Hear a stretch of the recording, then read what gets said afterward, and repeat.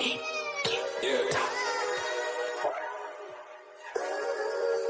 We really boxing. Who wanted the battles? Let's see. Oh, we boxing?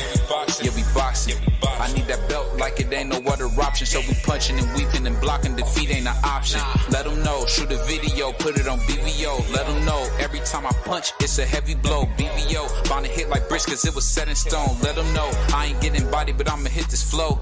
Yeah, way more than a show. This is BVO. This how it's finna go. I'ma throw some jabs. Make them think my punch is weaker than I hook his ass. This the ring, not the kitchen, but I'ma cook his ass. Me and him, that's the pro versus the rookie class. All my life I had to fight, but I still love it. Me and BVO got moves that you can't steal from us. And these haters be throwing shots, but I don't feel nothing. I ain't gonna lie, shit, they alright, but we a little rougher. Step up for the title and facial rival, this ain't a little tussle. Bet I be no bird, being chicken and get your feathers ruffled. Footwork, I'm dancing around my opponent like the Cupid shuffle. Good work, bodies hit the flow, they can't move a muscle. The upside is we ain't in the streets, shooting and shooting up. Catch me in the ring, sticking, moving and suited up. I know everybody can eat, but I ain't full enough. Oh, you said it's smoking some beef? I guess I'm pulling up. Oh, we boxing? Yeah, we boxing. I need that belt like it ain't no other option. So we punching and weaving and blocking. Defeat ain't an option. Let them know. Shoot a video, put it on BVO. Let them know. Every time I punch, it's a heavy blow. BVO. Bound to hit like bricks cause it was set in stone. Let them know. I ain't getting body, but I'ma hit this flow. Yeah, way more than a show. This is BVO.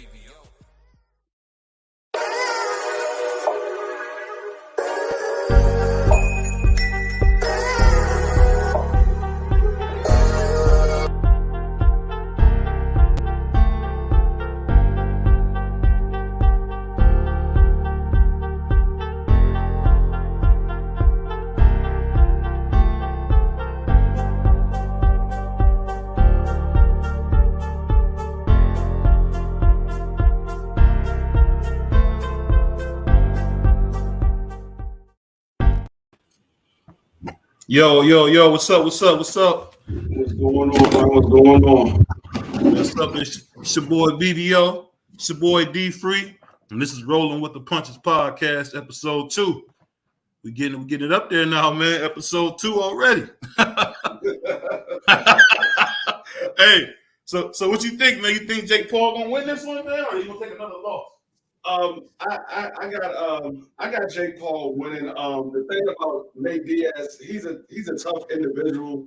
But this is boxing. Nate Diaz is an MMA fighter, and the one thing about Nate Diaz, he's never been knocked out. But Nate Diaz, he doesn't really have defense like that, and he gets cut a lot. The times that he's been stopped has either been by submission or because the referee jumped in and stopped it because of the blood. But he's never been knocked out. So I don't think Jake Paul is going to knock him out. There could be a stoppage due to a cut, but I think Nate Diaz is going to definitely try to go the distance and try to get Jake Paul out of there. He's a tough individual, and he's going to come out there to knock Nate Diaz out. Knock Jake Paul out. But I just don't think Nate Diaz is he's skilled enough as a boxer to be able to fight with Jake Paul, even though I don't really care for Jake Paul, but he has been getting better as far as boxing. He's just not a professional boxer in my eyes. I feel what you said. I'm gonna read a couple comments real quick. Salute to my man Teach. He said, "Salute D Free, salute BBO, salute to my man Teach, salute to my boy Marky Dan." He said, "Did you see Nate Diaz weigh in? He's not so out of shape. He clearly doesn't know what boxing condition he is." He's so out of shape. I'll say this. This is going to be another showcase of, the hometown kid, man, just beating somebody else up. That's what he does best, man. He beat MMA guys up for fun, man. That's just what Jake Paul does, man. So I'm not really shocked by that. What about you, man? No, that's the only people that Jake Paul beat is MMA fighters. We saw what happened when he got in there with an actual boxer. He got beat. He's not good enough to be on the boxing level because he hasn't boxed. This is him going through these MMA fighters is like him going through the amateurs. He's learning how to box and all that. He's not a professional boxer just yet. Yeah, I think, you know what? I think he's improved a lot too, man, because people don't really give him his credit, man. He's gotten a lot better. I just don't think, long term, like he said, he want to fight a Canelo. I don't think that's gonna happen, man. No. He has gotten better, but no, he's not on the level of any professional boxer that we look at right now. Now he's on the level of the ones that's just coming out of the amateurs, but he's not on the level of none of those top guys. Him trying to get in there with a Canelo or any of those guys that's been fighting for years. He's not ready for none of those guys. I think it's funny you say that, man, because for a long time people criticize him, but I think he brought a lot of attention to boxing. What you think? He has brought a lot of eyes to the sport of boxing for the people that don't really watch boxing. What I will say that I commend Jake Paul for is he definitely brought a lot of eyes to the women's boxing, because what he did for Amanda Serrano and how he's promoting her, even though she's a well-known boxer. She's a female and she's not getting the eyes put on her. But being though Jake Paul has a huge following, every time he has a fight, he always put Amanda Serrano on his undercard and give her exposure to the people that don't follow boxing like that. And I will commend him on that. So speaking of Amanda Serrano, man, you think we'll ever see her and Alicia Bungard to get it on at 130? Yeah, because I've been watching it while I was waiting for you to come up here.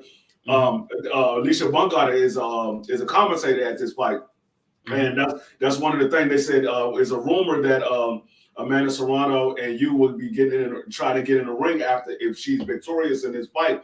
And Alicia Bungard said, "No, that's not a rumor. That's what we're really trying to do." He said, "She was like, I would love to fight Amanda Serrano. We both undisputed. She's a power puncher. I'm a power puncher. She would love to get in the ring with Amanda Serrano." She even said that because they said Amanda Serrano was thinking about going to the MMAs and trying it out at the PFL, and Alicia Bungard said she would love to get in the MMAs and fight Amanda Serrano in the MMAs, because that was her first love is MMA. And I didn't know that she's from combat sport, from the MMA side.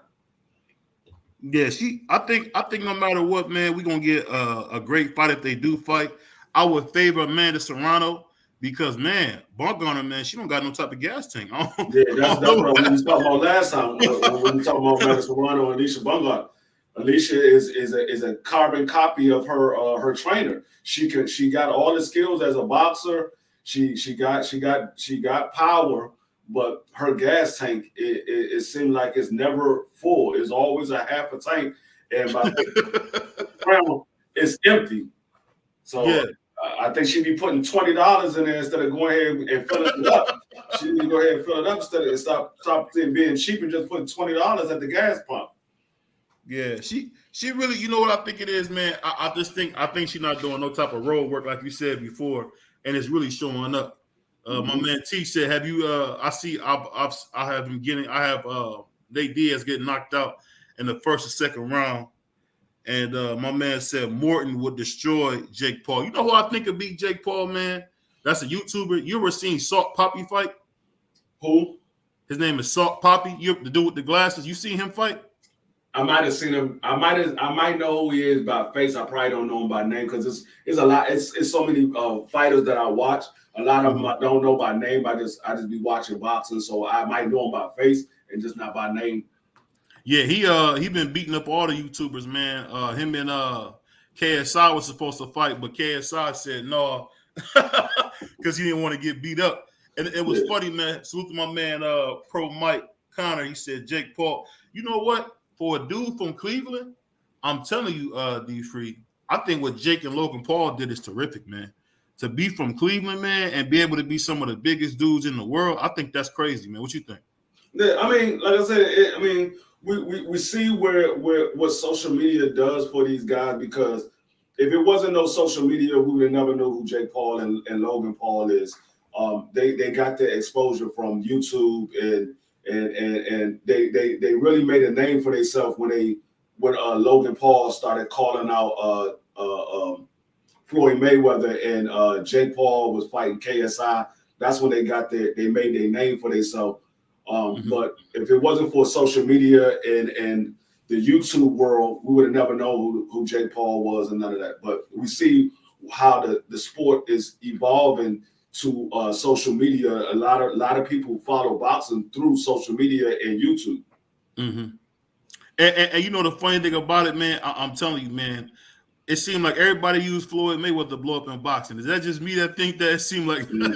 Yeah. Because you know something I was reading about that I didn't know. You know, right before the Tank versus Ryan fight, that Floyd did a pay-per-view for the Zone, and that pay-per-view made like I think like $10 or $15 million, and they said that's what it took for us to get the Ryan versus Tank fight. You think it's any truth to that? I mean, it could be.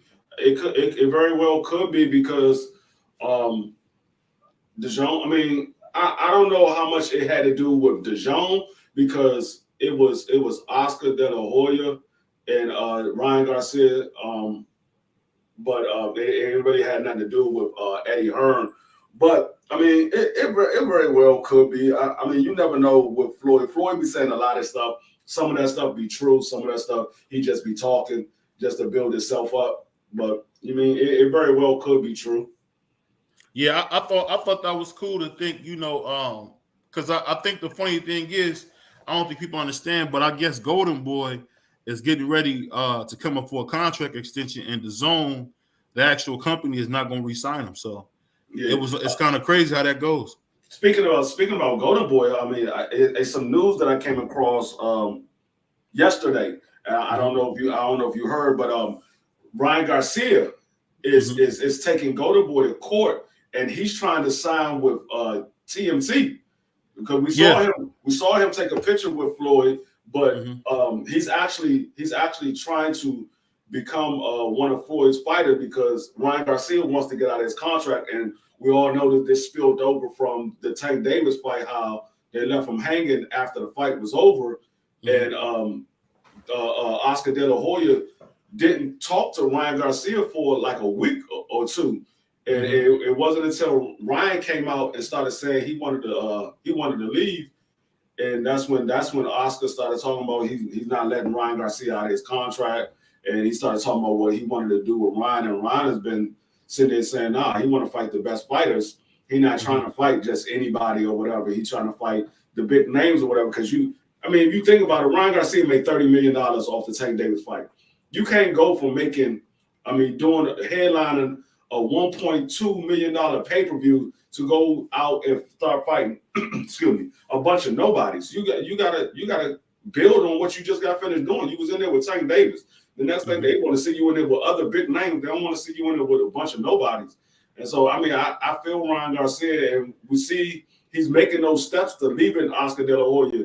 He left the trainer. He's with Derek James, and he's been talking to Leonard Ellaby and Floyd Mayweather. So who knows? He might be going to TMC because we know that Floyd is looking for another superstar now that Tank is gone.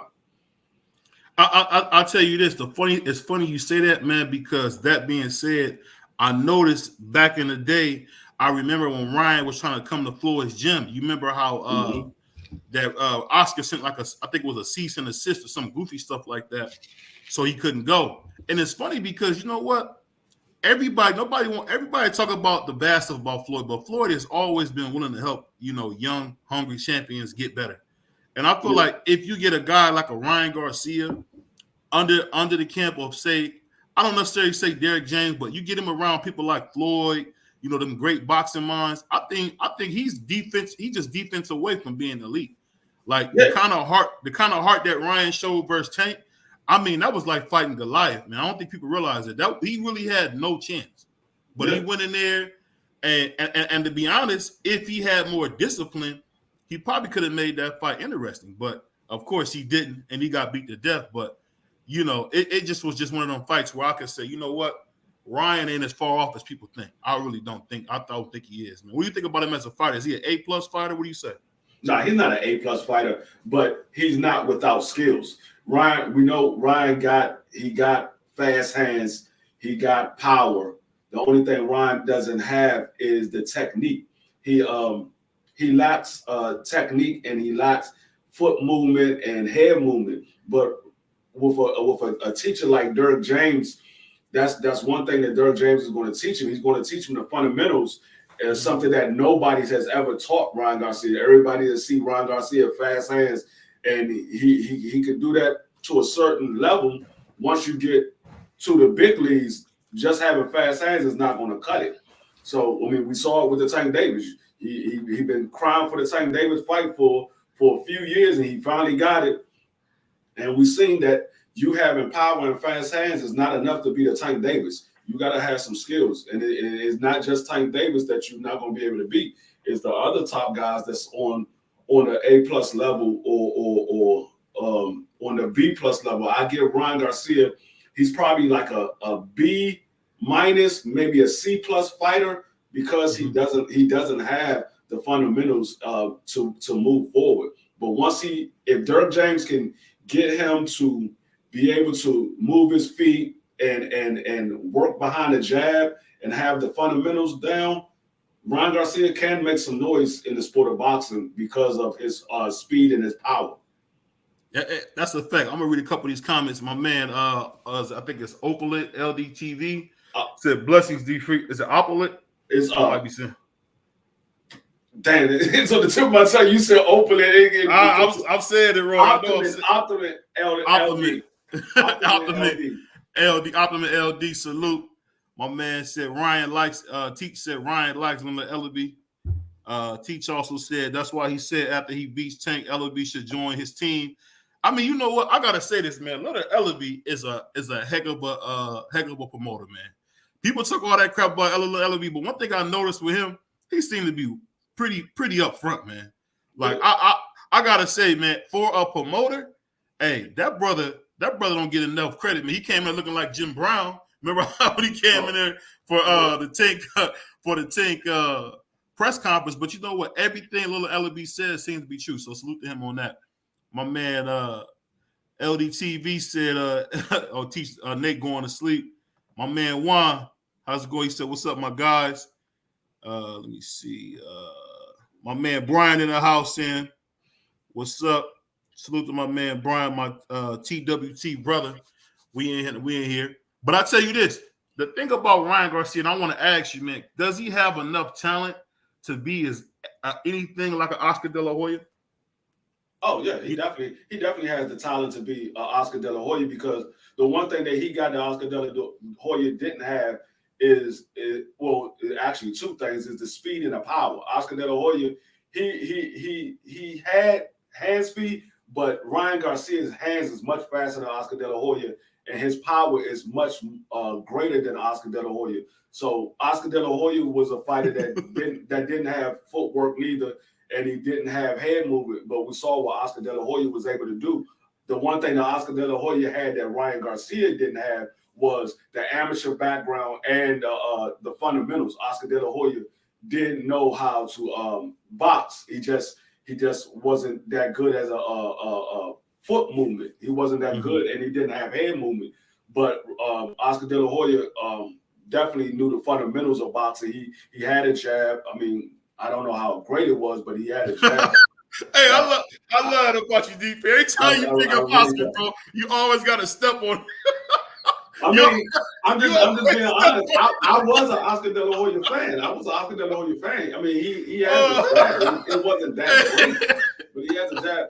But going back to what you said about Leonard Ellaby, what people fail to realize is Leonard Ellaby has been involved in majority. If you look at the highest grossing fights in the sport of boxing, I think it's like he's been involved in at least 7 of the top 10 highest grossing fights in the sport of boxing. He was at all of the Floyd Mayweather fights. He was in Floyd Mayweather corner. He's been one of Floyd Mayweather cornermen for his entire career.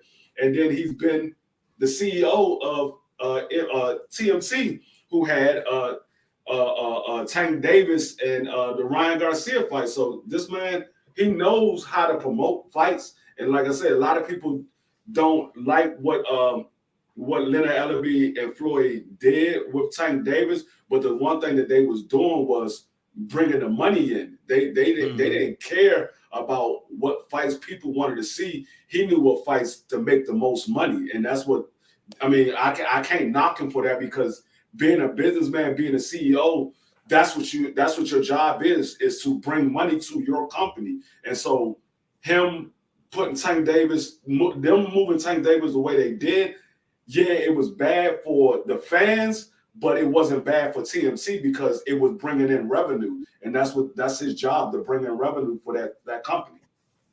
And you know what? And remember, people don't remember that boy Tank sold out Crypto Arena, Staples Center, man. Like now I didn't been there, man. That's a big stadium to be selling out, man, especially for a boxer. So I know, but it's the thing too. You realize that PBC got the number 5 and the number 6 biggest fight gates of all time, just in 2023. Yeah, that's crazy, man. Hey, is it just me, D-Free? But boxing's back, bro. It's back, baby. 2023 is the best year in the sport of boxing in a long time. I think the last time we were seeing these many big time fights, we have to go all the way back to when Floyd and Oscar was still fighting, and Bernard Hopkins and all those guys when they were still fighting, because we wasn't seeing these type of big fights as of late until 2023. That's what we've been crying for the past 5-6 years. We've been crying about these big fights. We want to see these big fights. And 2023, they've been putting on nothing but big fights since January came around. We've been having big fight after big fight after big fight. Yeah, and you know, it's so crazy you say that, man, because remember everybody kept saying Top Rank, Al Heyman's going broke, PBC's going broke. So, you know, like my man RG3 said, your brother from your Redskins, man, I don't care what they say, they always gonna be the Redskins to me. Forgive me. What he said, I guess those jigaboos were wrong, wasn't it? I don't know if you seen that when RG3 said that. What did he say? I think everyone loved Oscar in this area. Everybody loved Oscar except my brother D-Free, man. No, I was an Oscar fan. I'm gonna keep it real regardless. Like I said, I was an Oscar fan, but Oscar didn't have no footwork. His footwork was horrible. God. Go back and look at Oscar De La Hoya fight. His footwork was horrible. It was, but I gotta put your don't know shit about boxing. Don't know shit. Yeah, Oscar don't know shit about boxing. You are absolutely right. He don't know shit about boxing. You're absolutely right. Oscar don't. Hey, you gotta watch it. Hold on, what he say? Laugh my butt off, chill. De La Hoya was nice. It wasn't no Mayweather, but he was nice. He had more power in both hands. And I'm gonna tell you this: if he wouldn't have fought Oscar, it might have been Curtis for your boy, Pretty Boy. Just want you to know that. If he'd have fought Oscar when Oscar was a little bit younger, we might have had some. We might have had some. I didn't say we would. I said we might have had some. I put it like this: it wasn't Floyd Mayweather's fault that he didn't fight Oscar a little bit younger. He's been trying to fight Oscar for years. It was Bob Arum and Oscar De La Hoya. What the fuck you say? It was Bob Arum and Oscar De La Hoya. The reason why he didn't fight him earlier. He was trying to fight Oscar for years. Bob Arum wasn't trying to make that fight. He said LB doesn't get a lot of credit. Also, my man Juan said he knows how to max the profit for his fighters. So salute to the man. I agree with that. Salute to my man ATX Lab Life, aka Big Tex, my TWT brother. What's popping, man? What's going on, my man Brian? Hey, but I'm gonna tell you this, man. Everybody, I want you on the chat to tell me, is it just me, or does my brother D-Free always find a way to slap Oscar in the back of the head? Every time he like Leonard Ellaby, he always slap him in the back of the head. I never even say it's the same man that beat Pernell Whitaker, Tito Trinidad. I mean, y'all never hear none of that. I always hear about. He ain't beat no Trinidad. He should have beat Trinidad. He played around the last. My bad. You're right. He didn't beat him. But I'm just saying. You know how you do. You always stack him in the back of the head every time you get a chance. I'm gonna tell you like this. The one thing about me, I'm gonna give you your credit, but I'm gonna also point out your flaws. Yeah. Hey, man. Like my father said, man. You're a hard man to please. Hey, I say that pause, man. You're a hard man to please, my brother. Hold on 1 second. What do you say? He does. Nardi Free is right. Teach. I'm gonna tell you like this. Every boxer, we wish every boxer moved like Oscar. Oscar fought everybody. If you said his name, you're getting beat up. If you said his name, what I will say is Oscar, and that's why I don't understand the reason why Floyd and Oscar was moving their fighters the way they did, because Floyd was trying to fight everybody, and Bob Erman wasn't making the fights, and a lot of fighters was ducking Floyd Mayweather when he was younger. And I'm like, you know what you was trying to do and how they maneuver maneuver people around you. Why would you do your fighters like that? And then Oscar De La Hoya, he came up fighting everybody. So I'm like, you made your name by fighting everybody. That's how you became the Oscar De La Hoya that everybody loved. Why would you move Ryan Garcia the way you moving them? And why would you move Victor Ortiz and what's the other guy? The other little Mexican guy, Virgil Ortiz. I mean, yeah, Virgil, but not Virgil. What's the other guy he got right now that's been ducking Jamal for years? Oh, you talking about Javier? Not Javier. Miguel. Jaime Miguel. That's why I'm like, how are you moving these guys like that? And I mean, you know how it is in the sport of boxing. The fans are going to pay to see the big fights. We saw what Tank and Ryan did. We haven't had $1 million pay-per-view. I mean, $1 million pay-per-view buy since Canelo fought what? Triple G. Did on he do HBO. He did $1 million. Yeah, Triple G on HBO. On HBO. Yeah, since then. How many years ago was that? Man, we going up almost 10 years, man. Right, that's what I'm saying. That's been a minute. He said. So why would you move your fighters like that? The fans are going to pay to see big fights. If it's a big fight, it's two fighters that's at the top of the division or close to the top of the division. Fans are going to pay to see it. So salute to my man. Teach what he said. I agree with DDO. That's why we like Oscar in his era. Coming to the end of his career, it's about money. But I'm gonna tell you something funny about Oscar that we gotta bring up. He didn't have to fight Manny Pacquiao, but he did. And think about it. That's when he was back drinking, smoking, getting high. But before Oscar was getting high, nobody could touch him, man. If he wouldn't have had, go ahead. What I will say, he did have to fight Manny Pacquiao, because the reason why he had to fight Manny Pacquiao was because Oscar was on his way out. Manny Pacquiao was a name coming up. He was a young fighter, and he was coming up. He was making a lot of noise. And so for Oscar to stay in the limelight, you had to fight those young, hungry guys that everybody's looking at now. Because without Oscar fighting those young guys, they're always going to say, well, why didn't you fight Manny Pacquiao?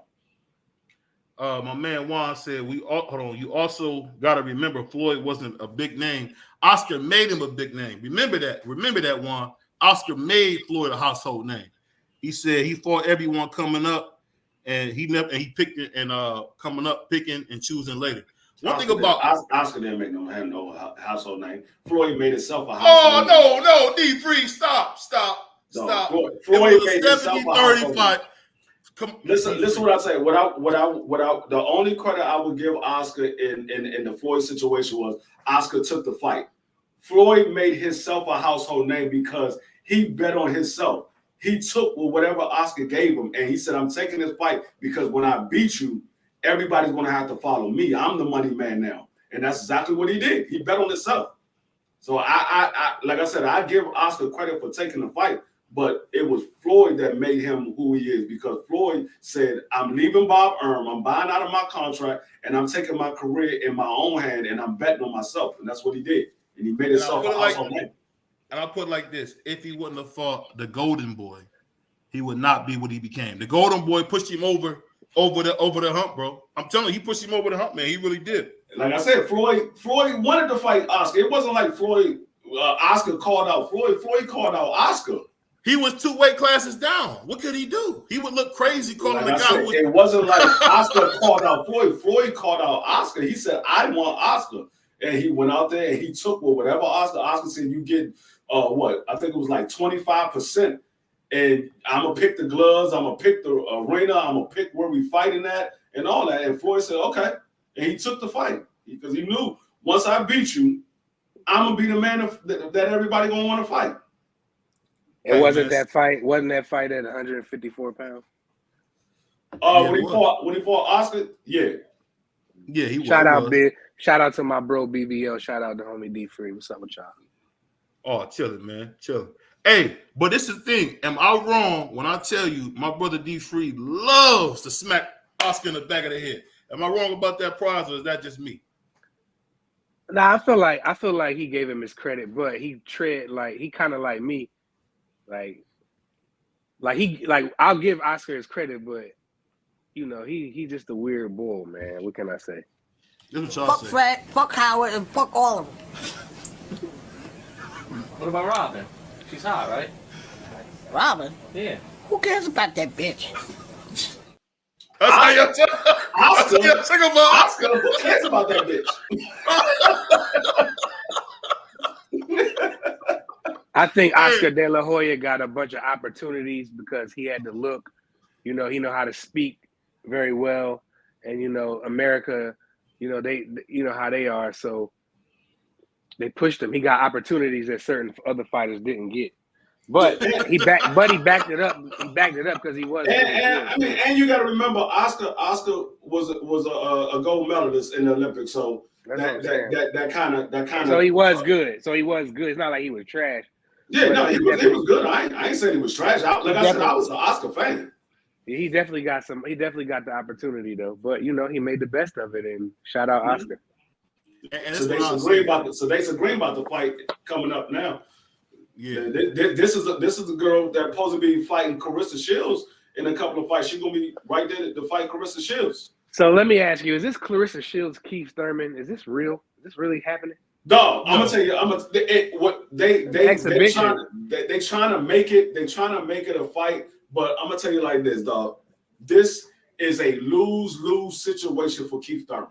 Yeah, it's a win-win for Clarissa Shields and a lose-lose for Keith Thurman. For the simple fact is, one, you a man about to fight a female. You're gonna lose for that reason. And then if you lose to Clarissa Shields, you lose for that. You can't show your face. You can't show your face ever again. That's what I'm like. It's a lose-lose situation for him. So you go in there and you beat up Clarissa Shields, and like, okay, you beat up a woman. And then if you go in there and you lose the Clarissa Shields, you lost to a woman. No, it's a lose-lose. Why would you? I don't think Keith Thurman would do that. I think it's just a bunch of cat. Why would you even entertain it? And Keith Thurman sitting here entertaining. I'm like, no, why would you? You got Boots sitting there saying he'll fight you. You got all these other guys at welterweight that will fight you, and you sitting here entertaining a female. I'm like, that you asking to be the clown of the sport of boxing. D3, you know what I gotta do, man, and Pride, so I gotta snatch both of y'all's chain, man. Y'all boys talking wild, man. There's a lose for him. Man, give me that chain off your neck, man. Because he just explained I'm gonna tell BBO why. I'm gonna put it like this. You didn't hear him? If he beat her to death, he beat a 3-division champion. No, he didn't. No, he didn't. No, he didn't. And she's bigger than him. No, he didn't. He did not. I'm gonna tell you what he did. If he beat Clarissa Shields, he beat a female. At the end of the day, I thought she was the GOAT. I thought she was better than him. She's a woman greatest of all time. Woman greatest of all time. But she don't need to be getting, and I don't even know why Clarissa's doing this. If she wants to fight a man, she should find some kind of journeyman or something like that she can whoop on.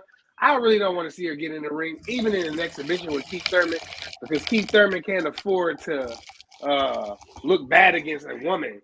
But I just hope it don't go down. I don't want to see Clarissa in there doing that. She needs, she's running out of options because she's that good. And, it's a shame Is she that good? Is she that good? Yeah, absolutely. And this what I'm gonna say to both y'all brothers. I wish I could see both y'all brothers, man. I'd step on both y'all shoes, man. Cause y'all brothers is tripping, man. Y'all brothers is tripping, man. I'm gonna tell you why y'all tripping. So what you tell me if Clarissa was your daughter, you'll be No. My daughter with no better. Like I tell anybody, I tell my daughters when she growing up, don't you ever in your life put your hands on a man. Yeah. Don't ever do that. You be okay with a man fighting your daughter? Again, D3, you heard me say, I would tell my daughter, I've been telling her since she's 4, keep your hands off a man. These chicks. I ain't talking about that. I'm talking about she ain't put her hands on a man. Carissa ain't put her hands on a man. She wants to. She wants to. Regardless if she wants to. I'm just talking about the simple. That's just like my daughter sitting here talking shit to a dude. I'm like, you know, you ain't supposed to be talking shit to a dude. But if that dude put his hands on my daughter, I'm not saying shit to my daughter. I'm going after that nigga. Hey, D3, why you always I ain't gonna tell my daughter. Hey, D3, why you always talking about violence, bro? Why you always not to talk shit to a dude? But I mean, talking shit and putting a hand on somebody is two different things. Right. You talk. I'm gonna tell my daughter, talk your ish, hey, baby. D3, Talk your you're not gonna talk to him. You're not gonna try to get him better. You're gonna just go ahead and hurt him, brother. Nah, I'm gonna do what his father should have did to him when he was a young man. Never put your hand on a female, so I ain't talking. A dude put his hands on my daughter, I'm whooping his ass. I don't give a fuck how old, how young he is, how big, how small he is. I'm whooping his ass. Whoa. I don't know. I don't even know. Whooping on one of them young boys. I probably get the stick. I ain't gonna lie to my daughter. I will beat the snot out of that dude and then tell him to go get his father so he can get whooped next too. Go get his father. I'm not having it. What my man Juan say? Because that would be wild. But I'm gonna tell you this. This is the funny thing about boxing, y'all. When y'all talk about boxing, if you go in there and beat her up, it's nothing more than when Billie Jean King played. Who was that? What was that tennis guy's name? Who is Billie Jean King? I can't remember who she played for tennis. She wanted to show who she was the best. At the end of the day, I was about to say, you talking about tennis and boxing, bro? We talking about combat sport, and you talking about tennis. That's like a female going out here getting on a football field with these daggone NFL players, and she get blasted. You like, got your ass out there. I feel what you said. All I'm saying, D3, like you said, it's true. It's a lose-lose. I think if I was Keith Thurman, I would go in there and stop her and let her know, hey, don't you ever mention my name. That's what I would do. If I was Keith Thurman, I'd be like, excuse me, shorty. You do realize you're a female. I don't care how much of a growth you is, how many women you whoop, you're a female. Because did you hear what Sean Porter said? No, regardless of how we think about Keith Thurman, if he hit Carissa Shields one good time, she's going down. I don't care how much of a growth she is. She get hit by Keith Thurman. Like I said, regardless of how we feel about Keith Thurman still got power. Regardless of how we feel about him, if he hit Carissa Shields one good time, she's going down. It's gonna be ugly. It'll be ugly. One-time Thurman is a former unified champion. At one point, he was the #1 welterweight in the world.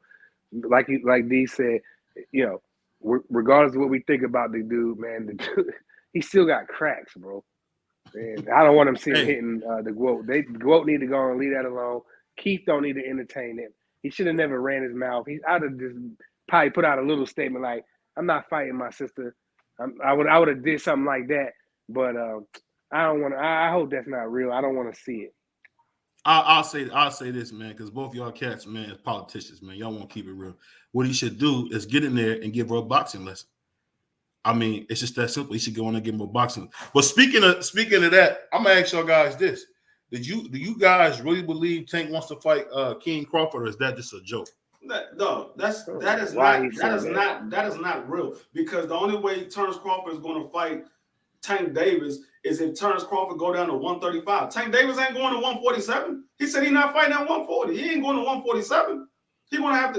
Terrence Crawford gonna have to go down to 135. And if he squeeze his body down to 135, Tank Davis probably put his ass to sleep. Man, he's gonna be weight drained. Tank ran his mouth. Tank ran his mouth talking about he can come to here knock. What he say? He said I knocked Terrence Crawford out. Man, Terrence Crawford will brutalize Javante. Not if he go down to 135, he won't. Man, Terrence Crawford won't go down to 135. That's what I'm saying. So it's not going to happen. But Tank said at 147, didn't he? No, he never said at 147. He just said I knocked Terrence Crawford out. He never said at 147. Man, even at 140, Bud will destroy this dude. Like, he's not fighting him at 140. Do y'all realize Tank Davis is still the A side, regardless of if Terrence Crawford is 2 divisions undisputed. Tank Davis is still the A side. He brought in $1.2 million. I mean, I wouldn't even want to have that kind of debate because that's just so not realistic to me to even. It's not realistic. But like I said, the only way he would fight, because like I said, Tank Davis is the A side. He would have to fight on Tank Davis's terms. He's the A side. Is no ifs, ands, buts about it. Like I said, that man brought in 1.2 million pay-per-views. We just it'd be like this. we just saw what Bud and Earl did. Bud and Earl brought in 650,000 pay-per-views. Yep. They did roughly half of what Tank and Ryan did. People were stealing, boy. Hey, you know the funny thing about it, man, when you're talking about a guy like King Crawford, man, this guy, man, he really would be, I think, seriously, he'd be too strong for Tank, man. He just would be too strong for him. This girl, Gray putting paws on this girl. Yeah, she beating her to death. Her face all red. If they had longer rounds, man, she'd get out of here, man. These fights is like so uncompetitive, man. I'm gonna ask you this: why is the zone like Jerry Springer now? Is that just me that's noticing that? You got people spitting on each other, the chick flashing her like Jerry Springer her boobs. Yeah, the zone looks really, really desperate right now. They wasted billions of dollars on Eddie Hearn. Did y'all see what they did? They had a tag team boxing match. They didn't be doing weird stuff, but they be playing chess and these weird games. I was just like, the zone is bad, man. It's just not good, man. And you know, again, they lost billions of dollars, dog. So when you lose billions of dollars, bro, come on, man. Like Eddie Hearn ran through them blank checks. What my man Juan said, that would be wild. He said, BBO wild, LOL, stop the goal. I mean, that's what you should go in there and do, Teach. If I was Teeth Thurman, I would go in there and stop her and let her know, hey, this is levels of this. He said, I've seen man versus woman combat sports on YouTube. It's a new thing. He said there's too many factors with Tank versus Ryan versus Bud and Spence, or taking Ryan. You got the black and Mexican fans supporting, plus being co-promoted with Spence and Bud is mainly black fans. He said, and one promotion. Got to factor in the European fans. It wasn't one promotion. It was two. It was three promotions. No, he's talking about. He's not counting like Errol and Terrence. I know he's talking about the zone and PPC. I know that he's talking about. But, yeah, he said I got to factor in the European fans with the Tank and Ryan fights, not fans, but the Europeans using the zone platform. I think with that fight, I mean, people don't understand. You know, not only did you have a black versus Mexican, you really just had two fighters, man, that really had been built up to fight. And to tell you the truth, it was just destined to be. Where Terrence Crawford and Errol Spence both kind of waited. Errol Spence kind of waited a little bit long to fight to fight Bud. And because he waited to fight Bud, that it kind of took some steam off the fight. What you think? And you know what? I'm sitting here looking at Sadasa Green, and she getting touched up a little bit, and she a little too flat-footed to fuck with Carissa. I don't think she's gonna be able to fuck with Carissa just standing there like that. No. She got power, but Carissa's not gonna be sitting right there for you to hit her like that. But she got a nice jab. I think that's what you got to do with Carissa. You got to put that jab on her, man, and slow her down because she just be wanting to box. She's not looking to fight. But no, see, yeah. Although Bud and Earl did 650,000 pay-per-view buys, but that was Bud and Earl, and we know Earl has a bigger fan base than Bud Crawford, and so we don't know. I mean, I'm gonna chop it up for both of them, but outside of that, if you take away the Earl and Bud fight, and you take away the Ryan Garcia and Tank Davis fight, Tank still outsold Bud as far as pay-per-view buys. He's outsold Bud as far as pay-per-views. So you say, oh, well, you got to. That's the Mexican fan base and the black fan base. Okay, take away that fight, take away the Earl and Bud fight. Tank Davis still outsold Bud as far as pay-per-view buys. He's still a bigger star on pay-per-view than Bud Crawford is. I think that's up for suggestion, man, because no, it's not. I think at the end of the day, man, I think when you got Floyd, backing you, man, it just changes everything, man. When you got a Floyd Mayweather, and an Al Heyman behind you, Paul, it just changes everything. It just does, man. I don't know how you don't see that.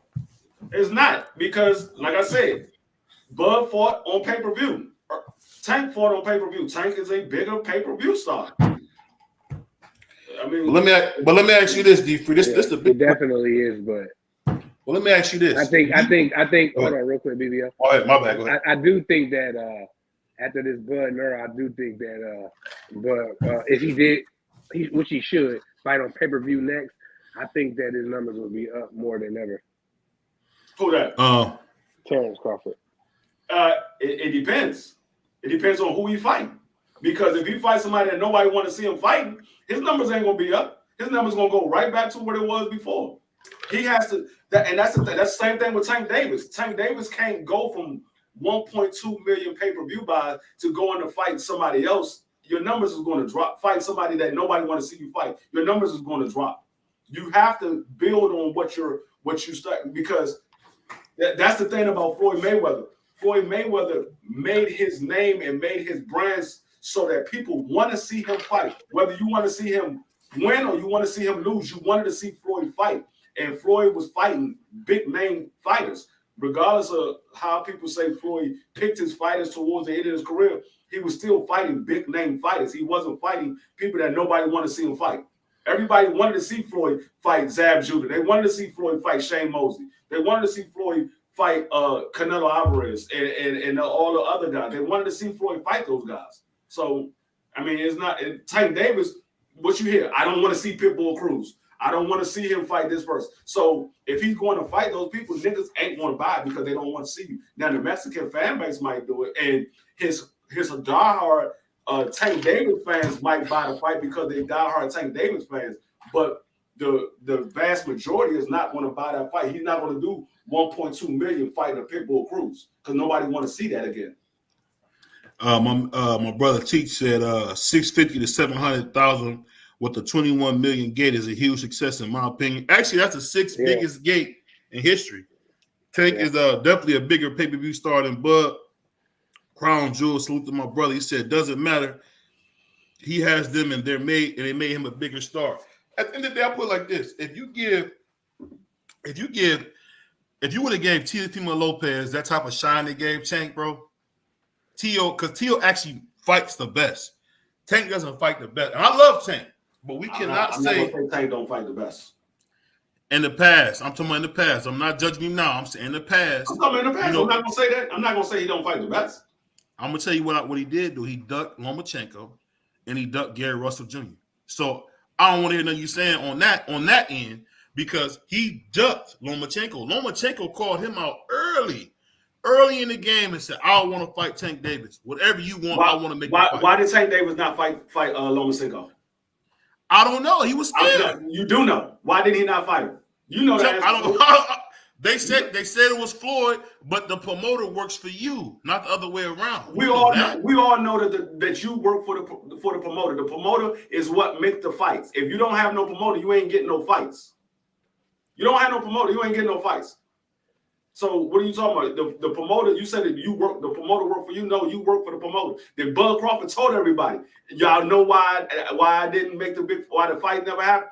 Because I wasn't my own boss. You work for somebody else. Whether you say the promoter is supposed to work for the fighter, no. You sign a contract, that means you work for the promoter. So everybody, especially when you fight for top rank. Bob tells you where to fight, who you fight, yes, when you fight. That's why when people say the promoter work for the fighter, no, they really don't. You work for the promoter. That's why you sign a contract. The promoter said, okay, this is what your contract. We're going to put on these amount of fights and you're going to get paid this amount of money.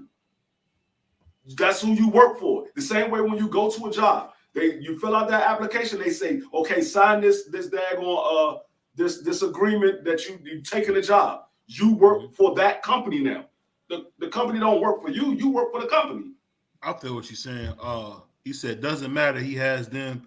He said there's no money in it, and the fighter works for the promoter. The promoter is the corporation. The promoter employs the fighter. See, that could be true, but at the end of the day, Muhammad Ali. Let me finish. Muhammad Ali told Bob Arum and Don King what he was going to do every time. Every time they wanted to fight, well, they didn't want. Hold on. Let me finish this. You got to remember, bro, that Ali. Nobody wanted Ali to fight Leon Spinks. He said, "Shut up, I'm fighting Leon Spinks next," and he did that. So don't sit here and tell me the guy, one of the guys who invented two of the biggest promotion companies, they didn't work for him. Bob Arum talks as if he was an employee of Muhammad Ali. Yeah, but Same thing with Don King. Same thing with Don King. Also talking about an era where boxing wasn't as big as it is now. And you're talking about an era where the promoters wasn't as big as they are now. At that time, when Ali was boxing, there was no Top Rank. There was no Top Rank because Top Rank was Ali's company. That company was for Ali. That wasn't Bob Arum's company. Bob Arum took it from Ali. So Bob Arum wasn't working for Ali. He was working with Ali. He wasn't working for him. He was working with him. But even now at 90 years old, he talk as if he worked for Muhammad Ali. He doesn't talk like Muhammad worked for him. No, they worked together. They was partners. They worked together. And Bob Arum, being though he was a lawyer, he took Top Rank from Ali. That's what it was.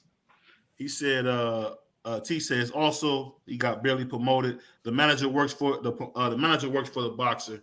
That's what I thought. He said the manager do, not the promoter. The manager, not the promoter. Because you know good and well Shakur, Shakur is not finna tell you like Shakur. He not finna tell Bob Arum what to do. Okay, and his manager is Jay Prince. So there's his manager. Bob Arum is the That's promoter. what I'm saying. That's what you do, D Free, and that's what Prize Spotted do. Y'all don't want to keep it real. Muhammad told Don King what he was going to do. You're talking about 1970s. You wasn't even born. You talking about Muhammad Ali. I just told you Muhammad Ali and Bob Arum was co-promoting together. They was in business together. It wasn't all the way back to Muhammad Ali to pull that out your ass and talk some crazy. What are you talking about? Pause, man. Pause. Did Mike Tyson tell Don King what he was going to do? No. Don King got Mike Tyson got knocked out by Buster Douglas, and he just fought. How was it different? They the same thing. They both fighters. That's a promoter. He was a promoter for Muhammad Ali. D Free. Bob Arum told who to fight, bro. Listen, win the fight. Don King and Bob Arum talk like they were employees of Ali. They didn't talk like they was nothing but employees of Ali. The whole reason. Matter of fact, speaking of Floyd, go ahead. Why did Floyd leave Top Rank? Because he didn't like how Bob Arum was moving. He didn't like what Bob Arum wasn't promoter. That's why Bob Arum wasn't getting him the fights that he wanted. So he bought his way out of the contract because he could not make his own fights. The promoter makes the fights, not the fighter. The promoter makes. I don't understand that because they told Ali, no, you're not fighting Leon Spinks. We're not talking about Ali because I told you that was in a different era. That was a different time frame with different era. The promoters and the sport of boxing ain't where it's at now. It wasn't like that back then. We're talking about now, where you have to sign into a contract. They wasn't signing into a contract. This person said, "Okay, I'm you my promoter. Okay, I'm your manager." It wasn't like it is now, where everything is written down. You sign into a contract, and you have to follow that shit by the letter. Like Ryan Garcia. Ryan Garcia is in a situation like that to where he think he hanging around Derrick James and the PBC kid. He think he finna run over there. No. It ain't gonna be that easy because he's in contract with Oscar De La Hoya. Right. And Ryan Garcia said he want to fight this person. Oscar De La Hoya said, no, you fighting this person. Ryan Garcia is taking him to court to get out of his contract because he's not making the fights that he wants. He cannot make his own fight. When you in a contract, you can't just go to another promoter and say, okay, my promoter ain't making my fight. I'm going to go over here with Floyd because my promoter, no. Floyd will get his ass sued. Well, let me ask you this. Let me ask you this. Contract. Well, let me ask you this. I got something to trump both of y'all on this. When Sugar Ray Leonard came out the Olympics, he signed with a small promoter who did whatever he said. Roy Jones was giving his phone number out. What did you just say? What was the key word you just said? What are you talking about? He signed with a small promoter. So a small promoter is going to do whatever you using word games. You using word games. That's what you do. No, I'm being you're an intelligent man. You're an intelligent man. I'm just a blue collar brother. I can't beat you in no word games. I'm telling you, at the end of the day, I seen Roy Jones Jr. giving his phone number on the air to fighters that said they wanted to call his name. Yes. So you know why? You know why Roy did that? Because Roy was his own promoter. I thought you said Roy was his own promoter. He wasn't under nobody. He was like Devin Haney. He's his own promoter. He didn't have nobody to tell him what to do, or he had to go to somebody to make a fight. He went to the companies that had those fighters and say, "Look, I want to fight this person. Let's do a deal." Roy had that leeway to do that because he was his own promoter. He wasn't under PBC. He wasn't under Eddie Hearn. He wasn't under Top Rank. He wasn't under none of those guys. He was by himself. Okay, I get it. At the end of the day, his name is big enough. His name is big enough to where he didn't need a promoter. Roy Jones was God gifted. He didn't need nobody to tell the world who he was. So he ran it on his own, bro. I'm gonna end this conversation with three names: Ray Leonard, Muhammad Ali, Roy Jones Jr. told promoters what they were going to do. You're talking about the greatest. Their whole fight, their whole You're talking careers. about the greatest, but you're telling Bernard Hopkins. Bernard Hopkins did what he wanted to do. No, he didn't. No, he did not. When he got the deal, for Don King before. He bitched after about he got out of Don King. After he got out of Don King. Well, but don't say he never. He told everybody what to do. That's not true, bro. I'm gonna read a couple of these comments. I've been living out here. I've been living out here 20 years. You're not gonna tell me. We know what go with Bernard. He's from Philadelphia, bro. Come on. I'm gonna read a couple comments because y'all brothers tripping, man. He said, Teach, he also barely got promoted. The manager works for the boxer, didn't get the tank push. He said the biggest fight in the game is different. Ali was an anomaly. That's cap. That's cap, Crown. You won't just call what I was telling you, man. Y'all don't want to listen to a real argument, man. I'm telling you. What do you say? Yeah, I wish, but let me read a couple of his comments. Go ahead. He said, "Yeah." I was talking about the comment Crown Jewel was saying. He said, "Yeah, I wish Bud and Spence did more, got an IG together or something." He said, "Word Teach, but that's great regardless." He said, "Bob Arum and Don King were made by Ali, and they were young in the game." But think of this: two of the biggest promotion companies in boxing history came from Ali, and Ali made his own fights. Roy Jones made his own fights. I mean, Sugar Ray Leonard made his own fights. I don't know what y'all talking about. Sugar Ray Leonard didn't make his own fights. Sugar Ray Leonard was in charge, bro. That's why he had the promoters he had. Sugar Ray Leonard didn't make his own fights. Fighters cannot make their own fights. They fight for a promotional company. And if a fighter made his own fight, where is he fighting at? Oh, salute to Tony Douglas. He said, salute BBOD, free and prize fighter, keep up the good work. Salute to you. He said, that's not true. Down ball fights Ali, not the opposite. Small promoters, basically a manager.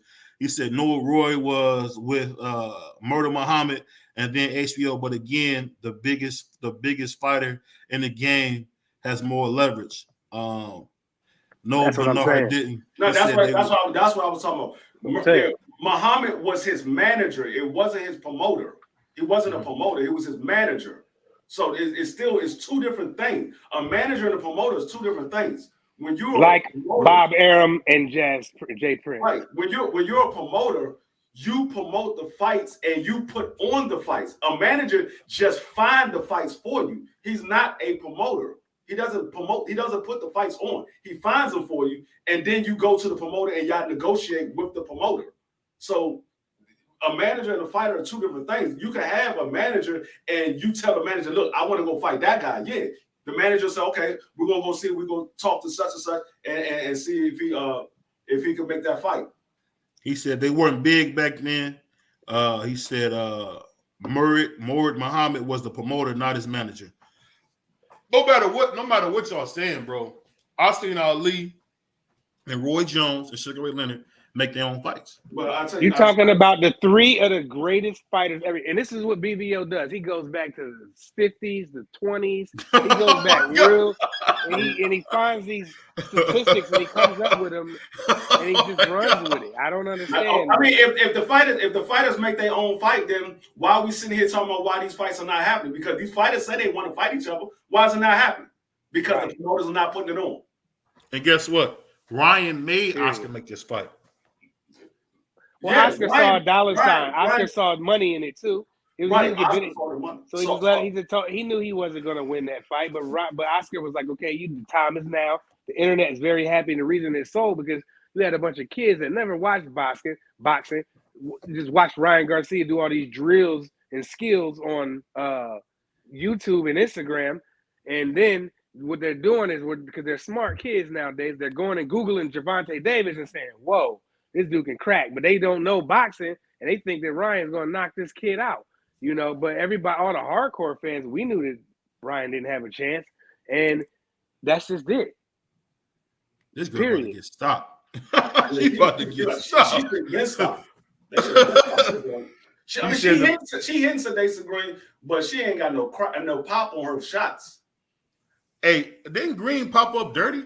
Or am I tripping? No, Dillian White popped up dirty. Yeah, Dillian White is a scumbag. Oh. He said the promoter put up the money. Ryan was able to force Oscar, but PBC promoted and not Ryan. But I'm going to say this. And get off this fact because, unfortunately, again, BBO came and had to lay a knockout on y'all because at the end of the day, like I told y'all. BBO's on the road like this white girl is right now. Wake up, nigga. We got to get this money. Wake up, nigga. But I'm gonna tell you, roast like this white girl is. She about to get stopped. But why she about to get stopped? I want y'all to know something, man. What I'd say is this, murder. It's us Ohio boys. You know how we get. You know how us Ohio niggas get down, nigga. Ohio nigga, double O. What's up, yo? Yeah. Columbus, Akron, Cleveland, Springfield, Dayton, Youngstown. What's up, y'all? Cincinnati too. I forget about you. You know I love y'all niggas. What I'd say. Yeah, what I will say, yeah, we do know how the Ohio niggas get down. Them niggas delusional as hell. No disrespect to the other Ohio. I'm just talking about BBO. Oh, here we go. Delusional as hell. Hey, don't forget, we got a champion, man. My man, the Easter Bunny, was a champion, man, at 140, man. You know, don't forget about him. Tell me what fights he made. He ain't make no big fight. What's the other guy? The Hawk is from Ohio, too. Don't forget that. But you got to remember, tell me what fights Adrian Bona made. I said the Hawk. No, tell me what fighters Adrian Bona made. You said these fighters make fights. What fights did Adrian Bona make? No, I'm talking about Ohio. I'm talking about champion. No, I'm talking about what Jack Dempsey fought in Toledo. I'm talking about Jack Dempsey fought in Toledo. You talking about something different? I'm talking about what we were just talking about. You trying to get off the subject because you want these ropes. I'm trying to go for the knockout. I'm going for the knockout right now. Let me know what fighter Adrian Bona made. Did he say Bunny was a champion at 135? What fighter Adrian Bona made? Because last time I checked, Adrian Bona was sitting there working with Don King. He ain't make no fights. He working with PBC. He ain't make no fights. The promoter makes the fights. But I get what y'all saying. But as always, BBO was right. Because like I said, Muhammad Ali, Ray Leonard, and Roy Jones fought who they wanted. When they wanted to. Which y'all do. Y'all take the promoter. Y'all see, okay, he's a promoter. And y'all see what promoter do in other forms of life. And y'all think, oh yeah, the promoter worked for this person, the promoter worked for that. It doesn't work like that in the sport of boxing. And that's what I keep trying to tell people. Everybody keeps saying promoters work for the fighter. No, not in the sport of boxing. Everywhere else, yeah, it does. The promoter work for the fighter everywhere else. But not in the sport of boxing, because in other forms of life, like basketball, football, and all that, the promoter gets paid from that sports player. In the sport of boxing, yeah, the promoter get paid from the fights being put on, but it's not the fighter that's making the fight, because the fighter don't have the money to put up for the fight. They don't have the network to showcase that fight, so they work for the promoter. Because the promoter has the network deal, the promoter has the money, the budget to put the fight on. So the fighter works for the network. We work for the promoter. Hey, that's why I say we signed you to a 3-fight deal, Devin Haney. You're going to fight 3 fights on ESPN. You're going to fight the 3 fights that I tell you fight. You fight Kambosos twice and Lomachenko, and that's exactly who he fought: Kambosos twice and Lomachenko. Hold on 1 second. I'm gonna bring up the Puerto Rican Prince, my man Crown. What's up with you, man? The Puerto Rican Prince, man. Fresh out the mouth. Hey, the African Prince. I'm half black. Hey, I'm half black, half Puerto Rican too. Yeah, okay, my African brother. But I had to jump on with this promoter comment, and I can make it real simple for y'all. The business relationship between a promoter and a fighter. It's like a record label and an artist. The promoter's the boss. They're the corporation. Whoever puts the money up is the boss. The promoter puts the money up. Now, in rare situations, fighters become really big, like Mike Tyson, like Muhammad Ali, like Gervonta Tank Davis, where they have enough money or influence where they have a little more say-so. But even in those instances, they're still a partner, and they're still usually a promoter of record behind the scenes making the fights happen. All they're doing is sharing a piece of the pie. But 9 times out of 10, a fighter is not calling his own shots. He's not making fights. He's not really promoting the card. He has an LLC, and he has his name or placard on the card. But most of them just don't have the wherewithal to be able to make a fight, which is why they have to sign to a TV network. Like when y'all said Roy didn't have a promoter, Roy was with Murad Muhammad almost his whole career. Murad Muhammad is one of the original black promoters. It was M&M Sports, so nobody knew who it was, but he was with Murad. Roy happened to be his biggest fighter, so of course he put Roy's name all over everything. How do I know this? My stablemate Levander Johnson was with Murad Muhammad at the same time. We had several of the cards. Roy always had a promoter. And when he left Murad, he was signed to HBO, and HBO was acting as his promoter. So very, very rarely does a fighter make his own deals, or is he his own man? The reality is they almost always have a promoter. They just sometimes reach a big enough level where they can partner with the promoter, but they still have a promoter. And for 99.9% of the fighters in the world, they work for a promoter. That's just the way it goes. That's why I keep trying to say they work for the promoter. They don't work for us. They work for the promoter. They're employees. If you go to Mayweather Promotions page, you go to Golden Boy Promotions page, and you look at all the fighters on their roster, they are considered employees of that promotional company. Yep. Just like if you go to Def Jam and you look at all their rappers, they're employees of that promotional company. Yep. Only way you're not is if you're completely independent, and very few fighters are. You're talking about Floyd Mayweather only in maybe like his last 10 fights. Before that, he was still being promoted by Golden Boy. He wasn't signed to Golden Boy, but he was still being promoted by Golden Boy. Yeah. And to use Ali, who's, like I said, an anomaly as an example, even when you talk about Don King and Bob Arum, do you realize Don King and Bob Arum were low-level promoters at that time? Ali made them big. Exactly. So, of course, exactly.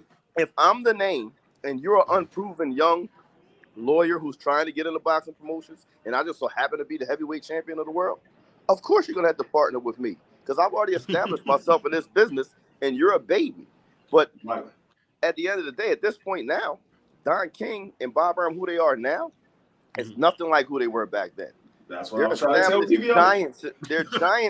They're giants in the game now. And these promoters are not Muhammad Ali. So why do so many people sue promoters now and try to get out of contracts? Because they can't move without the promoter. They can't get a fight. They can't do nothing. And BBO just wants you got to remember. Talking about Muhammad Ali and Jack Dempsey and all these other people. You also got to remember a lot of these fighters, majority 99.9% of these fighters don't have a network to fight on unless they with a promotional company. Yeah, because a lot of times the promoter signs with a network and it brings the fighters there. Exactly. Which is why Ryan was able to negotiate with Tank. He used it to his advantage because he wasn't signed with the Zone. He was signed to Oscar, and Oscar was signed to the Zone. Right. So, per the Muhammad Ali Act, which is not that old, he was able to negotiate with another promoter, make the biggest deal possible, and just give his promoter their percentage. But he still had to work with a promoter, which was the PBC, or it wouldn't happen. Yeah, he still had to get the consent of Oscar because he couldn't work with another promotion company without Oscar because he was. No, that's not true. That's not true. Muhammad Ali Act gives fighters the right to go out and make the biggest, best deal for themselves and pay their promoter their percentage. Yeah, he could have went out and tried to make the deal, but he still would have had to get the consent from Oscar because Oscar. No, he doesn't. The Muhammad Ali Act made it so a fighter does not have to get consent of his promoter if it's the best deal that can be made. He just has to pay his promoter whatever contracted percentage that they have in the contract for the promoter to get when he fights on a card outside the promoter's card. Kind of like Teofimo Lopez tried to run off with that Triller money. You know, Bob still got like 600 bands. So when he broke, Bob was going to. Well, see that was a little bit different though because it went to a purse bid. So it doesn't matter. But still, though, he still had to get his percentage to Bob. Yeah, he still had to give him a percentage because he was signed to him. He still had to give him a percentage. Yeah. Right, that's what he's saying. There's a part in a contract where if you fight outside of your promoter's company, you have the right to do that because before you didn't. Congress made it so you have the right to do that now, so fighters can make the best deal for themselves. But the only way to do that is if another promoter is putting up. You're still working with a promoter because another promoter is putting up the money. But when the other promoter puts up the money, you have the right to do it independent of your promoter. But you have to legally give your promoter his percentage. I'll say this, man. I'm just going off how when you hear how Bob Arum talks about Muhammad. Same with Don King. They talk as if they were employees of his. That's because they got talk game, BBO. They're like, come on now, stop. Don't be. But I get what you're saying. But salute to my man Vic, aka I'm not gonna repeat what he just said. Answer this question. If they work for Muhammad, right? Mm-hmm. Who came out financially better from them business dealings, Don King or Muhammad Ali and Bob Arum? Muhammad Ali. I think Don King. Don King took care of Muhammad, bro. Don King took care of Muhammad, and Muhammad more than took care of Don. Ali was a great fighter, was broke at the end of his career. Off of Ali's back, Bob Arum and Don King made multi-million-dollar corporations that still stand today. That's why Bob every time there's no Muhammad Ali high rise. No, there isn't. No, if it wasn't for Muhammad Ali, there wouldn't have been no top rank. What you missing? What you missing is you had Herbert Muhammad, who was a horrible businessman, and you had Ali the talent.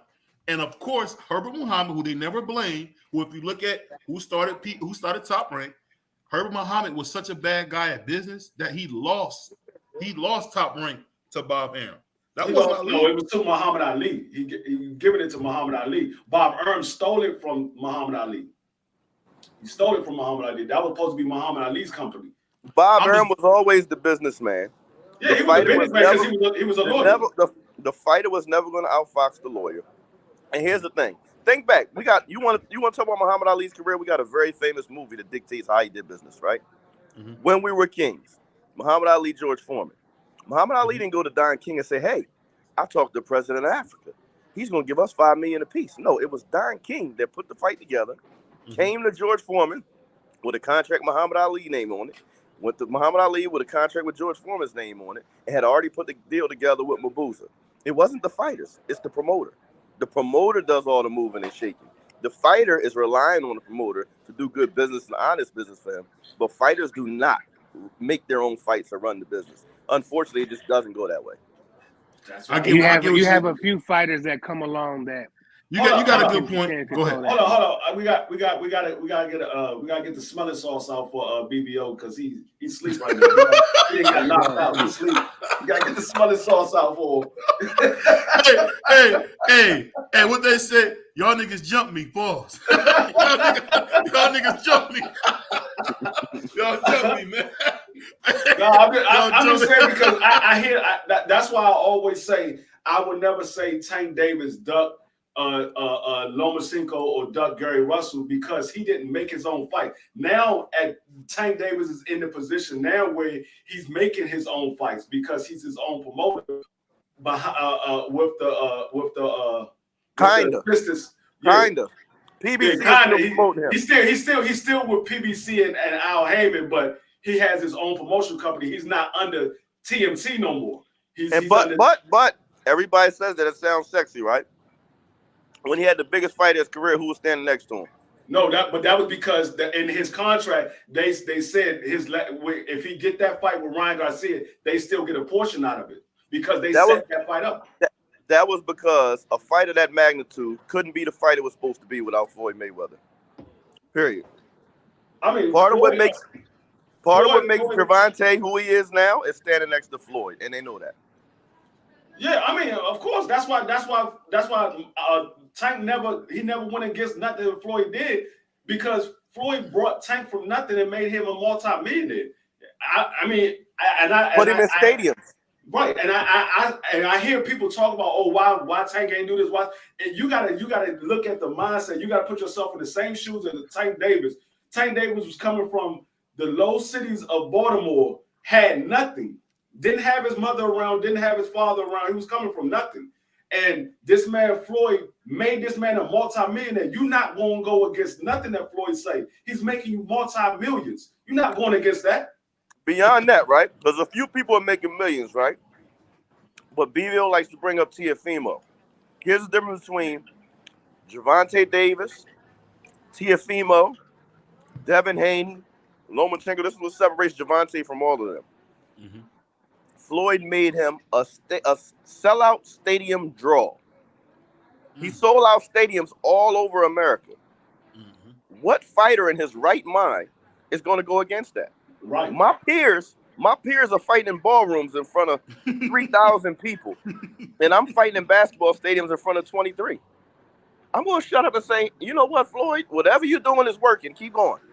Right. That's what I keep trying to tell people. People like, well, he's supposed to be fighting the best fight. Yeah, I understand. The fans want to see the best fight, but you got to understand it's still a business. These people are fighting for their life.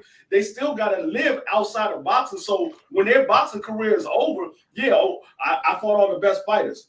But what do you have to show for that? So if you want to sustain your career after boxing, you got to make the most money out of your career.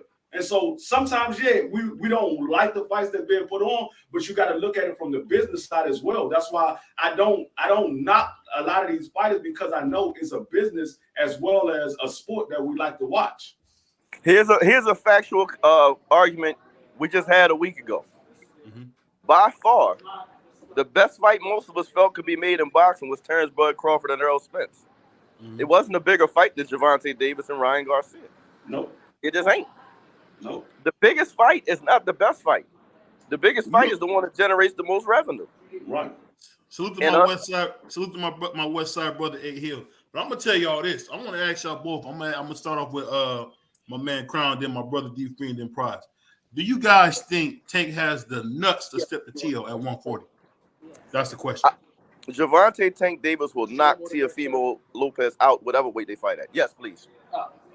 Yes, he will. He would not. He would not. So you must be over there. You must be over there having some drinks, man. Because I don't think you realize I just said Teofimo Lopez, 2-time lineal champion. I think you don't realize I just said that.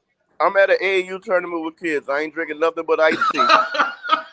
And all you have to do, you keep bringing up. All you have to do is go to the sparring footage of them two, or the many, many, many sparring footages on YouTube of Teofimo Lopez getting dropped by Manny Mo and Jack. He doesn't have a great chin. Brown, you told me that Tio is special when his mind is right. That's what you said. He is. Has that changed? So what are we talking about? No. What are we talking about? He has special athletic ability, and he can punch. He also has a very questionable chin, and Tank Davis is one of the pound-for-pound hardest punchers in the game. Those two don't match. At some point, he's going to get hit on the chin. Yeah. When have you seen T.O. down other than this Cambosis? I've seen him down in sparring against nobodies a million times. Hold on. You said other than Cambosa, a person that only got 10 knockouts in 21 fights. He only got 10 knockouts in 21 fights. I like how you always try to jump on me. He said other than Cambosa, like Cambosa was a knockout artist. Other than Cambosa is a person that cannot punch. I'm sitting here with my 11-year-old. I think he can punch with Cambosos. So when did you see Tio on the ground other than Cambosa? You talking about now we like to laugh and BBO. BBO, before you move on, I want to give you some homework on your show if I can. Here we go. When you log off, I want you to go do a YouTube search for the times Teofimo Lopez has been knocked down. Amateur fighters, all kind of fighters, and it's always like one leg behind him, up under him, like he gets dropped ugly all the time in sparring. And you talking about headgears and 16-ounce gloves. The man's chin is not sturdy. Hey, you see what he just did, D3? You see what he just did? That dude Crown is one of the funniest niggas on YouTube too, bro. So he's just funny, man. But that's all of a sudden. I'm just blown away. So all of a sudden, but Teofimo is just this great. Like I said, Teofimo has skills. He has skills. I'm not denying that at all. But you act like Tank Davis don't have skills. You know, like Tank Davis is just somebody that's just gonna walk in and just throw one punch and see if he knock him out. No, Tank Davis can box with T.O. Tank Davis hits harder than T.O. Tank Davis does everything better than T.O. I think it'll be a more competitive fight than what we think it is, but I do. No, it's going to be a competitive fight for as long as. Hold on. Yeah, I think it'll be competitive, but at the end of the day, I think Javante get off on him, man. I think he get over. Whoa. It'll be competitive for as long as it lasts until he get caught. It'll be just like all of other Javante Davis fights when he fights bigger fighters. He's going to be cautious early because of their power and size. Mm-hmm. And eventually, he's going to walk him into something, and T.O.'s going to go take a shower.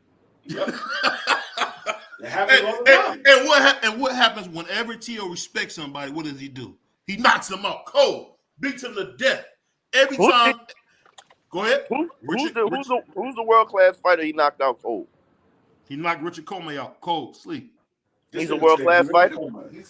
You comparing him to Tank? You comparing him to Tank? He was an IBF. He was an IBF champion, bro. He was IBF champion. What are you talking about? So was George Kambosos. And guess what he did? And guess what he did next? Then he went and stepped right to Lomachenko for undisputed. Right after that. Did he not? He had the perfect style to beat Lomachenko. I won money on that fight, even though he's an underdog. He was too athletic for Lomachenko. Didn't he beat Lomachenko way more convincingly than Devin Haney? Am I wrong to think that? He absolutely did. But we ain't talking about Devin Haney. We're talking about Javante Davis. So that's what I'm saying. We gotta be honest. T.O. is a former undisputed champion, two-time lineal champion. He's never undisputed. He was never undisputed. Why are y'all trying to steal this man's accomplishments, bro? I don't know why y'all do that. Y'all do that. Lomachenko got stripped of his title before fighting T.O. because he wouldn't fight his mandatory. You don't even got to explain yourself. BBO knows the story. He was a franchise champion. No, it's not. No, it's not. A franchise belt is not a real belt. You know, he knows that. BBO knows. He want to use Mauricio Suleiman's words, but like I asked him last time when we were going here on Wednesday, where is the franchise belt? It doesn't exist. Didn't he say he getting rid of it? Didn't nobody Mauricio? Devin Haney never took that belt when he beat Kambosos. He beat Kambosos and the franchise belt went away because Devin Haney never petitioned for it, because you had to petition for the franchise belt. When you fight that person that has the franchise, you have to petition to have that belt after you beat him. He never petitioned for it because the franchise belt is not a real belt. You heard Suleiman say it's not transferable. It's a designation. Yeah, but it's funny. But when Devin Haney first beat Kambosos, and you went on ESPN and looked at the champions, and you looked at that division, it did say he had the franchise belt. He was signed to ESPN. He was signed to ESPN. I can't trust you to give real news about fighters that you haven't visited. ESPN is the same station that said that Lomachenko was undefeated, and we know Lomachenko lost his first fight. And they did it on TV though. Right. They put that on TV that he was undefeated and he lost his first fight. You can't trust they put it that he had Salido was cheating, bro. Salido was cheating. Salido kept hitting with low Here we blows. go. Salido was a dirtbag. Salido was a dirtbag. Go ahead. You can't trust ESPN's opinion on fighters because they own fighters. You can't trust. It wasn't the fighters. It was the sanctioning body. They were showing who were the champions, and it was pretty accurate. Yeah, but that's just their digitization again. I'm not talking about ranking. I'm talking about belt holders. WBA, WBO. I understand and ESPN, that. Regardless of what we say about ESPN, they're pretty accurate when it comes to who got the belts. You agree or not? I agree with that. But I will say that's all I'm saying. That's all I'm saying. I understand what you said. Now let me finish, please. Also, originally, when the franchise belt was made, Mauricio Suleiman came out himself and said it is not a title. It's a designation that a champion, a high-level champion, could petition for if he doesn't want to have to take mandatories. That's all it was, an excuse to sidestep mandatories and for the WBC to still collect a sanctioning fee. It was not a real belt. And again, when we're talking about the legitimacy of fighters or differentiating what fighter is who, what fighter is what, can't trust ESPN because they're biased. They own fighters. They have fighters signed to them. You can't trust the Ring magazine because it's owned by Oscar De La Hoya, who is a promoter and has fighters signed to him. The Bible of boxing. We can't trust that. Okay. No, you can't because it was the Bible of boxing before it was purchased by a promoter. Any other sport, you can't have a media and a promotional organization be the same entity. Only in boxing because there's no national governing body. But at the end of the day, Oscar said he keeps it separate. Oscar said he keeps it separate. He can say whatever he wants. I can say my house and my condo separate, but I own them both, right? You see how this dude we gotta watch Crown, man. You gotta watch Crown. This man BBO try to use everything to fit his daggone narrative. Here we go. It's false. Oh, now I got a narrative. Okay, the black man got a narrative. No, basically, all I say is you keep saying T.O. is a 2-time linear champion. All I gotta ask you is, how many times has he fought with that linear champion in the ring? How many times has he used that belt in the ring? It's not a real belt. That's what I keep trying to tell him. Well, let me ask you this: why was Terrence Crawford so excited to receive that belt? That's not a real belt that you said. He didn't receive a linear belt. He received a no, ring he magazine did. Belt. No, that's a linear belt. That was a ring magazine belt. That's not a linear belt. A linear belt, a linear champion is just a status. It's not a belt. It's just a status. The belt that you see, that red and white blue belt, that's a ring magazine belt. That's not a linear belt. It's a ring magazine. It say linear on the belt. It say linear on the belt. Newsflash: ain't none of them belts worth $200. So nobody should be excited for none of them. All they are is something that give an organization the excuse to take 3% of your purse. That's all it is. No, like I said, linear is just a status. It's no belt. It's just a status. There's no belt. Well, while I got y'all on here, I know my man Crown out there at this AAU tournament. But let me ask y'all this, man: how do y'all see that Jermell Charlo versus Canelo Alvarez fight going? I just kind of want to get an idea, a sneak peek at what y'all got brothers are thinking on that fight. In any order. Jermell Charlo, he's bigger, faster, more athletic, and I've said on several channels, even my own.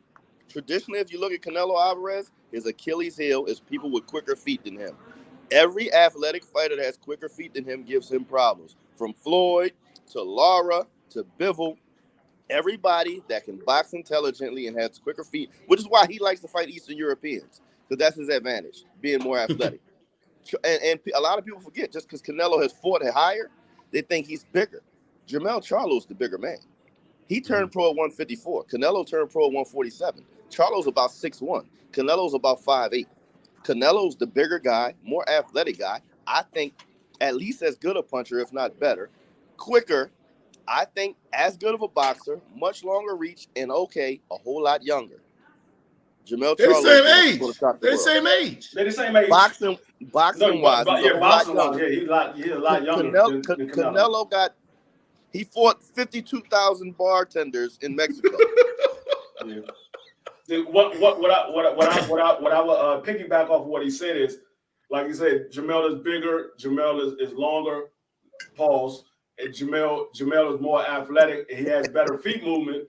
But another thing is Canelo is on the downside of his career. We've seen Canelo in his last three fights. How is he on the downside? He's on the downside because the last fight. He's right. Look at his last three fights. Canelo has been gassing out a lot sooner, and Canelo has also been showing that the effects of his knee. He got bad knee. 2 fights ago, he was fighting for undisputed, but he's going down. No, 3 fights ago. Fight for undisputed. You're at your best. That just means you're at a great. That's what I'm saying. And when he fought for undisputed, he fought somebody that had a worse gas tank than he did. Had a bad gas tank. Earl Spence just fought for undisputed. Is he at his best? Nope. Earl was at his best. No, he wasn't. No, he wasn't. You can look at that fight and say Earl was at his best. No. And like I take nothing away from Bud Crawford. He did what he was supposed to do, but Earl wasn't at his best.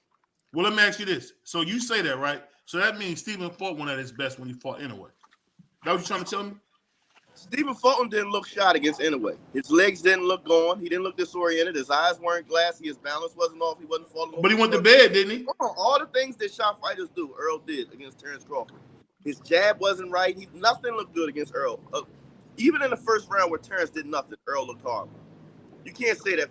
even though I love Stephen Fulton, he's from not far from me, in a way completely outboxed him. It wasn't that he was deficient in anything. He even had moments where he looked good in that fight. He just was outgunned. There's no moments in Errol Spence fight where he looked good. He looked like a fighter that's past his prime, that's taking too much punishment, and it's never. I disagree with that. I think Terrence Crawford is just too good. That's just what. I mean, hold on. Cause I've been quiet. And let y'all get off. I let y'all get quick, cook. and you got it.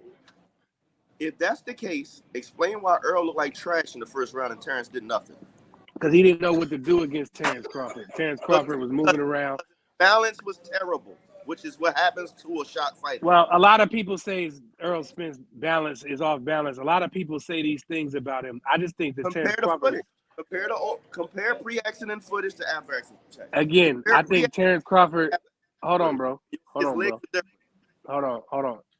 I think Terrence. I don't want to take nothing away from Terrence Crawford.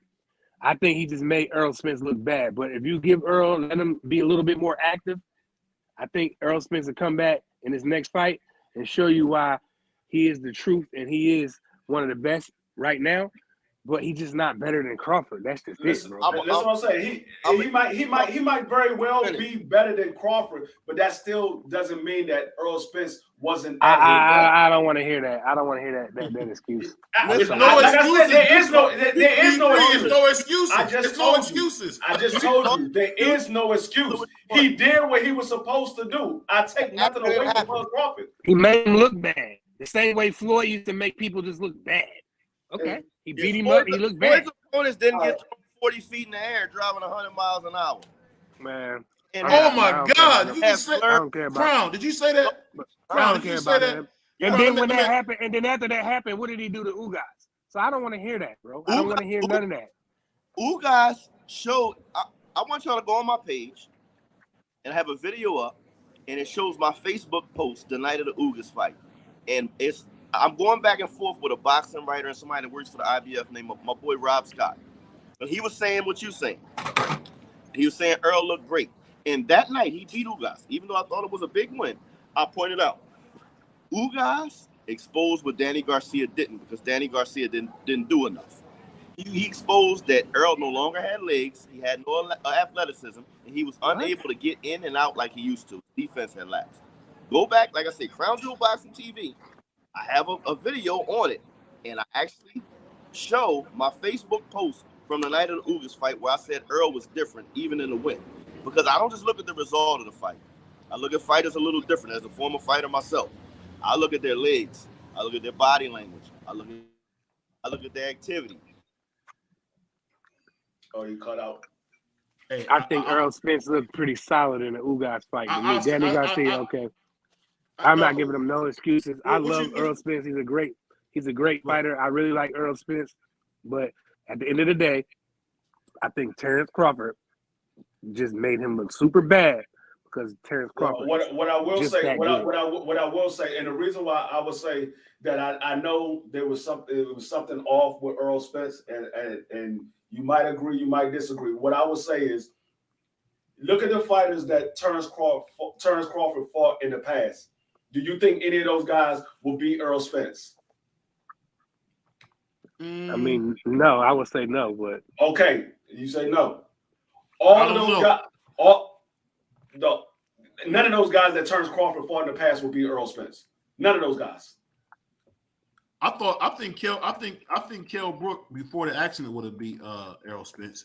I mean, before Earl Spence knocked him out before. No. This is what I'm saying. I'm talking about if he would have got him before he got running the Triple G. What are you talking about? What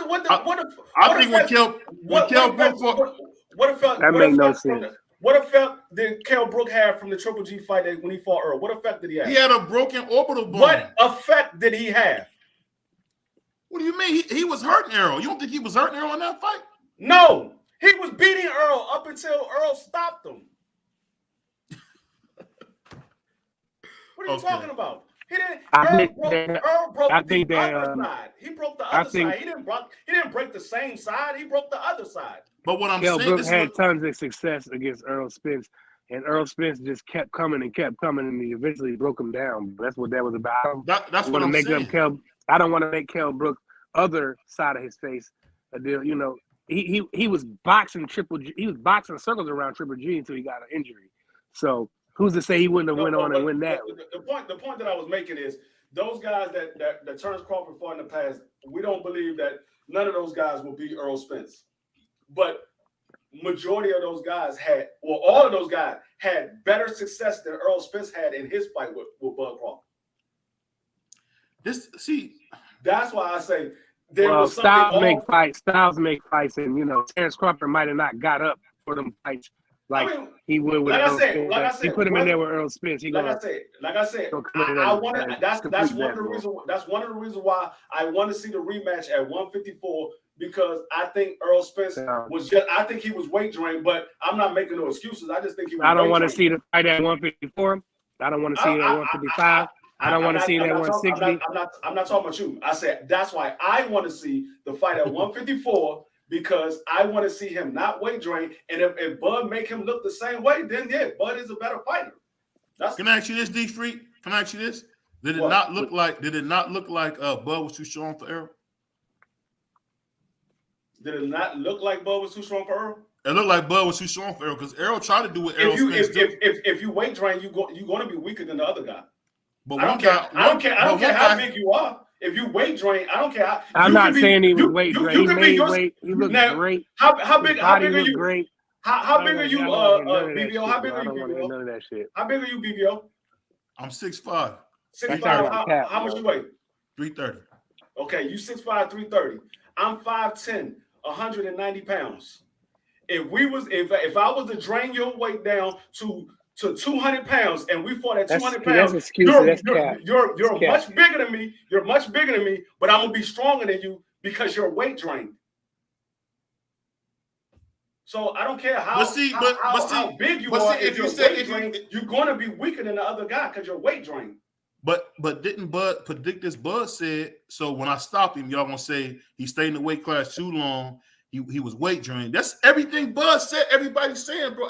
At some point, we gotta just be real. Salute to my man Kareem 100. The thing is this: we gotta say what we seen. What we seen was Crawford was too strong, and Errol was out of his league, and he had no business. I haven't. Whatever y'all saw is what y'all saw. I'm not your eyes. I'm not your feeling. However you feel about it. I see what you're saying. I have my feeling and my thoughts about it. So everybody have their own opinion about it. So I'm not saying what you saying, what you feel is wrong. I just said I want to see it at 54. If he does the same thing at 54, it is what it is. That's all I'm saying. It is what it is. I'll be honest. You might be right in that because I think if, like you said, if the fight was to happen at 54, I think Errol would have a better chance. I really do. But it's really honestly, you tell the truth, man. It's really no way of knowing. Because to tell you the truth, there's no way of knowing unless they get in the ring at 54.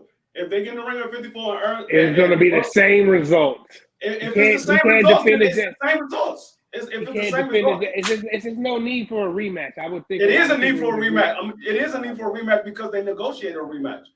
Yeah, so if it was that no doesn't need mean for, anything. It does mean it means a lot. It means you have to fight that man. If he asks for his rematch, you have to fight that man or you have to retire. That's what it means. No, I doubt that. We saw that with Tyson Fury and Deontay Wilder. They had a rematch, and Deontay Wilder wanted his rematch, and Tyson Fury tried to get out of it, and they went to court and they said you either fight this man or you have to retire. So I think that it was a lot of controversy circling around in that fight. Yes, it was. There was no controversy in the fight. No, it doesn't matter if it was a controversy. It's rematch. The rematch. I get it. But what I'm saying is, I would think that Al Heyman would advise, because that's what he does best, is advise Earl Spence. And I'm a huge Earl Spence fan. Again, I've been neutral for the most part. Yeah, I done got on Terrence Crawford before, but because some of the moves he made. But as far as fighting came, I always stay neutral. And what I'm saying is, Al Heyman probably would advise Earl Spence, look, let's just leave that alone for right now. Maybe catch you back on spin the block another time. Because that could be career ending for Earl Spence to get back in the ring with Terrence Crawford at any weight. Because Terrence Crawford is just too much. He's just so Like Earl Spence is tailor made for him, bro. So he gonna come regardless down, bro. if the man is tailor made for that man or not. That man has a rematch. If he wants to I fight hear his you. rematch, then We he all know fight his there won't be rematch. no rematch. We all know that. Why we know that? Because Earl Spence said he won his rematch. So how you know Yeah, it ain't gonna be no Spence rematch? says that, but I just can't. So what are you talking about? He already said it. He did file a petition. I seen that today. I don't What know are you if you talking seen about? that part. He did. Yeah, I He saw did it, officially. but I He still did. What are you talking about? I still don't think the fight is going to go down, bro. Nobody wants to see that. That don't even make sense. That don't even make sense. If he filed a petition, then that means he's getting his rematch. All If right, Bud, well, and now that the only way, remains to be seen. the only way, but he won't get a rematch is if Bud retires. That That's the remains only to way be he won't seen. get it. That's the only way he won't get it. Earl, I feel like Earl doing what he was supposed to do. You know, the fans are looking at him like, damn, bro. His fans are looking at him. Yeah, I want the rematch. Yeah, I'm gonna sign the paperwork, but is the fight gonna happen? We don't know. This dude getting fucked up in the ring. He getting punished, man. Like, oh God, he already got dropped with a body. He already got dropped with a body shot, a vicious body shot. Hey, you know what's so funny, man? You talk about one-sided cards. My God, I don't think there's more one-sided cards than you get what dang, I done lost my train of thought. The Zone. You don't really get no more one-sided on the cards than that. Damn, he caught it with a fist. Oh, he caught it with a nice one. Ooh. No, I think you need to go ahead. And I'm not excited for this Jake Paul Nate Diaz fight. I'm going to stream. Why not? Because it's stupid. I'm not excited for it neither. I just want to see Amanda Serrano.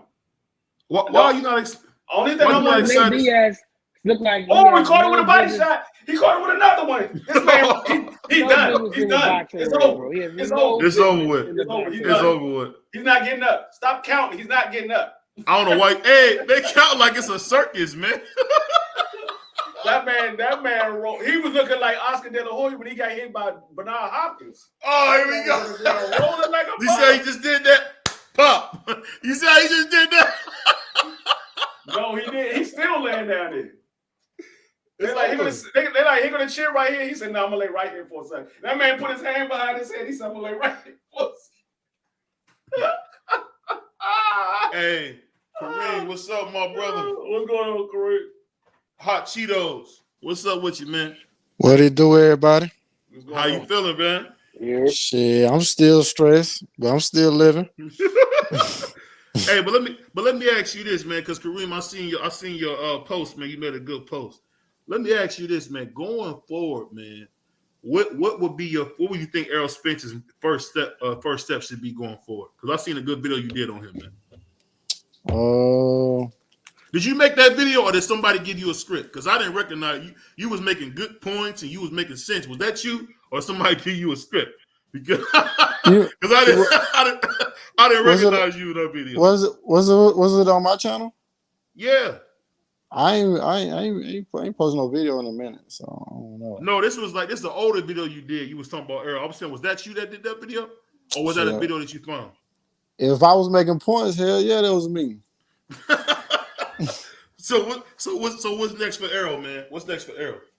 Shit, I think you're gonna take the rematch, but shit, I know somebody that knows somebody, so they told me shit that Earl already took the rematch already.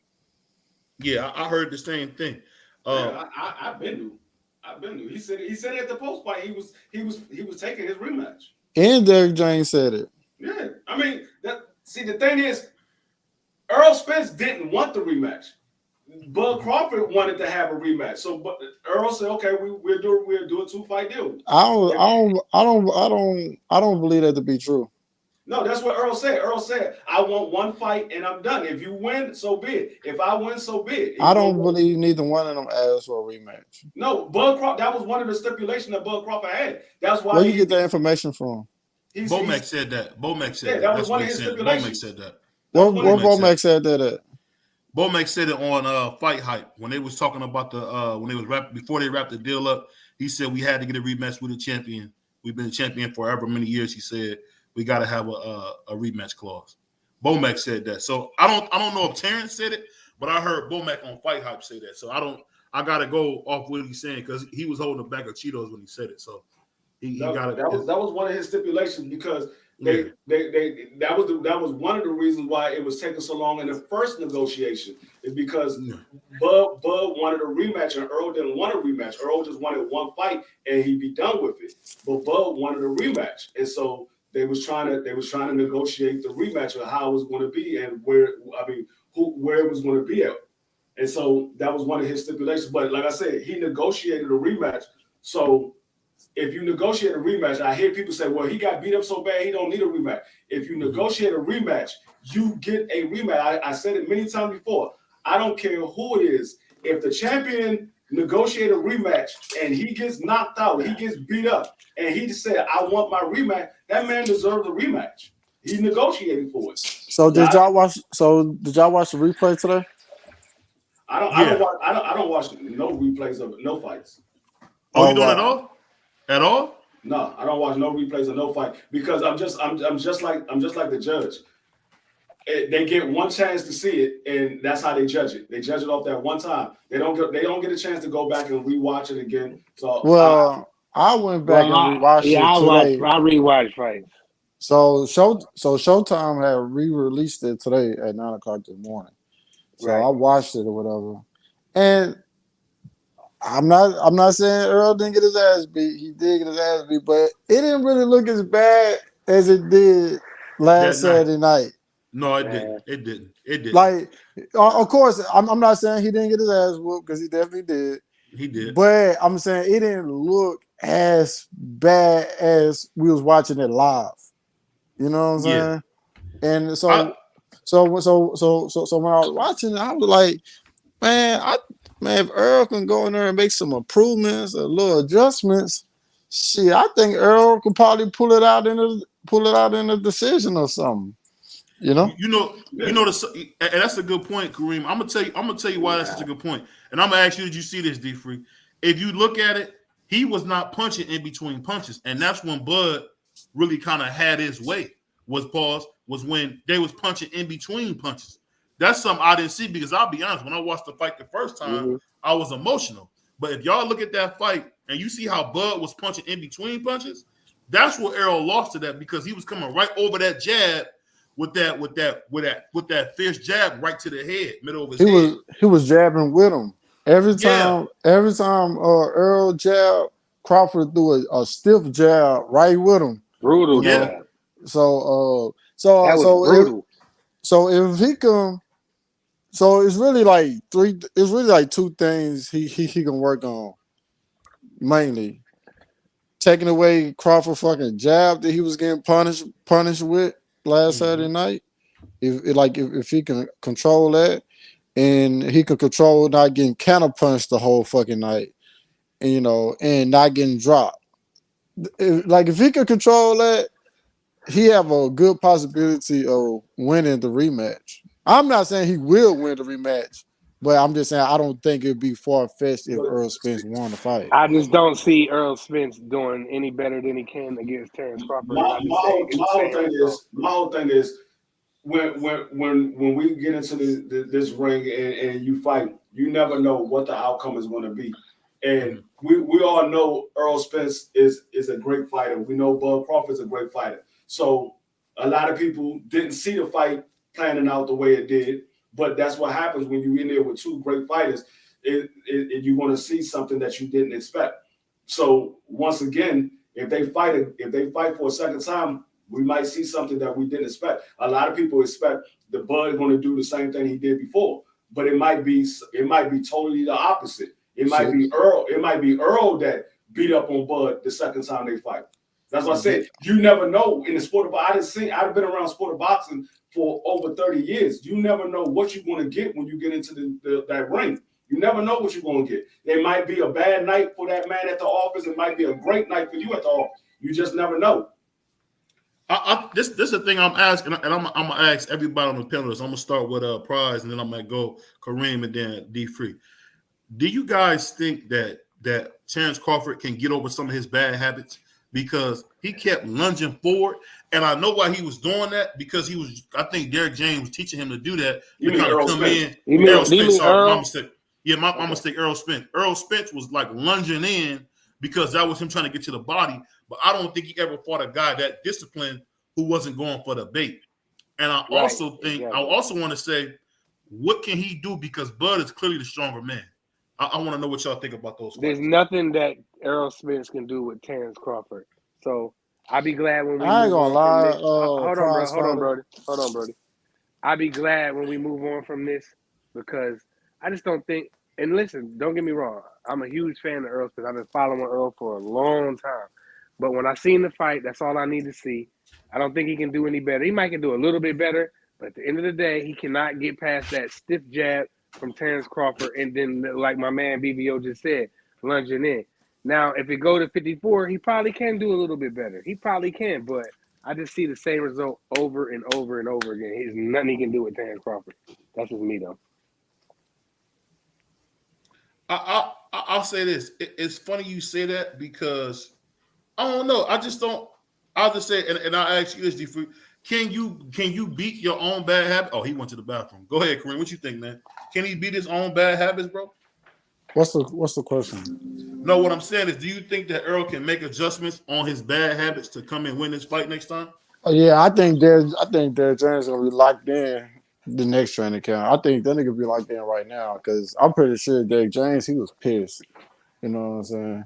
Like you could tell, like the way Derek James was looking at Earl, he was looking at Earl like, "What the fuck is wrong with you, man?" Yeah. You know what I'm saying? He did have that look. He did have that look. Like he was like Derek James, like he was in disbelief. You know what I'm saying? Like I'm serious. Like go to the Showtime app right now and fast forward to like to the end. And like he was just looking at him like I ain't never seen Derek James look at Earl like that. He looked at him like, what the fuck is wrong with you, man? You know what I'm saying? So I think this trying to count because sometimes I feel like Derek James, I feel like he's a good trainer, but sometimes I feel like he don't take shit as serious as it need to be, as in Team Crawford does. Team Crawford take everything fucking serious. They don't bullshit. They don't fucking around. Like I was on somebody else's platform last night. They had an interview with Trey Crawford, and I'm not sure if I said it on this platform or not, but I had said this. I said the way Crawford fought, it was like Team Crawford been studying Spence for the last 5 years, and the way Earl fought, it looked like they got ready in training camp for this nigga. And then when Trey was on there talking, he was like, "Oh yeah, man, we already had Earl figured out a few years ago. We already got Cholo figured out too, and we got somebody else figured out." I'm just like, so like he said they got a game plan for any nigga that's potential opponents. They have a game plan to beat them. So I was just like, damn. That's actually a good point that you made there, though. I can see that because you know why Terrence Crawford is the type of brother that's gonna be in the gym year round. You ain't gonna hear him you ain't gonna see him out of shape. You ain't gonna hear him, doing this and doing that. And if he did, step to the club, we probably didn't know about it. You know what I mean? But I think Terrence Crawford is a throwback fighter, can't nobody be 100% perfect. We all human beings, bro. We all gonna do some shit. Yeah, no like, doubt, 100%. But some fighters are more disciplined than others, and I just think Terrence Crawford is one of them fighters that's super disciplined. That he's a gym rat. There's nothing that's gonna take him out of the gym. You know what I'm saying? Other than family, but other than that, Bud Crawford is in the gym, bro. He's fighting in the gym right now. Listen, I know how much we love Floyd, and Floyd never drink, Floyd never smoke. You can't tell this nigga you tell me this nigga done drank some champagne one night. At least one night, bro. Yeah, I agree. Yeah. I ain't gonna disagree. Man. Hey, look. Floyd. Real quick, BBO, real quick. Go ahead. I ain't gonna disagree with you. And I feel the same way. I feel like, man, that nigga had a shot of something now. Like, I'm not saying. I'm not saying champagne. What I mean, like a shot of champagne. That's what I'm saying. I'm not saying the nigga out here drinking hard liquor. Right. I'm not saying. I'm not saying the nigga out here just drinking Hennessy the whole night. Right. But I'm just saying. You telling me This nigga ain't popped a bottle of Ace of Spade and drank some of that shit. Like, come on, bro. I don't know. Like, I don't know. Listen, bro. I don't But give a I feel fuck the way how you feel. I don't give a fuck how good you think you is. If you in a club, Floyd was in a club every night, nigga, buying everybody bottles. You tell me this nigga ain't took no sip. Nigga just spending racks for other niggas to drink. And then this nigga Floyd's have so many holes in his room.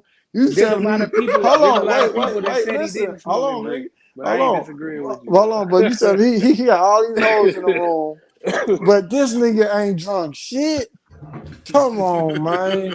Come on, bro.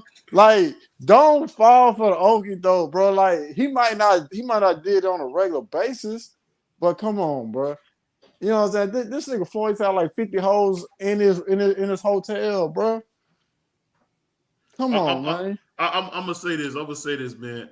Floyd definitely his thing. It wasn't alcohol. It wasn't smoking. Floyd liked the ladies.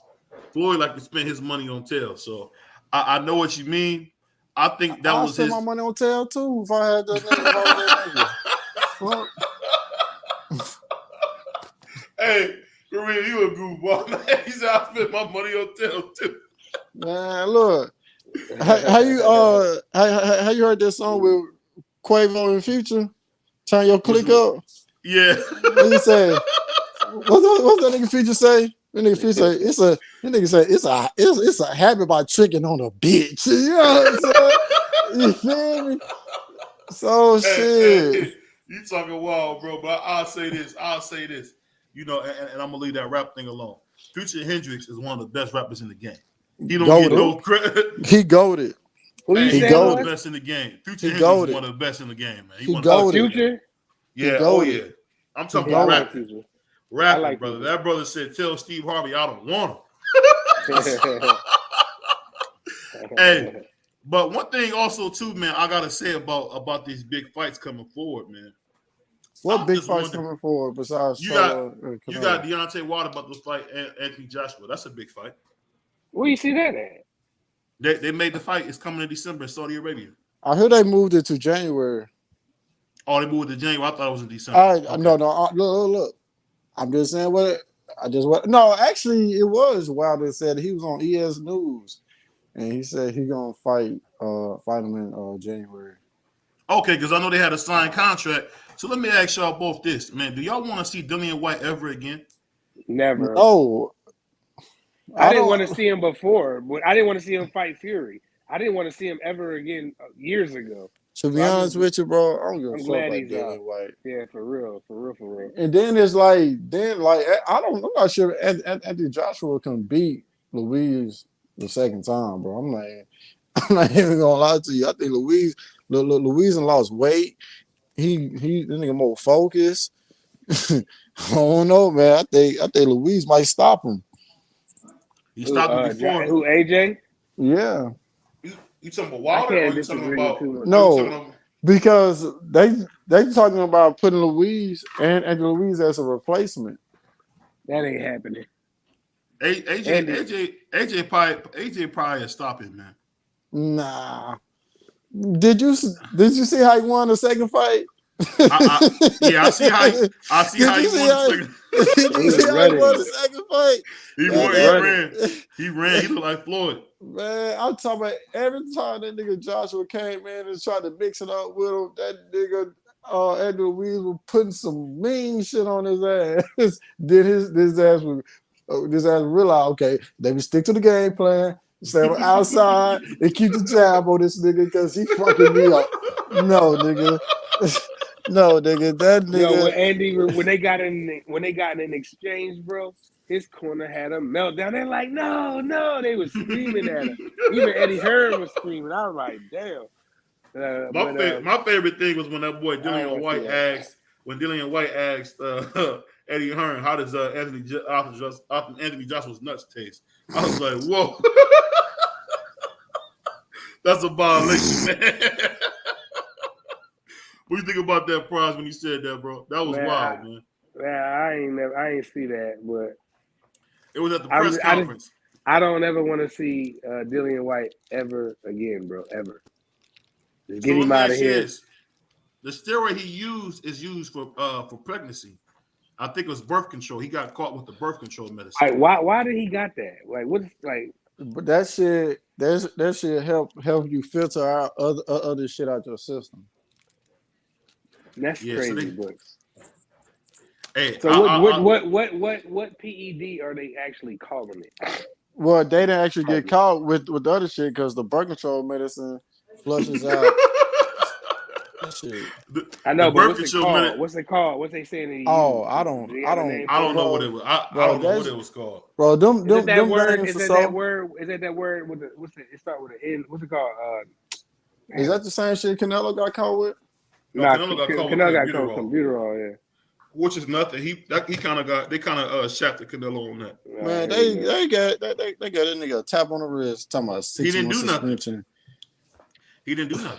Talking about 6 months suspension. Nigga only fight twice a year. Kareem, he ate some bad beef, bro, and they tried to beef. Take his time. That's what happened. Crazy. Man, why multi-millionaire just running around there in the streets of Mexico eating off of any taco cart? Come on, stop playing. Can I ask you a question? Hey, Kareem, you down there in Texas, man? Don't they got taco carts everywhere?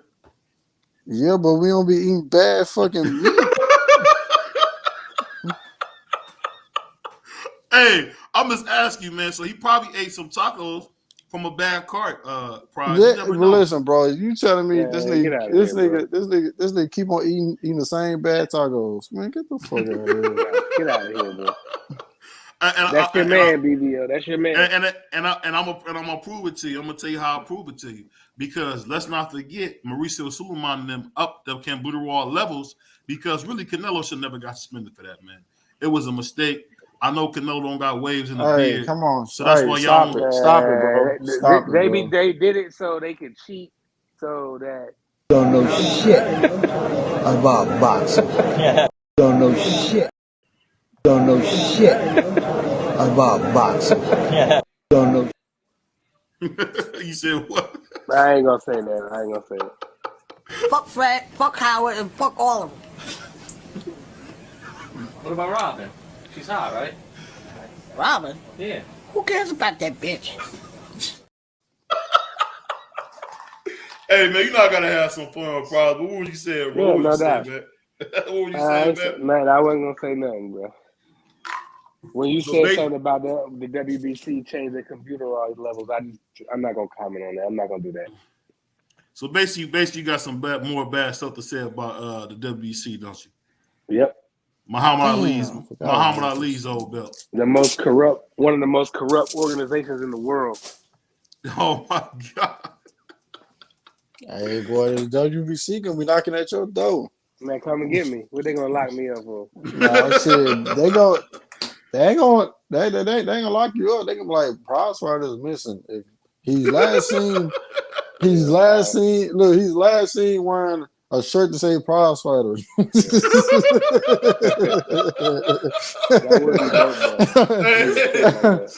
Hey, with a 10-piece in his hand. That's you with a 10-piece. He was with me talking about. He was eating some nasty meat. He's a You should.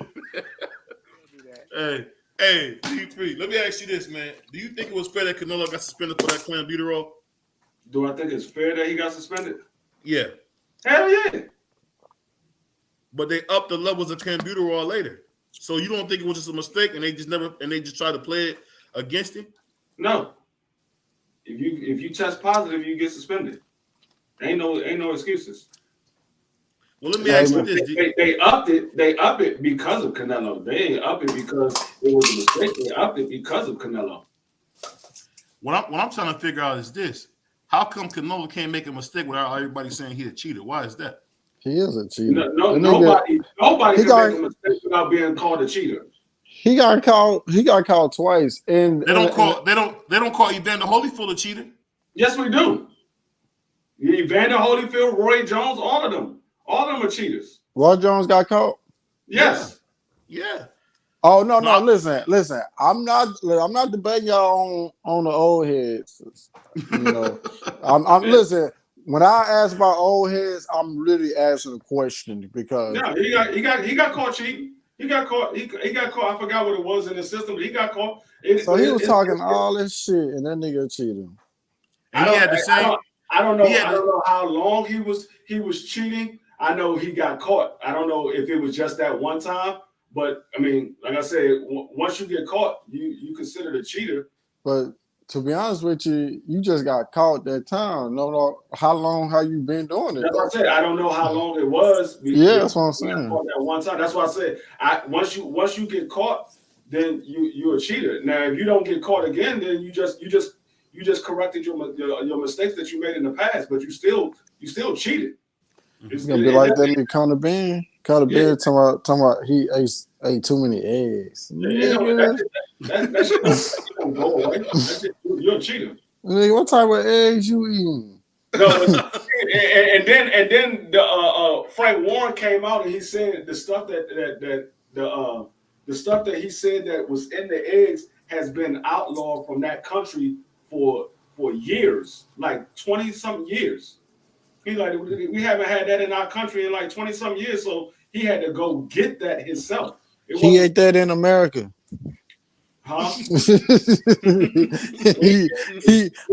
ate too many eggs in America. That man ain't stepped foot in America. He's scared to come over here and fight somebody. He ain't stepped foot in America.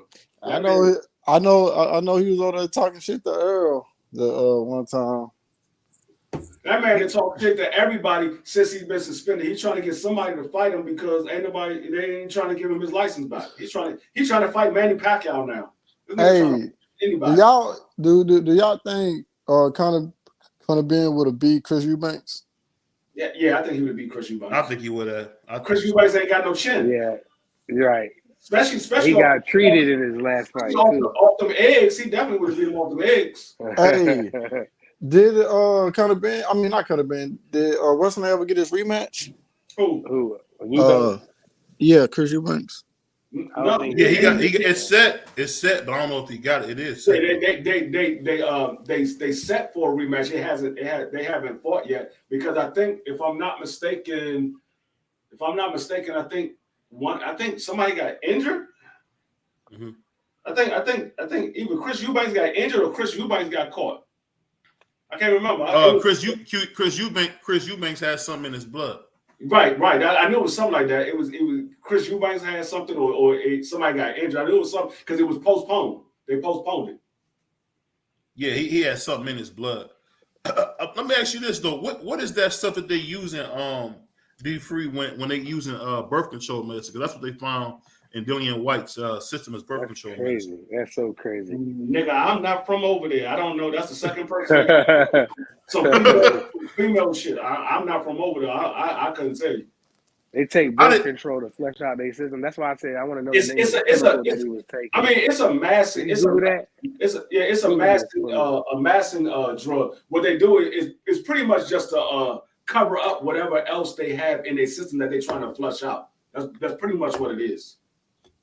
Because that's just like Hannah Gabriel. Hannah Gabriel got caught with some shit that they say she rubbed on her dog's stomach, and it was in her system. But I mean, so she rubbed on her dog's stomach. And this dude, I mean, it was some kind of cream that you rub on the dog's stomach for whatever the dog's got. What's going on, Just Do? It was some kind of cream that you rub on the dog's stomach, but it was in her system, which it very well could have been true. She could have been rubbing something on her dog's stomach, and it got in her system because you got pores on the inside of your hand. That's why a lot of times when people deal with cocaine, hustlers and stuff deal with cocaine, they have coke in their system. They might not necessarily do coke, but it's in their system because you have pores on the inside of your hand. Is these fights on the zone, bro? Is these joints on the zone? Yeah, these on the zone. They got some crazy fights on the zone right now. Always. Hey, D3. No. I remember ago. I heard the cousin Garrett Rosa say he'll beat up Terrence Crawford. Can you see him beat him up for real? Who that? Garrett Russell Jr. Gary Russell Jr. Yeah, if Terrence Crawford come down to 126, hell yeah. Hey, I like how you said. Hey, D3, I like how you said that, brother. I like how you said that. Terrence Crawford. He coming down to 126. You know how drained Terrence Crawford would be at 126? What's the name yeah, of? he would probably stop Terrence Crawford at 126. Oh, hell no. If Gary Russell go to 147, that's a whole different ball game. Now, you know what fight I want to see, and I know we might not get it because he's a trainer now, but I would love to see your cousin Gary Russell versus anyway. Oh, that would be a chess match. Nah. That would be a chess match, bro. Nah. I'm talking about no disrespect. I know that's okay. Let me say this before you say this, Kareem. I'm talking about the Gary Russell that beat JoJo Diaz. I think it'd be the same. It'd be the same as the Maseo fight. You would, because Gary Russell, regardless of how y'all might feel about Gary Russell, y'all might say, "Oh, y'all saw what Inoue did to a Cool Boy." Let's be honest. Cool Boy is no Gary Russell. Gary Russell still have the reflexes and the foot movement and the hand speed. Now he don't have the power, but I don't think Inoue is going to be able to hit him with the shots that he was hitting Cool Boy with. I don't see that. Cool Boy is not fucking with Gary Russell.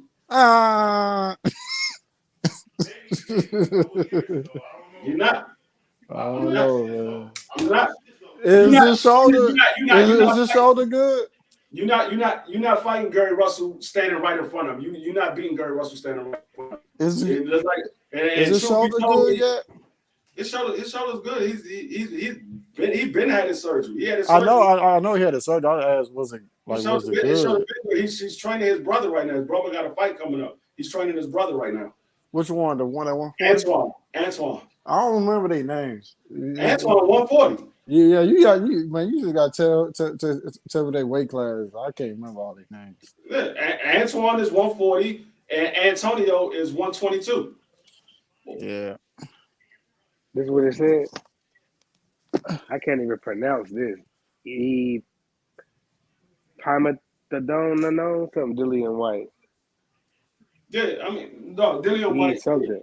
No, Dillian White is retired. That's when was they supposed to fight? Done, bro. When was tonight, they supposed to fight? Was they supposed to fight tonight? No, they weren't supposed to fight tonight. Not tonight. They were supposed to fight in another month or so. I thought it was. Thing was like it was like either late August or early September they were supposed to be fighting. Dillian White. I feel like I'm just glad he's gonna be gone, bro. I don't want to bring him back. He made that weakest apology. Go ahead, Kareem. I feel like I do get caught busted using drugs and boxing. I feel like you should have a lifetime ban the second time. You're right, because you're trying to kill somebody at this point, bro. They got to get a grip on that, man. You know what I'm saying? What you trying to do? You know what Dillian White was doing. See, the thing about Dillian White, what I tell people all the time, if it goes to the scorecard, Dillian White is going to win. What? Dillian White gonna be who? Listen what I'm telling you. Hold on, I'm talking about who? Listen what I'm telling you. I don't care who it is. If Dillian White goes to the scorecards, he's going to win. Dillian White has never lost on the scorecards. Every loss that Dillian White got is from an uppercut. He got knocked out. He's never lost on the scorecards. Go look at his record. He's I think he's 20-something and 3. Every loss he got was a knockout. He's never lost on the scorecards. Dillian White tried to make it to the scorecard because he believed if he gets to the scorecards, he's going to win. He's never lost on the scorecards. Bro, I seen that nigga get punished in rounds, bro. What are you talking about? Yeah, he will get punished. No, I didn't seen that I seen him get punished by Tyson Fury. I seen him get punished by Anthony Joshua. Yes. It's some more niggas. So it's like, come on, bro. Like nobody even that nigga right to the old dude, Pulev. Pulev stopped him.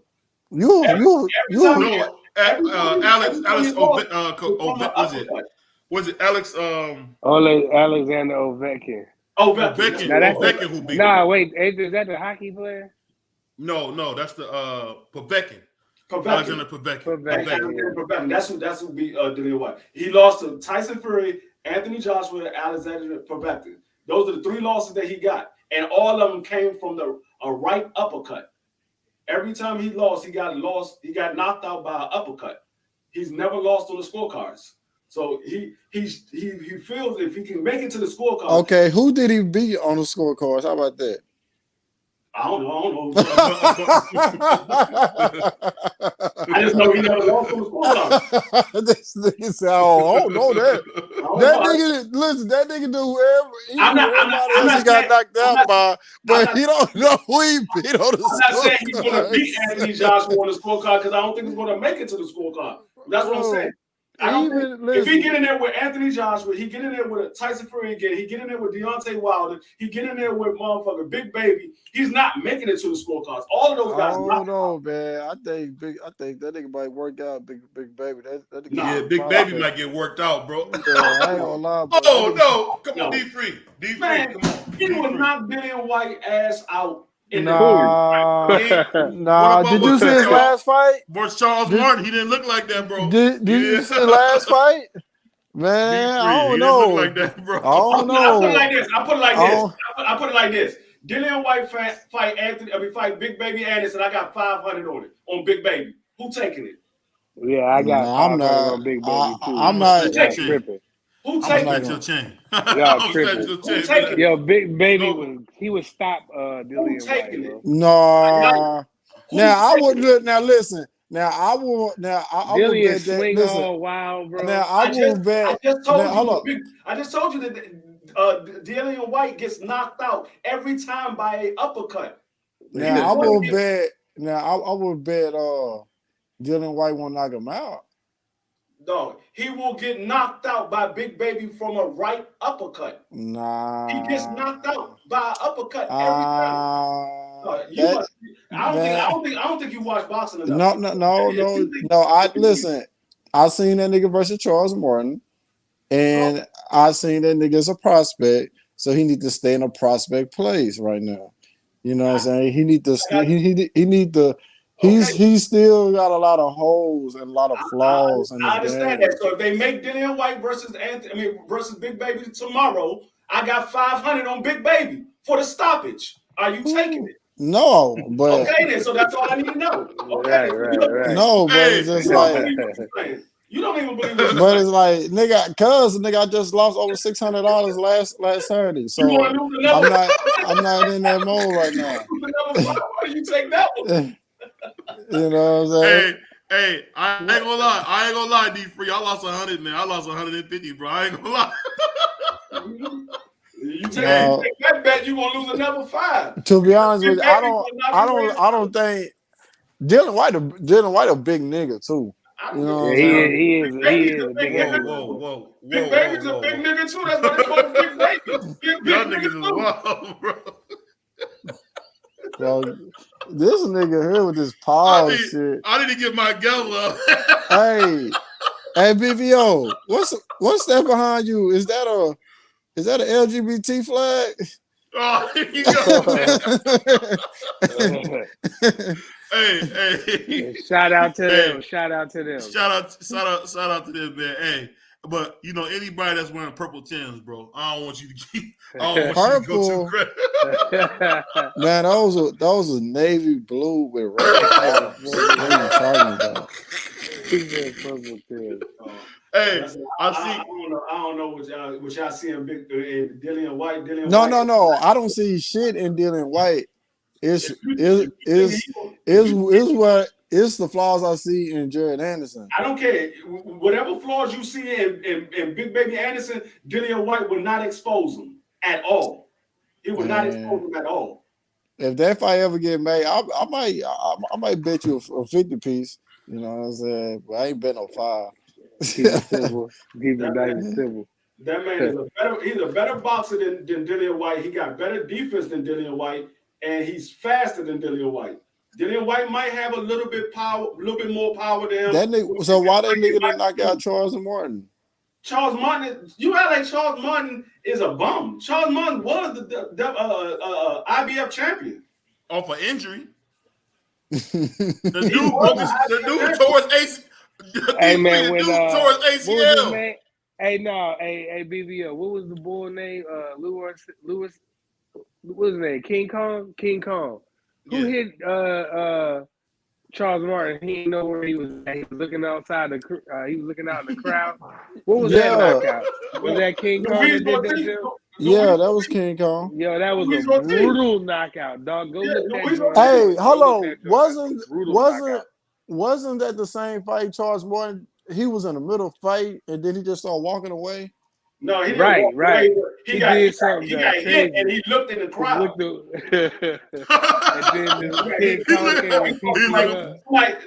Somebody called his name. He got hit. Somebody called his name. And that nigga looked over to the crowd.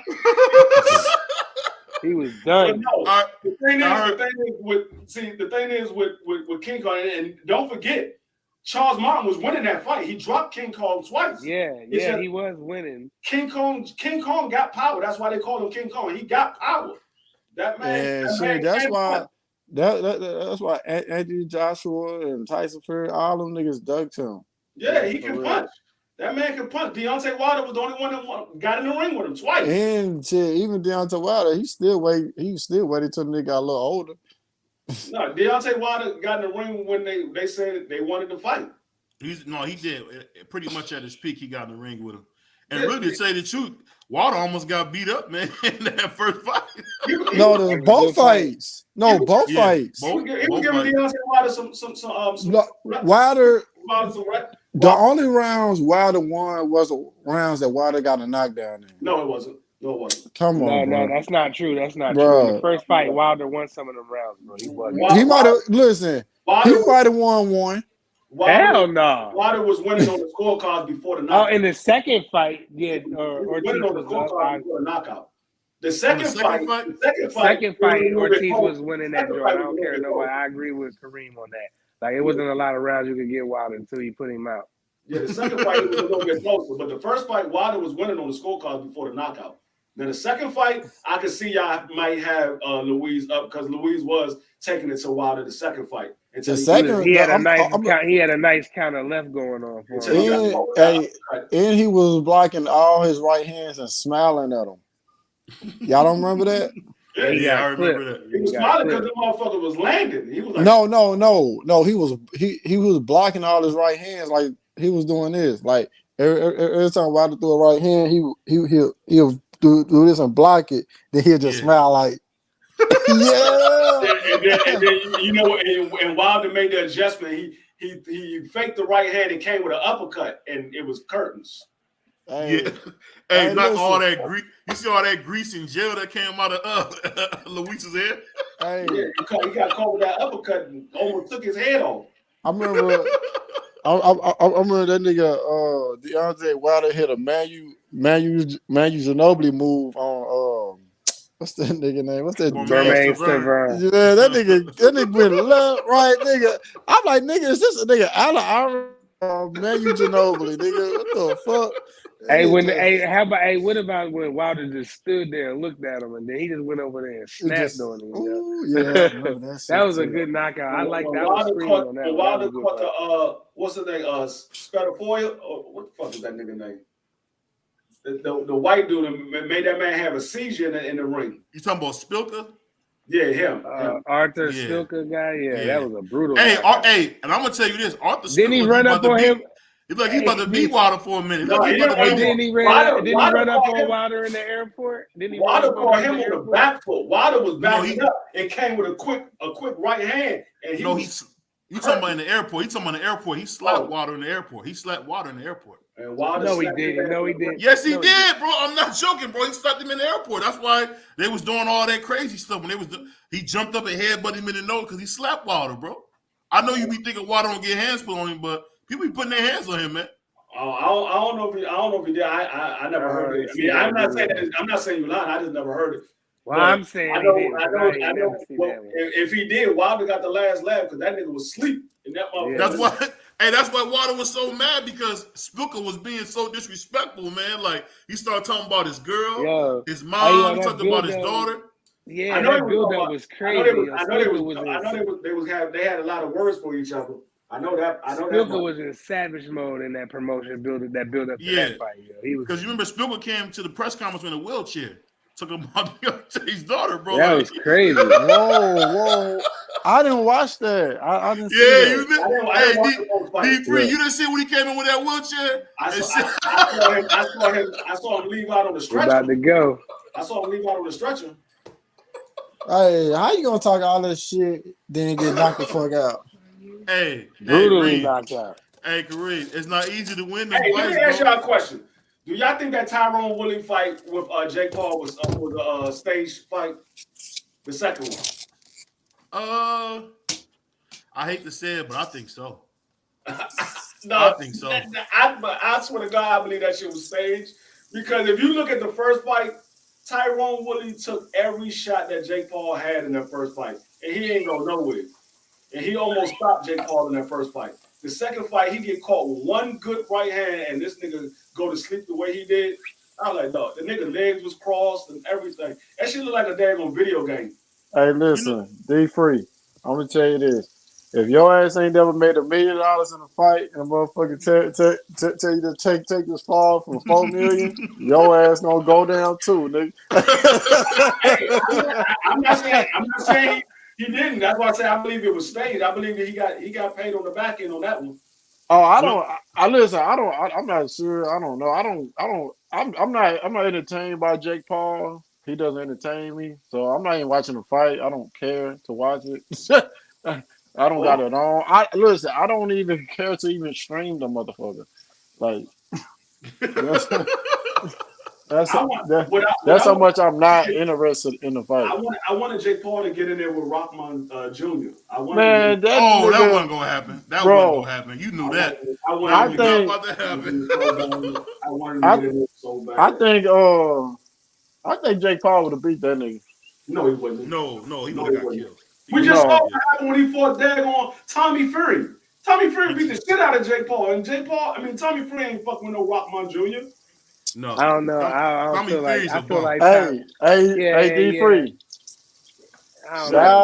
Styles make fights, bro. No. Have y'all seen Tommy Fury fight? Have y'all seen Tommy Fury fight? Yeah, he's really not that good. He's really not that good, bro. Tommy Fury is like the worst amateur fighter you can pick.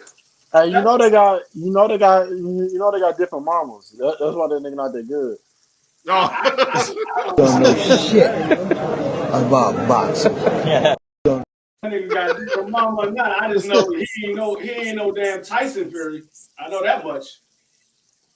Hey, all I know is this, man.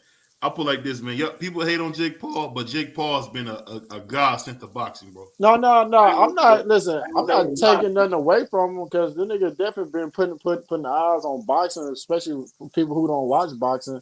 But it's like I don't care to watch that shit. Irritate my soul. I hate watching niggas fight. That shit boring. I really watch some street shit. I'm gonna tell you what I don't like about Jake Paul is the fact that he won't fight no real boxer. The one why? Because he know he get his ass. I'm just saying, like, what's the point? Like, nigga, if you go back and look at everybody else's resume, all them niggas fought bomb man, nigga. They first 20 fights. That's so what I'm saying. What's the point? Well, can you let that nigga? Can you let that nigga fight 20 bomb niggas before you try to throw him out there with fucking Deontay Wilder, bro? God damn! You wanted to get murdered. You wrong, bro. Yeah, bro. Let him warm up, bro. Damn, like the nigga just started boxing a couple of years. The nigga a YouTuber, bro. And you want this nigga to go out here and fight top competition, bro? Come on. What I'm saying is he won't fight boxers. I'm not talking about top guy. I'm talking about boxers. Listen, he's fighting MMA guys. This nigga done started boxing to his mid-20s. Let the nigga warm up. I don't care if he started fighting at 20. Deontay Wilder started fighting at 19. That nigga not Deontay Wilder. Listen to what I'm saying. You don't care about him fighting MMA guys. I'm saying if you want to be in the sport of boxing, fight a boxer. Stop fighting MMA guys. MMA guys are not boxers. How the fuck you gonna tell that nigga to stop making millions? No, I said if you want to be in the sport of boxing, that's why I'm streaming this shit now because I'm not paying for his shit. No, I'm not paying for this. I don't listen. I don't even want to watch it. I'm like right now. I'm just out here cleaning up my house right now, bro. I don't give a fuck about watching that fight. I'm watching because of Amanda Serrano. That's what I'm watching. Man, I don't give a fuck about that bitch neither. No, Amanda Serrano is a beast of a female. I don't watch. The only females I watch is Clarissa Shields and my wife, fucking Alicia Bumbarder. That's it. That's the problem. That's the problem. Because that's the reason why that's the reason why these females ain't getting no exposure because y'all won't watch. I don't give a fuck about them getting no exposure. Go find another sport. I don't want to see no bitches punch on each other. Shit. Just like you don't want to see no females fight, but you want to see niggas fight. Yeah, I want to listen. I want to see female. Listen, listen. Niggas with their shirt off fighting. You don't want to see no females. I want to see. Listen, I want to see females in the Olympics. I want to see them in track and field. I want to see them doing volleyball or something. I want to see them. What's that shit when they be running and jumping the earth, do all them flips and spins and shit? Like that's when I want. Listen, that's when I want to see women. I do not want to see women with fucked up bloody noses and shit. Bro, I don't want to see that shit. Like I said, I'm gonna tell you right now, the best fights that I ever watched was me watching two high school females fighting. So I watch a female fight before I watch a nigga fight. Nah. Dog, well, female fight, dog, you liable to see titties flying and everything. No, but that's outside though, nigga. How many times you done seen that shit in professional boxing? How many times you seen titties in professional boxing? I done seen a couple of nipples in female boxing. Them motherfuckers sports bra get popped up. Boy, this nigga here, I ain't gonna lie, bro. You sound like a pervert. I ain't gonna lie to you. I'm gonna say like this. I'd rather watch a female than to watch a nigga. That's what I'm telling you. Man, can I you make listen? You trying to make let me say this before you say that, Chris. Let me ask you this though. Now this is a big question here. Now, is Clarissa Shields just trying to get attention with this whole Keith Thurman thing, or you really think she wants this seriously? She's bored. She's bored because there's nobody that's really challenging her on her side of the boxing. There's nobody. Can Green beat her or Green don't have a chance? I don't think Sadasa Green has a what's going on, AB? I don't think Sadasa Green have enough experience to beat Clarissa. I think she'll give her some problems. I just don't think she's experienced enough to give her her first loss because. What I just seen from Sadasa Green got power, but she doesn't have the foot movement. Like her last fight, she showed a little bit more boxing ability, but this fight, it was like she was just standing there, and I saw the girl landing on her. I saw Sadasa Green get hit with some shots that if that was Clarissa Shields, Clarissa would have hit you and moved. She's not going to stand there and allow you to swing back. So I don't think she's experienced enough to get in there with Clarissa. I would love to see it because she might give Clarissa her first loss. Because Sadasa Green, she definitely got power. She remind me of a young Ann Wolf. And I'm not saying she's going to be an Ann Wolf, but she remind me of a young Ann Wolf. And she got the power. I think it's funny you say that, man, because people forget about Ann Wolf. And I'm just wondering, how did Clarissa just pass Ann Wolf? How did that happen? Ann Wolf was old. Ann Wolf was old as shit. Ann Wolf was fighting with motherfucking Layla Ali. I know, but I'm just. Ann Wolf, when Clarissa Shields started fighting, Ann Wolf was training. She was training daggone Hank Lundy. I mean, was it Hank Lundy or was it? Yeah, it was Hank Lundy. I think it was Hank Lundy or Left Hook Lacey. It was one of those two. It was either Hank Lundy or Left Hook Lacey. She was training them. She wasn't fighting no more. She had retired when Clarissa got in. You got to remember, Clarissa only got 14 fights. She only got 14 fights and she 2 times undisputed. 3 times undisputed. 3? God damn. 3 times. 3 times. And it wasn't like she fought one person with all the belt. She got belt after belt after belt. She was fighting for the belt. I mean, there was a couple of times where a person had like 2 belts. I think it was like one time a person had like 2 belts and she had 2 belts. But she was beating niggas that was champions off the jump. She came in, I think she fought like 2 people that wasn't a champion, and then she started fighting nothing but champions. You know, another thing is I need to sit her little dumb ass down when she get hurt trying to fight fucking Keith Thurman. Dumb shit. You know what I'm saying? Like I said before you got up here, it's a lose-lose situation for Keith Thurman. I was just about to say, what the fuck is Keith Thurman even doing I really keep that even entertain some shit like that.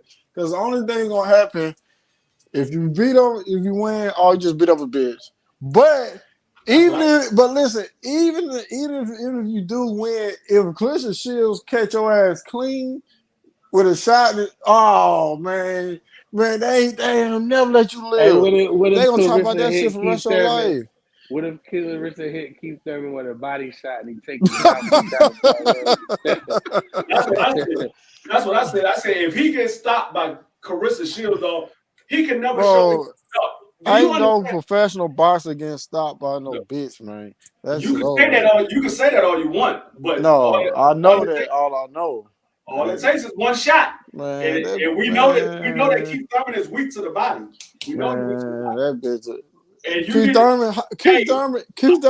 Keith Thurman only got dropped one time in his career, and you think you think some female for the come on, yes, bro. I'm gonna tell you why. I'm gonna tell you why. You saying that, bro? I'm gonna tell you why I believe that, because I believe Keith Thurman will come in the ring overestimating himself and thinking Carissa Shields can't fuck with him and leave himself wide open to get caught with a nice body. This nigga crazy. Hey, D3, he'll punish her, man. I'm not saying that he will. I say it's a possibility he can get stopped by Carissa because we all know he's weak to the body. Man, If you go, it's just like I always say, it's just like when you sit there playing boxing with your damn kids, you're gonna play around with them. And if your fucking son hits you in the right spot, you're like, oh shit. And you're gonna look at him like, nigga, what the fuck you doing? But you was playing. So I think Keith Thurman will go in there and play around with Carissa. I think even with Keith Thurman playing, I still don't think Clarissa Shields could even touch him. And the key word is what you think. Well, you know what? Let me rephrase. I know that bitch wouldn't touch Keith Thurman. Hey, man, stop saying that, bro. Stop saying that, bro. I'm trying to let that go. Come on, bro. Stop saying that, bro. You got a mother, man. Stop talking like that. Okay. Listen, bro. Listen, bro. All I know is if he do take the fight and he get beat by Carissa Shields, this nigga cannot go home and say shit to his wife. Bro, listen, bro. He can't say shit to his wife. He's like, bitch, I'll fuck you up just like Carissa did. He'd be like, all right. Yes, ma'am. Yes, ma'am. Listen.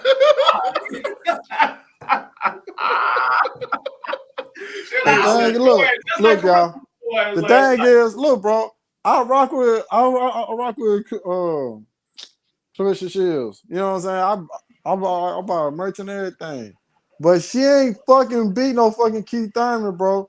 Get that bullshit out your fucking head. I'm not Hey, saying BBL, I just seen your boy E40 at the fight. Bro, oh my God. I don't listen. I love E40. I don't think Clarissa Shields can beat a nigga in the amateurs that's fighting at 108. Oh, you know what I'm saying? I think you need to go watch Carissa sparring matches because she just dropped like 4 amateur fighters. 4 niggas. What, niggas? Niggas. Yeah. She's been amateur. She been training with niggas. She done dropped like 4 of them. You need to go watch her spar. Man, she out there dropping 126 pounders. You just said she can't fuck with nobody at 108, nigga. No, but you talking about amateurs. Hold up. You just said that. You just said. Hold on. What a video at 108 amateur. What a video. No, he did. Hey, no, Kareem, I'm gonna help you in this because you know D3 been on a knockout, so he got me early. He cooked me earlier, so no, he feeling good. You just said she can't beat no amateur 108, and I just said you need to go watch her sparring. She been knocking niggas out that's in sparring. 160. Bro, She had some cats 160 going down, bro. Whoa. Niggas. Hey, them there must have been niggas off the street. No, I don't want to hear you. What you What's saying? What was that dolphins? I know. Listen, I know that bitch can't beat me up. How about that? I bet she'll beat you to death. I bet she beat you to death. She'll beat you worse than Bud beat Earl. I bet. Boy, on God, you'll be on like God, worse than Bud beat Earl. Man, I'll break her fucking hand. Fuck Fred, fuck Howard, and fuck all of them. What about Robin? She's hot, right? Robin? Yeah. Who cares about that bitch? I bet I'm trying to tell you, y'all, you keep underestimating these females, dog. These females train just like niggas train. Yeah. They'll drop you, man. They'll drop you. I done seen females beat the shit out of big ass dudes. Hey, beat the shit out of big ass dudes. And these motherfucking females ain't bigger than me. I done seen females knock niggas out cold at the club. Hey, fighting straight up. Hey, Prize, let me ask you a quick question. Yep. Didn't you tell me a story about one time a chick slammed you on your neck? When? I'm joking, man. I'm joking. Hey, look. Definitely joking. Hey, listen. Hey, prize fighter. I'm about to say, change your name right now. Oh man, I'm about to say they got Seawood about to fight Josh Warrington. Listen, I was about to. I was Josh Warrington's a duck, man. Jack Catterall fighting daggone Linares. Is that undercourt? That undercourt trash, huh? I don't know what the undercard is. He's talking about these upcoming fights. Oh. Hey, somebody to fight that wasn't Diaz. That dude is a monster. Somebody to try to fight him, man. I hope Tio fight him. Oh, I know Matisse. I know Tio got the nuts to step with Matisse. I gotta watch some. I gotta do some research on him. Matisse will put Tio in the hospital for real. Man, Tio all jokes aside, he'll put. You Tio think in so? Yes, he will put. He a little bit athletic. I don't know about he a little flat-footed. He a little flat-footed. Tio in the hospital for real. He a little flat-footed. I'm not. Listen, Tio might win by decision, but I guarantee you he go to the hospital. I guarantee you he go to the hospital. I ain't never seen him fight before. I've just been hearing his name. What? You never seen Matisse? No, Matisse. Matisse, Serial Matisse.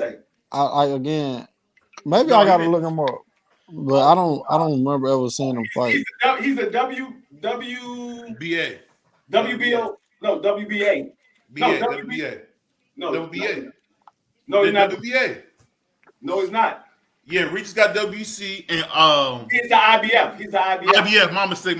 You're right. He is IBF. My mistake. IBF. What promotional company he with? PBC. Oh, Heyman. Let me look him up. I'm gonna look him up. That nigga's a monster. He's Puerto Rican. Listen, I never said the nigga suck. I just been hearing niggas saying Matisse this, Matisse that. I'm like, who the fuck is this nigga? You ain't been watching 140 then because he's a monster. They've been talking about Matisse for years. Everybody's scared. Everybody's scared of Tio. He was the one that's been trying to fight Regis, and Regis said, "I'm gonna fight Jack Catterall, or I'm gonna fight this person." Regis ain't trying to fight him. Can I ask you this? He told Regis he's gonna put Regis in the hospital. Hey, Prize, you haven't been on the show in a while. I want to ask you a question. Didn't you say that Stephen Ford would beat the great Inoue Inoue? Didn't you say that? I think Prize. I know. I 100% said that. But he didn't. A lot of people said that. So no. I'm asking you what you said. I said that Stephen Ford would smoke him, and he got smoked. I never. That one fight never is not. say Hold that. on. Okay, I said it, and I was wrong. And but I'm still riding with Cool Boy. He's still young. He got a long way to go, and I think he'll be fine. In a way, it's just really, really good, bro. How you spell Matisse? Matisse, hold on 1 second. I'll tell you how to spell it. Hold on one. Hey, Marky Dan, can I ask you a quick question? Yo, what's good? Hey, so now I know Marky Dan is unbiased. Let me ask you this. Hey, only thing I got is Matt. Hey, spell Matisse, Marky Dan. Shit, that's a good question. I know it's a Y in that motherfucker. I'm going to box with. I'll tell you in 1 second. Liz, I don't feel too slow right now. You hear me? What you was gonna ask me, video? It's hard to spell because he's Puerto Rican. It's not spelled like a normal name. It's not even a normal name. It's a Puerto Rican name. Can you spell a double? I think it's like Mattyse, something like that. Hey, this is what I'm gonna ask you. If I get that shit right, I'm a vote. I was about to say that's a good ass guess, bro. That was. Hey, but Marky Dan, this is something I wanted to ask you, man. You pretty unbiased. Do you think that Tank Davis has the wherewithal to step to Teofimo Lopez at 140? Does he have the wherewithal? Does he Yes, have the nuts? absolutely. He could go. Go ahead. I do. I think he does have the nuts to step up and fight Tio. Yeah, it's just up to Tank, man, and he could win that fight. So let me ask you this: then why is Tank not calling out Teofimo Lopez? The king of 140. Well, the nigga just got out of jail, man. You know, he's enjoying life. Let him do that. Marky Dan, you make more excuses. Go ahead. Hold on, real quick. No. Hold on. But right. What's his name? Bril Matias? Yes. Oh yeah, I know this nigga. Oh, Matias. Yeah, I know him. I just don't know his name. Tio will beat him to death. No, he Tio will won't. beat him to death. No, he won't. Tio will beat him to death. Put Tio in the Yeah. hospital. Dude, But BBO, what? But BBO, why he got to call out Tio if he at 135? His dude's right there for him to fight. There's nobody for him to fight that's on the same side of the street. Yes, it is. Yeah, What you mean? It's Frank Martin. You got Pitbull Cruz. Frank, we already seen him stop Pitbull Cruz with one hand. I mean, Pitbull Cruz is a bum, man. You see Pitbull Cruz shit. last fight? Tank stopped most people. And Frank ain't stopped Pitbull. Pitbull took him the distance. That's the second person to take him the distance. This is what I'm saying, man. If Tank had that Floyd Mayweather in him, he would be calling out Tio, bro. You know that Floyd already said they trying to make that Tio fight. But it's the thing. I'm just wondering. I think Tank is scared to death of him because remember Tank was saying that all Tio is big. Like, so think somebody's scared of Tio? Ain't nobody scared of that little punk ass nigga. Oh, punk ass bitch! Ain't nobody scared of him. People can be wrong about him and not be scared of him. BVO, come on now. Can I somebody scared of somebody? Let me ask you a question, Mark, because you want bias. Let me ask you a question because you want bias. So let me ask you this. Now, do you give Tio credit for being a two-time lineal champion? Absolutely. Nobody else is doing that right now. Can I ask you this? At 25 years old, have you seen a guy accomplish more in the last 5 years? Yeah. At 25? Shit. At 25. To be a two-time lineal champion. I see somebody accomplish more. Undisputed. It wasn't undisputed. That nigga wasn't undisputed. Oh, yeah, Devin Haney. That nigga was not undisputed. Devin Haney was undisputed. Oh, Devin Haney was undisputed, man. Oh, my God. Why are y'all never undisputed? Why do y'all keep doing this, man? I seen the ESPN list. They had I don't George care Cambosis. what Mauricio said. He's not in the record. No, I'm talking about ESPN. ESPN ain't the Bible of fucking boxing. I don't give a fuck what ESPN say. He's not in the record book that's undisputed. You said earlier that they pretty accurate. No, I did not. I've never said they were pretty accurate. My mistake. That was Prize that said that. My mistake. Don't jump on the black man. My mistake. What I'm saying is we heard Price say that the ESPN is pretty accurate. So they had Teofimo Lopez. Joe Tessitore said that Tio was undisputed. Same thing with George Cambosis. I don't know why y'all like to argue with BBO when he does. I'm trying to be quiet. I just be quiet and let him go over it and let him say what he's going to say. My channel was It's crazy. So I got to make sure that my people don't hear this bullshit because he keeps spreading this bullshit. How you gonna do that? How you gonna book says undisputed? How you gonna say that? As a unified champion, not undisputed. We on Roll with the Punches podcast, episode 2. We taking over, and my man D Free don't want to give Teofimo one of the youngest lineal champions in boxing history his credit. The same guy who fought Lomachenko, same guy that fought Salvador Martin, same guy that stepped right to Josh Taylor when he was Who Sandor Martin is? Who's Sandor Martin? The guy that beat Mikey Garcia, the 40 champion. Hold on. That was a 4-week replacement, BBO. Lomachenko was never undisputed. But listen, Tio is a very accomplished young fighter. Like I don't think we even need to compare their careers at this point. They still got a lot to do. Yeah, he's an accomplished young fighter, but I'm not gonna put no sauce on that shit. He's two division linear champion. But that's BVO opinion. Come on now, He's a two division linear champion, and he's a unified champion. That's it. He was never undisputed, and that's it. I'm not gonna put no extra sauce on it. Hey, I can't have no problem with that. Hey, this what I'm saying, Marky Dan. Now you go back like I do in boxing, right? You go back to Jersey Joe. You know, we talking about Archie Moore. We go back on this boxing. You can't tell me there hasn't been a guy in a long time to do what T.O. has done. This stuff ain't easy to do.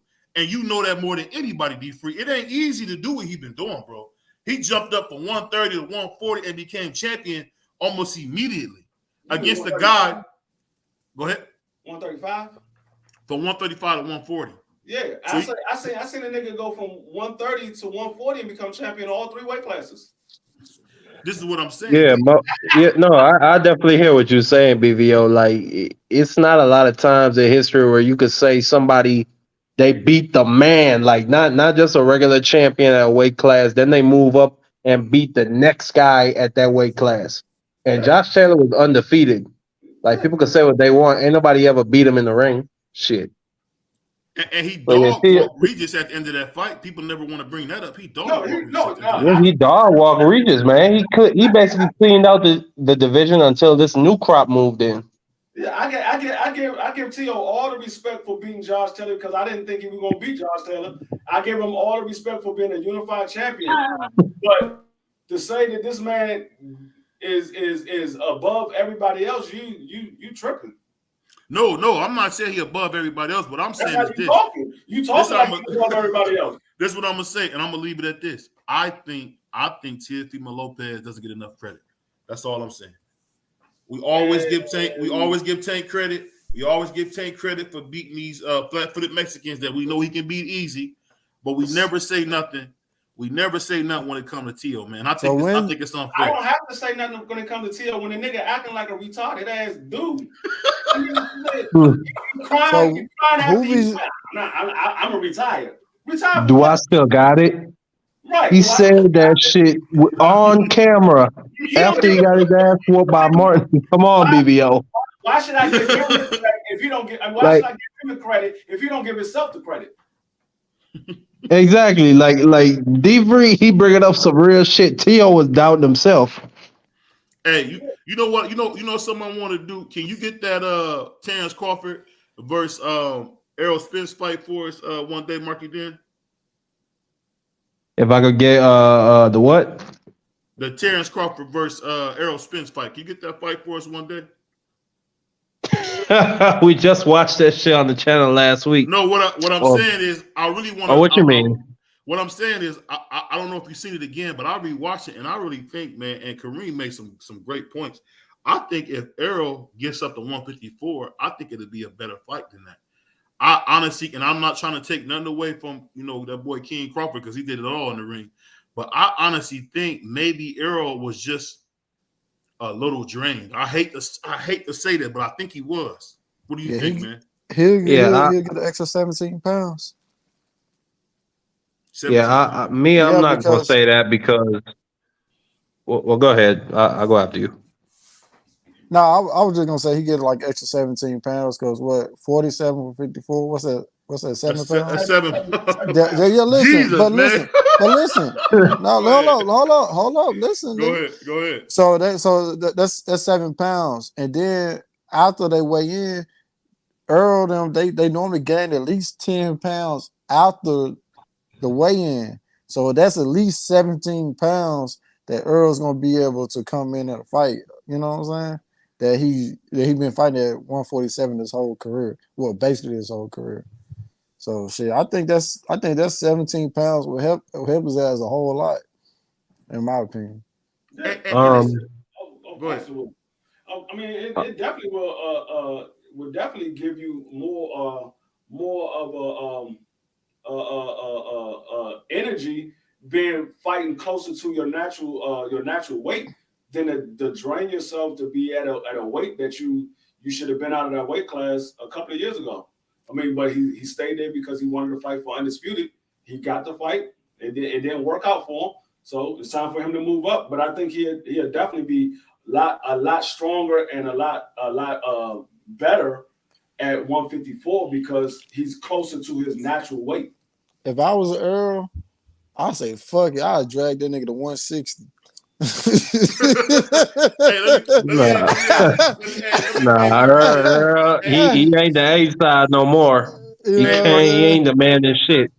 Marky Dan, let me ask this question real quick. Hey, Marky Dan, so let me ask you this because I know you really watch this, man. Can he stop him from punching in between punches? That's the big thing I'm wondering. Can Errol neutralize that? Because every time he jabbed, it seemed like Bud was jabbing right with it. I'm talking about quickly too. I don't think. What'd you say, bro? No, we listening to you, bro. You got the floor. Oh no, I was just I don't think that Earl will be able to learn anything in the next 6 months to really beat Crawford. I think it's all about his feet, and like what was it? It was the second round he got dropped on by a Crawford jab. Yeah, and Crawford came over his jab, and we were talking about it on Q's channel. He took that shit away in the second round. Like, bro, I don't think it's gonna happen. I don't see it, bro. I don't see the weight even be helping Earl that much, bro. I'm just saying. I think what I seen with Earl was that I don't think. I see. I'm not trying to take nothing away from, but I don't want nobody to get on the channel and say that. Man, I just feel like take all the credit away from that nigga. I'm just thinking like I feel like Kareem is sick, man. Hey, but that's the thing I'm saying. And D3, you seen it too.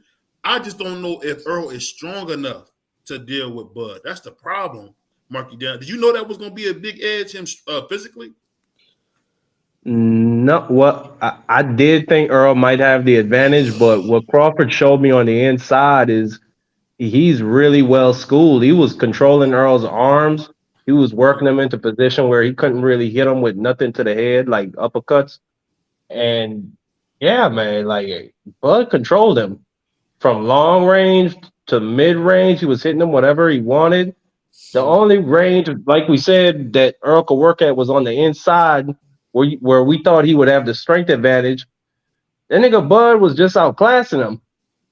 Samantha Serrano about to stop this girl already. She can't take Amanda Serrano. Oh, damn. I'm far behind. Shit. Whoa. You about to get stopped, bro. You don't see that, Mark? Oh, no. I'm streaming this shit. I'm far behind. The body shot. God. Oh, my goodness. God. What round you in? I'm in the first round, but it's like 123 in the first round. But golly. She about to get stopped, bro. Amanda's gonna stop her. Amanda's gonna stop her. She's gonna stop her. Oh, the body work is killing that girl. She don't belong in the ring with her, bro. Oh my God, she's digging to her body. She don't belong in the ring with her. God. Hey, Marky Dan, I'm the best in Brooklyn. You ain't. Marky Dan, let me ask you this. Do you see now from watching all these years, man? Who would you compare Bud to? Man, it's a lot of dudes. Well, it's a lot of dudes, but the most obvious will probably be Hagler because of the switch hitting, but Bud ain't bro. Man, Bud is just so unique, man. But I compare Bud to Bud. Yeah, bro, that's all you can really do. But I was watching a great welterweight champion the other day, Kid Gavilan. He reminds me of him and Bud remind me of each other. Yeah, it's over. This is over. Damn. This is over. You see this? Oh my God. That body work is killing that There's girl. a minute left in the round. This girl's face is red. I'm at 11 seconds in the round. That body work is killing this girl. It's over with, bro. She got her elbows pinned in. She gonna get stopped. She gonna get stopped to the body. That body work is killing her. She gonna get stopped to the body. If she don't get stopped to the body, she definitely gonna get dropped. The matchmaker knew the assignment tonight. I'm gonna say this. The reason I say that about Bud is because when I look at Floyd, I see so much Pernell Whitaker and Sugar Ray Leonard in him. I was wondering, did you see anybody that really remind Bud? Because it looked like to me, I hate to say this, but I gotta admit this. It seemed. Go ahead. No, I was gonna say Pernell, yeah, because of the meanness. I could see that. Yeah. I just think the thing with Bud is, I'm telling you, man, I did not realize, like you said, I didn't know he was so schooled and so fundamentally sound. I mean, this is like, this gonna be, I put it like this: if Errol Speaks beats him, man, he gonna go down in the history books, man. That'd be the greatest comeback in boxing history, man. Absolutely. After you get your ass blown up like that, Yeah, yeah, people gonna have to give you that. Yeah. I mean, I think, you know what's funny, and it's gonna sound crazy. I think if it's anybody else, Earl beats him easy. I think Bud just might be a bad matchup for him. I really do. I What can't you say think? that for Boots. What you But think? the Boots can rest, beat? You think Boots can beat? You think Boots can beat Bud? nah. I don't think he got the enough experience yet. I don't think he could beat none of them niggas. Hey, and talking about that, I'm gonna ask you this: do you think the fact that me and D Freedom talked about it, you think that Boots plays too much in the fights to really beat a elite contender? Because he's always in there playing. That's what I said. I always I said that nigga mean, play when too you, much.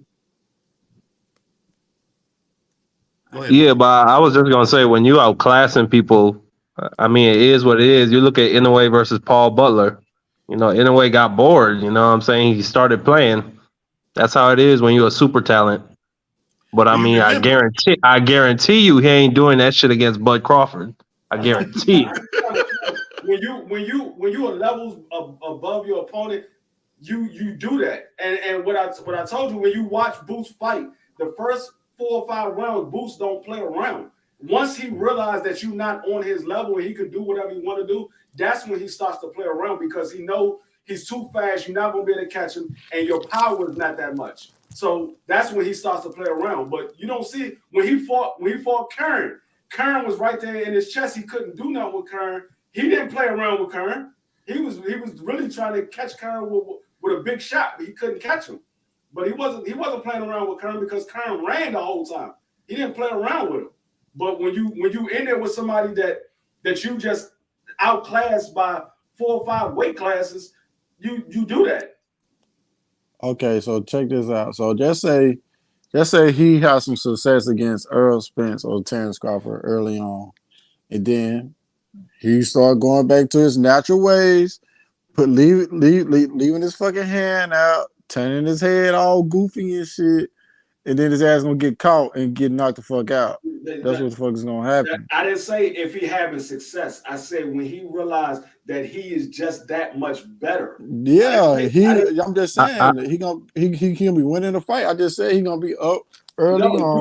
You say he's gonna be up. That is a totally different than saying he's that much better. When you can be winning and still be serious in the fight. But when you just outclass your opponent can't fuck with you. That's a totally different thing. You tend to play around because you know your opponent can't fuck with you. But when you in there with somebody that can fuck with you, you can be winning the fight. You're not gonna play around because you know at any given time they can land a big shot. So you're not gonna play around. Man, listen, we are creatures of habit, right? So you keep on doing that shit, you gonna feel like you're gonna get cocky and do that shit against Earl or fucking Crawford. You're gonna get fucking hurt. I don't think it's that big of a flaw. I don't think so. Personally, I think it's a major fucking flaw. Well, let me ask you this. If you say you don't think it's a big flaw, a big flaw, right? Well, let me ask you this: Do you think what you do at home won't show up later? I mean, it might, but I mean, how bad is it? Like, and it's against dudes he's outclassing though. Okay, Like, you know what I'm what if he saying? If you hold on, if you up in there with Terrence Crawford, no, you're not gonna be showboating. I mean, maybe if he gets Crawford hurt and Crawford's vulnerable and defenseless, yeah, he's gonna showboat maybe a little bit to play it up. But no, if he's gonna be locked in, he's gonna be focused on trying to catch Crawford. He ain't gonna be showboating in that fight. That's why I keep trying to tell you. Yeah, like I see it all the time. I see people play around in fights, and then I see them get in there with somebody that's serious, and they don't play around. I see it do it all the time. We saw D-Free. You know what? D-Free is David Haiti fight Cambosa. He beat Cambosa with a fucking jab. That man could have sat there and played around with Kambosos. He didn't because Kambosos was trying to win that fight. But when you in there with somebody like he was in there with Gamboa, he played around with Gamboa. Exactly. Kareem, let me put it to you like this. Inui, he's going to drop his hands and play with a dude like Paul Butler. Do you think he's doing that shit against Nonito Donaire? Nope, he didn't because when he did, absolutely not. He got his jaw broken. Exactly, because Donaire could break his face or put him to sleep. It's just levels to that. Like you. Hey, Rocky Day, he just say stuff funny, bro. I'm a little high right now. I ain't gonna lie, He bro. gonna break his face and put him to sleep. He did. I mean, he broke his face. He went, but that's true though, BPO. That's the levels to it. That's why Boots ain't gonna fuck around with Crawford because he gonna break his face or put him to sleep. Like I said all the time, you play around with people. Like I said, you can play around with your kids, but when you in there with an adult, you ain't playing around with them. He's an adult. This nigga funny as hell. Hey, that's fact. No, that's if fact. y'all got kids, y'all play with y'all kids on basketball court, y'all be playing around with them. But you get somebody, Right.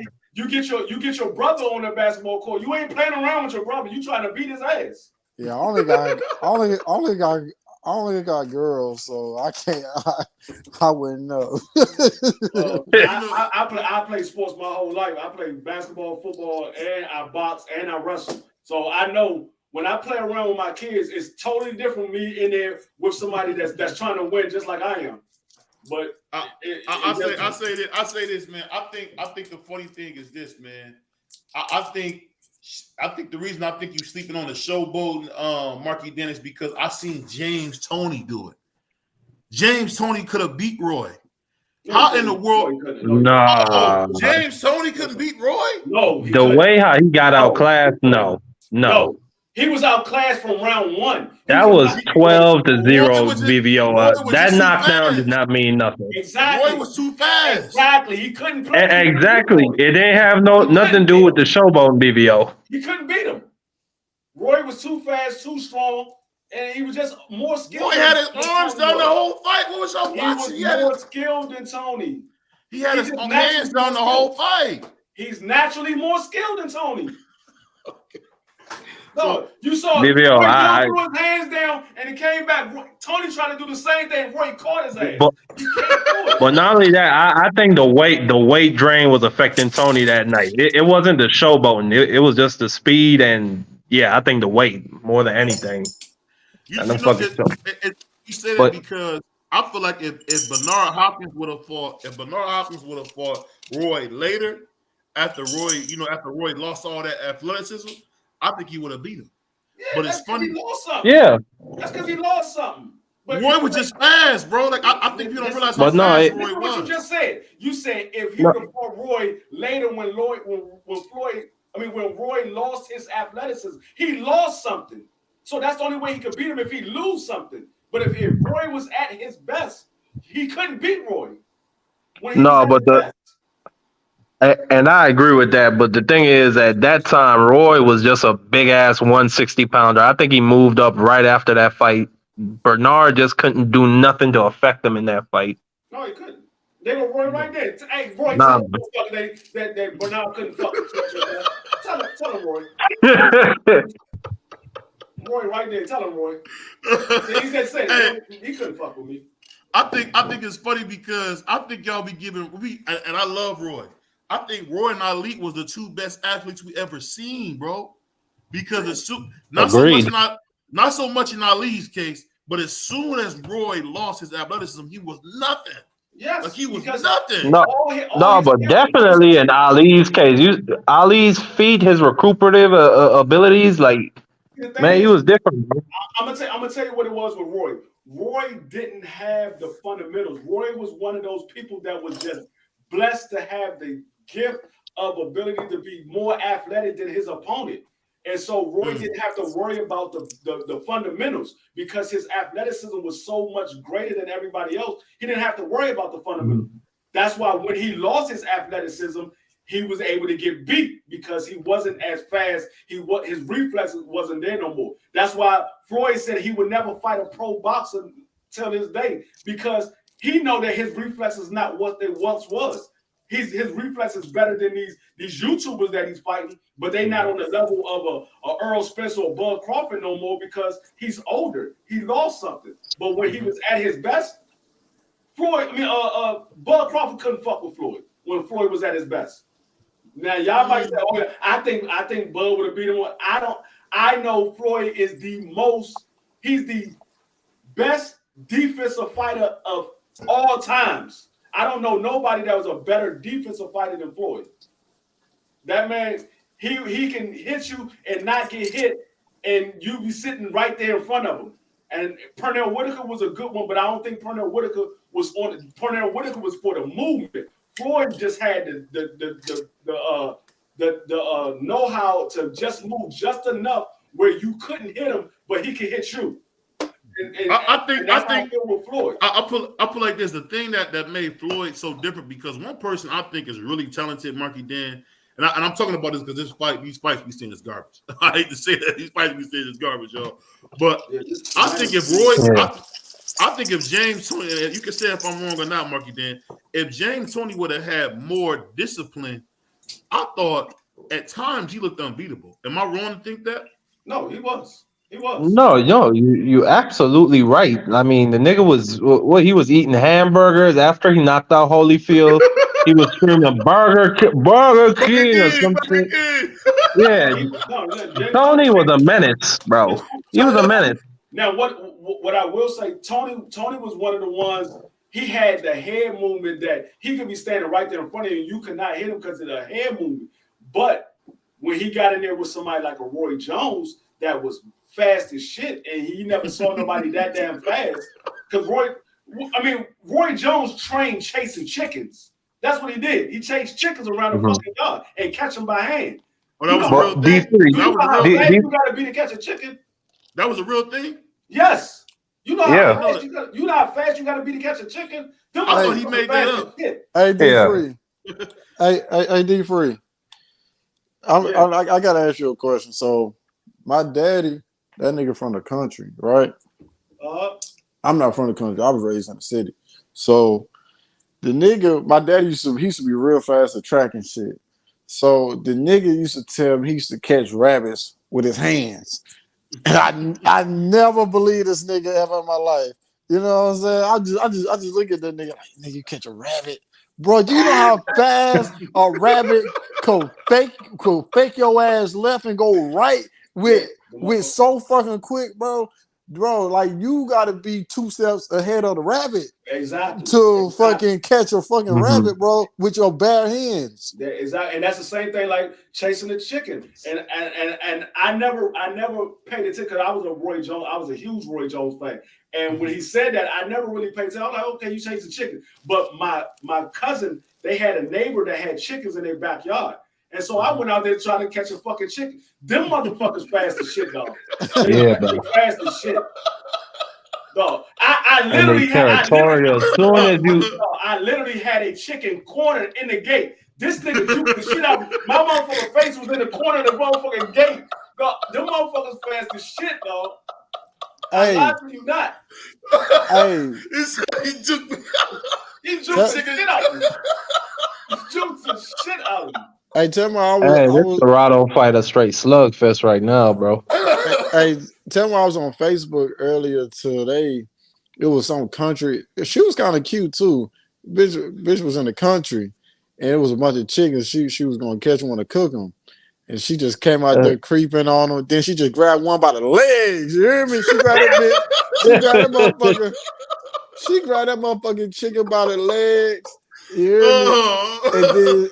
And then she would hold it. Then the next video, she had hold on. The next video, she had the fucking chicken cooking in a pot.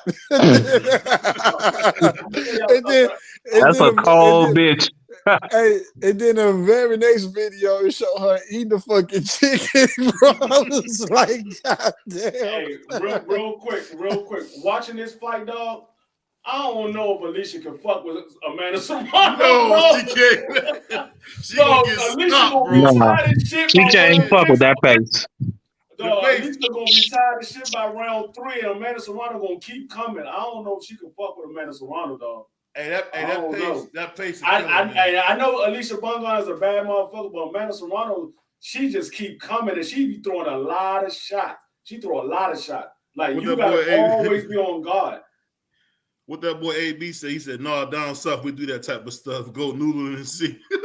Yeah. Hey, Yeah. but this is the thing I'm saying, Marky Dan. That's so funny about that is that whenever I watch like John Louise, you know, when Roy fought him, I honestly can say I don't think there's a boxer that got more out of his talent than Roy Jones.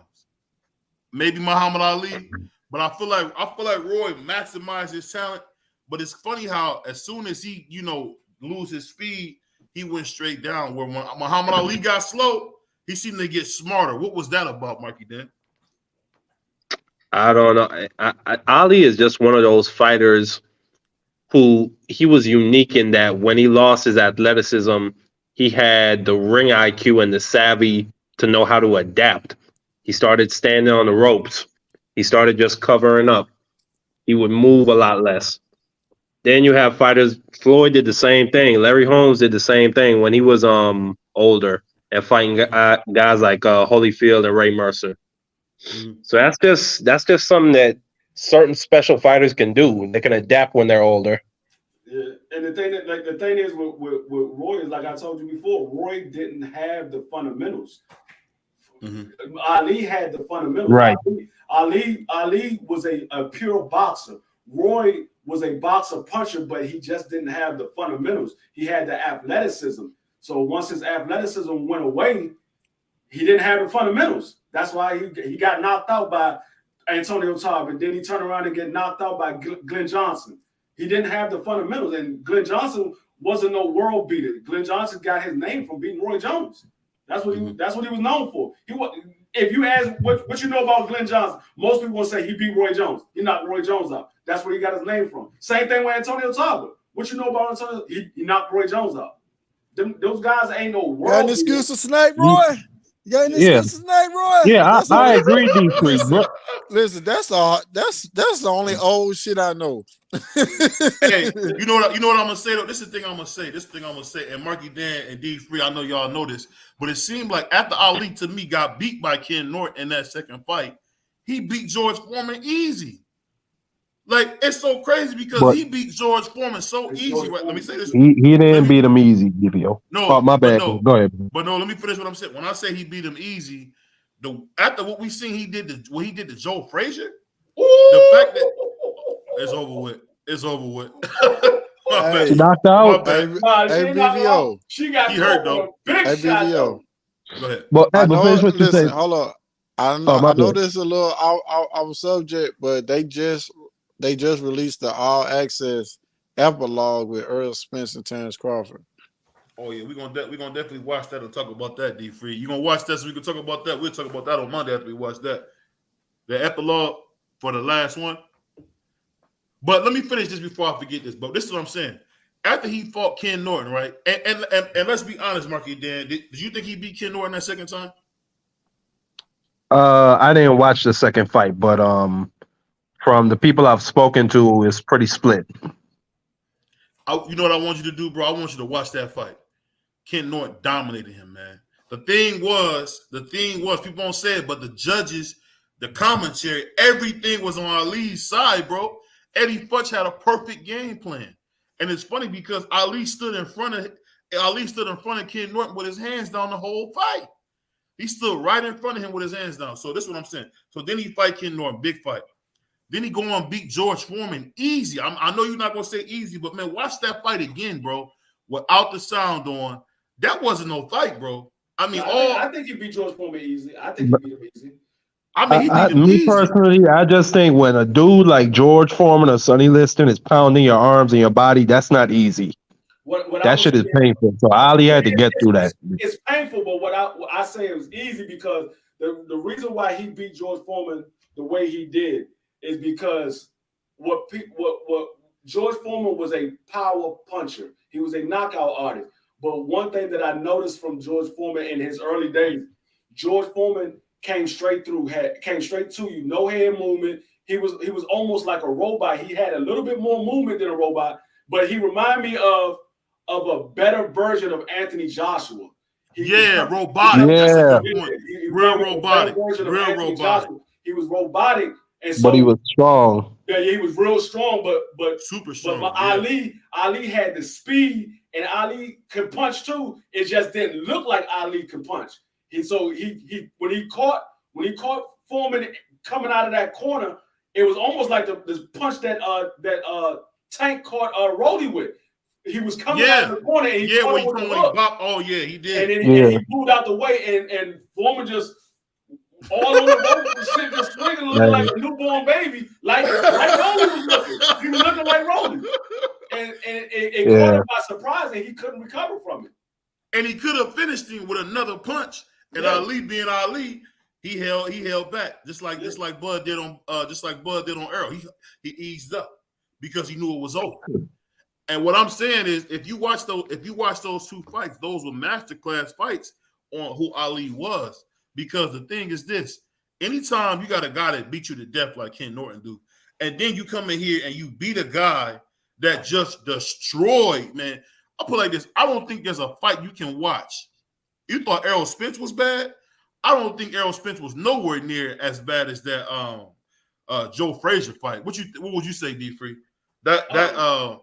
Oh my God! I mean, George Foreman just beat the life out of Joe Frazier. But you ever seen that fight?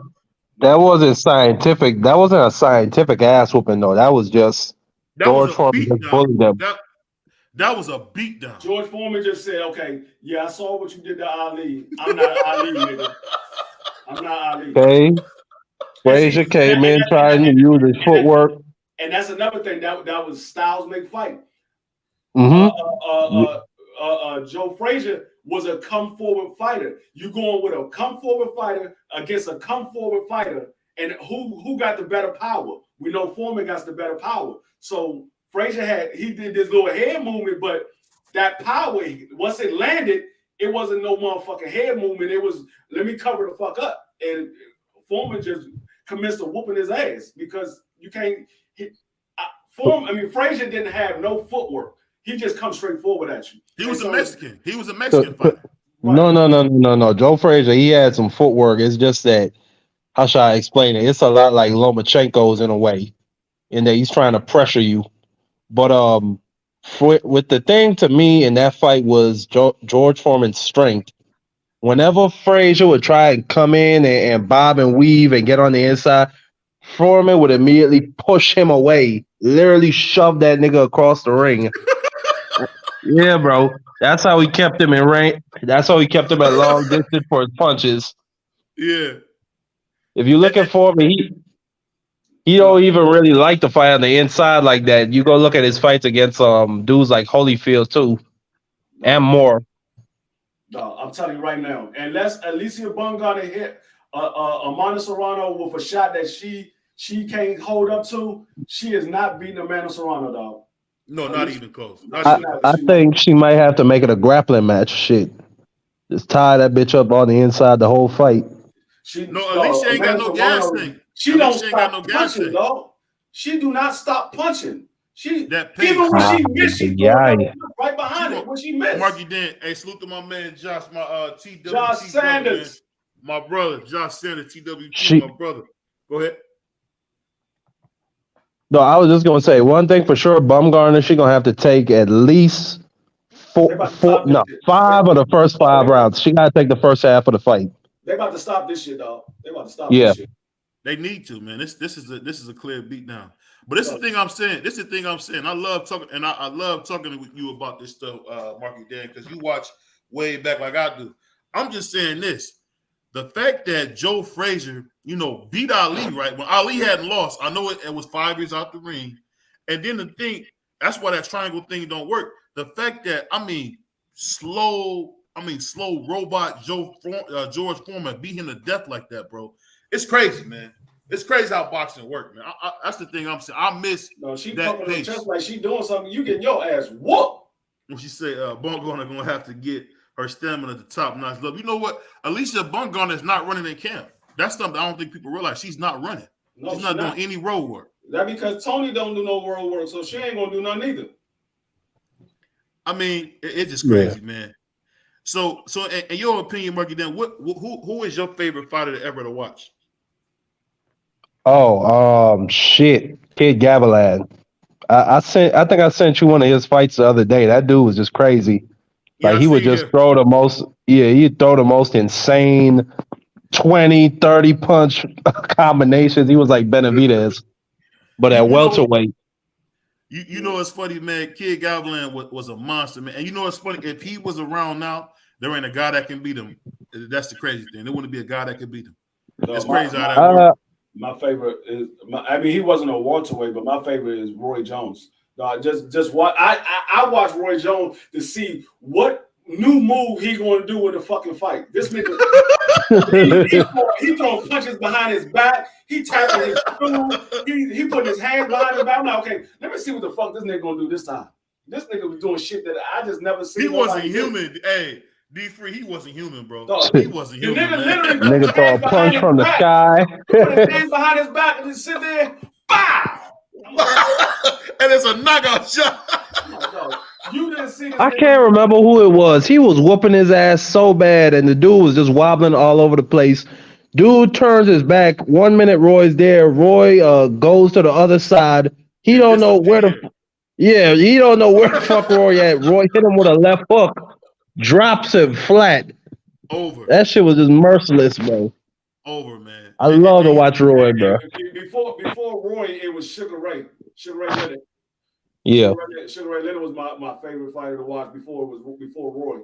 Because Sugar Ray Leonard, that nigga hand speed was just ridiculous. I'm like, God. Dude. And now he's another motherfucker that would throw a 20 punch combination and you sitting there just get hit. Bop, bop, bop, bop. You're like, the fuck? Mm-hmm. But the difference with him and Kid Gavilan, Sugar had power. Yeah. So his shit was hurting you. Yeah.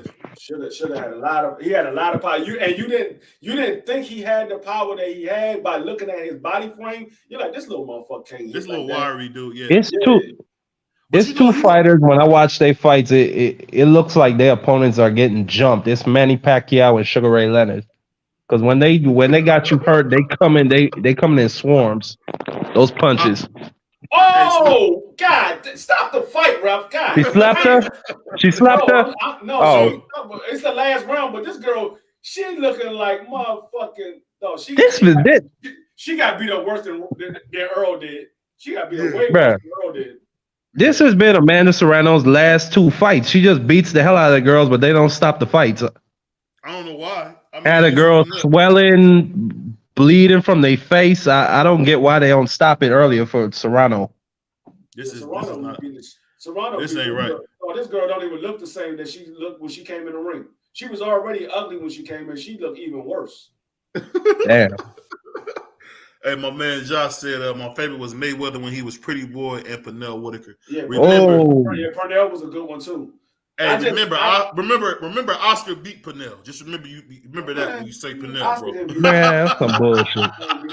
Oh my God, Marky Dan, you seen that fight? What are you talking about? No, you seen that fight? Oscar did not be no fucking. Man, look, neither of them niggas was doing shit. That's not good enough to take somebody's title. I don't give a fuck what nobody say. That's some bullshit. And then you don't give the dude a rematch? Fuck them niggas. No rematch. Oscar didn't want the fucking rematch. Oscar was scared as shit. No. Oscar wanted the rematch. Bob Arum said we ain't dealing in that business. He wanted the Ike Cortez fight. Oscar didn't want no rematch. You got to listen to the interview. Oscar didn't want no rematch. Oscar didn't want no fucking rematch with Pernell Whitaker. Pernell Whitaker was trying to get the rematch. Bob said they're not doing a rematch. But Oscar had an interview. Oscar didn't want no fucking rematch. He didn't want no parts of Pernell again. He was like, yeah, that man, he definitely he put you to the limit. That man ain't want no parts of Pernell no more. He knew Pernell. I don't blame him. He was gonna beat the snot out that nigga the next time. He probably would have stopped Oscar the next time. He probably would have stopped. Come on, D3, come on, D3. Oscar got stopped by a body shot. Nah, bro. Oscar got stopped by a body shot. Middleweight. It don't matter what weight it was. He got stopped by a body shot. Man, he was beaten up. He was beating execution until he got caught. No, he wasn't. No, he wasn't. He was beaten up. No, he was not. No, he was Oscar, look, Oscar probably got the best resume in the history of boxing. He's only been stopped twice. I don't think Pernell is stopping Oscar De La Hoya. That's just me, though. I mean, I understand what you think. I'm gonna tell you what I know. Who was Pernell stopping, bro? That's why he wasn't fighting. He knew he would have got stopping, bro. He said, "I used to like the drunken style." What's the name? Emmanuel something? Emmanuel Augustus? Is that his name? Yeah, Emmanuel Burton. No, Augustus. Yeah, Emmanuel Augustus. Yeah, he was a nice fighter. I like when he get into that little drunken style and that nigga just be moving. And I'm like, y'all motherfuckers just keep throwing punches. He doing it so you throw punches and get tired. I like if I was a fighter and I was fighting Emmanuel Augustus, he started doing that shit. I just back up to the corner and be like, all right, when you finish, I'm gonna continue fighting. When you finish. You done yet? Are you done yet? Okay, now we can fight. You want to do that shit again? All right. I'm not gonna sit there and throw punches, knowing I'm not gonna hit your ass. He doing this shit on purpose, and niggas was still throwing punches, missing. I'm like, what I say is this. He said, Oscar got the best resume. I give him that. You said, yeah, that right Bernard was setting him up for that body shot the whole fight. You say that, but Oscar was whooping on him, bro. No, he wasn't. Oscar, oh my God. I watched that fight live. Oscar was whooping Bernard Hopkins? He was not whooping Bernard Hopkins. He was up. He was up on one of the cards. That's just some bullshit they do for Oscar. That's the golden boy. That's the fucking golden boy, BPO. Come on now. He said on one of the cards. So that means on the other You know, of course. That's how Canelo and the boys move. They always got at least one of them judges. Hold up. He said he was up on one of the cards. He was winning on one of the cards. So that means the other two he was losing. We don't know. Yeah, them's real scorecards. So how you know about one then if you don't know about the other two? I looked it up. And my man AB said it best. Remember, Oscar gave Floyd hell as an old man. No, he wasn't talking about Oscar. He was talking about Emmanuel Augustus. Yeah, Emmanuel Augustus did give him hell. And Floyd said that was the hardest fight he ever fought. He said Emmanuel Augustus was the hardest fight he ever fought. He wasn't talking about Oscar. He was talking about my bad. But I'll say this, bro. He was up on one of the cards, man. I know you want to take that from him, but that's just like saying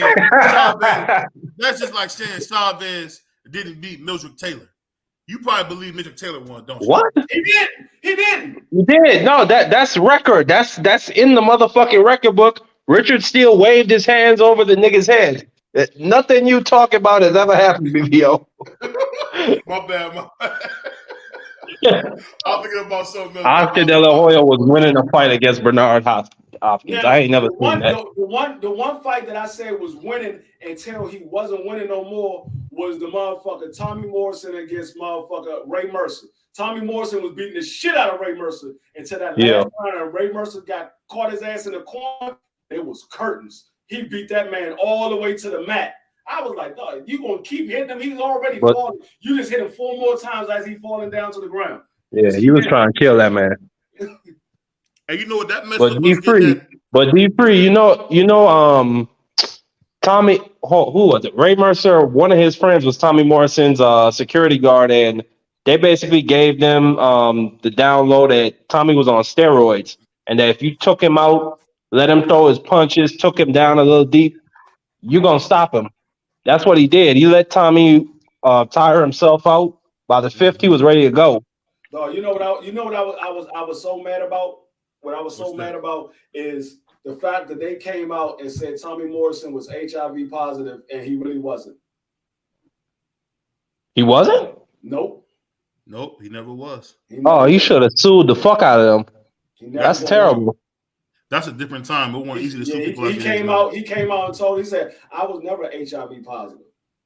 And that man, they ruin your fucking reputation, nigga. You could still sue. They stopped that man's career. They said he was HIV positive. He had a false test, but I mean, it was a false test, so it showed that he was positive, but he really wasn't because he ended up getting tests after that. I think he got like 2 or 3 more tests after that, and he wasn't positive.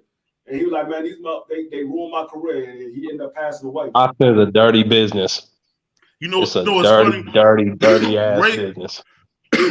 Ray Mercer messed up a payday for Tommy because Tommy was supposed to fight Tyson. Yep, that was he that messed was up. the next fight. That was the That next was fight a after huge. that. That was going to be a huge payday, man. Yep. I mean, I was gonna But that's the story of Tommy. That's the story of Tommy Morrison's career. The nigga always has a big payday ahead, then he gets knocked out. That's the story of his whole career, BBO. Nigga, he was supposed to fight Razor Ruddock. He was supposed to get $8 million for Razor Ruddock. He got knocked out in one round by who the fuck? I don't know. I think you know what it is, man. Tommy was never really that good. I just think that him doing the Rocky movie and his physique and let's be honest, man. Yeah, he's blonde, blue eyed, got a great physique. Yeah. He was a handsome kid, man. She just called out Alicia Bunga on him. Who? Amanda. Oh, Sarah. Yeah. She's not gonna get in the ring. That's what I like to hear. Alicia's at the fight. She said, "Yeah, we could definitely do it at 130 after this fight." And Amanda Serrano just called her out.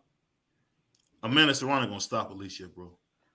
I don't know if she won't stop her, but I think I mean she might. I'm talking about the pace, man. You talking about somebody who don't run? Yeah. Oh, she getting stopped, bro. No, she getting stopped. That's the theme, because this is a theme we seen throughout that girl's whole career. She gasses out. Yeah, if she catches Amanda Serrano early, then she probably have a chance. But if it goes to the later rounds, she ain't gonna have no chance of winning because Amanda Serrano gonna keep throwing shots. She gonna keep throwing shots. Look, D-Free, what I'll say is this. I think Bumgarner, she's gonna have to take the first half of the fight. She's gonna have to win the first 5 rounds. And the last 5, when she gets tired, she's just gonna have to fight like hell and make it a brawl. That's what it is, bro. She's gonna have to because Amanda Serrano definitely going to take the later rounds. Alicia might get the early rounds, but Amanda Serrano is definitely going to take the later round because Amanda don't get tired. That's one thing I know about Amanda Serrano. The two losses and the draw that she got, she was throwing shots all the way to the end. She don't get tired. She just keep throwing shots. He said Tommy was a slugger. Tommy was just a great hope them years and got smashed. Nah, actually, Tommy Morrison Tommy was tough, bro. I don't know, AB. Tommy was a monster, bro. Yeah, he was a monster. Ray Mercer was the only nigga that beat him. He was a monster. You said Ray Mercer was the only? Huh? You said Ray Mercer was the only? I think you're talking about like that. No, that's what I'm talking. I'm talking about knocked him out and stopped him at Ray. He came back. I think he came back and fought like 2 or 3 more times, but his career was over. Ray Mercer beat that man through the canvas. When you get knocked out like that, no, you ain't the same no more. You ain't the same no more. Yeah, I know he got his shit mixed by Lennox Lewis. I know that nigga almost lost his eye against Lennox. He almost lost his eye against Lennox Lewis. That was Lennox Lewis early in his career. Lennox Lewis wasn't the Lennox Lewis that we know later. It was Lennox Lewis early in his career. Lennox Lewis, he was still good. He was still good. No. That was Lennox Lewis training at Kronk. Huh? Because I remember Emmanuel Stewart being in his corner. But it was still early in his career. It was. I think it was like the second or third fight with Emmanuel Lewis.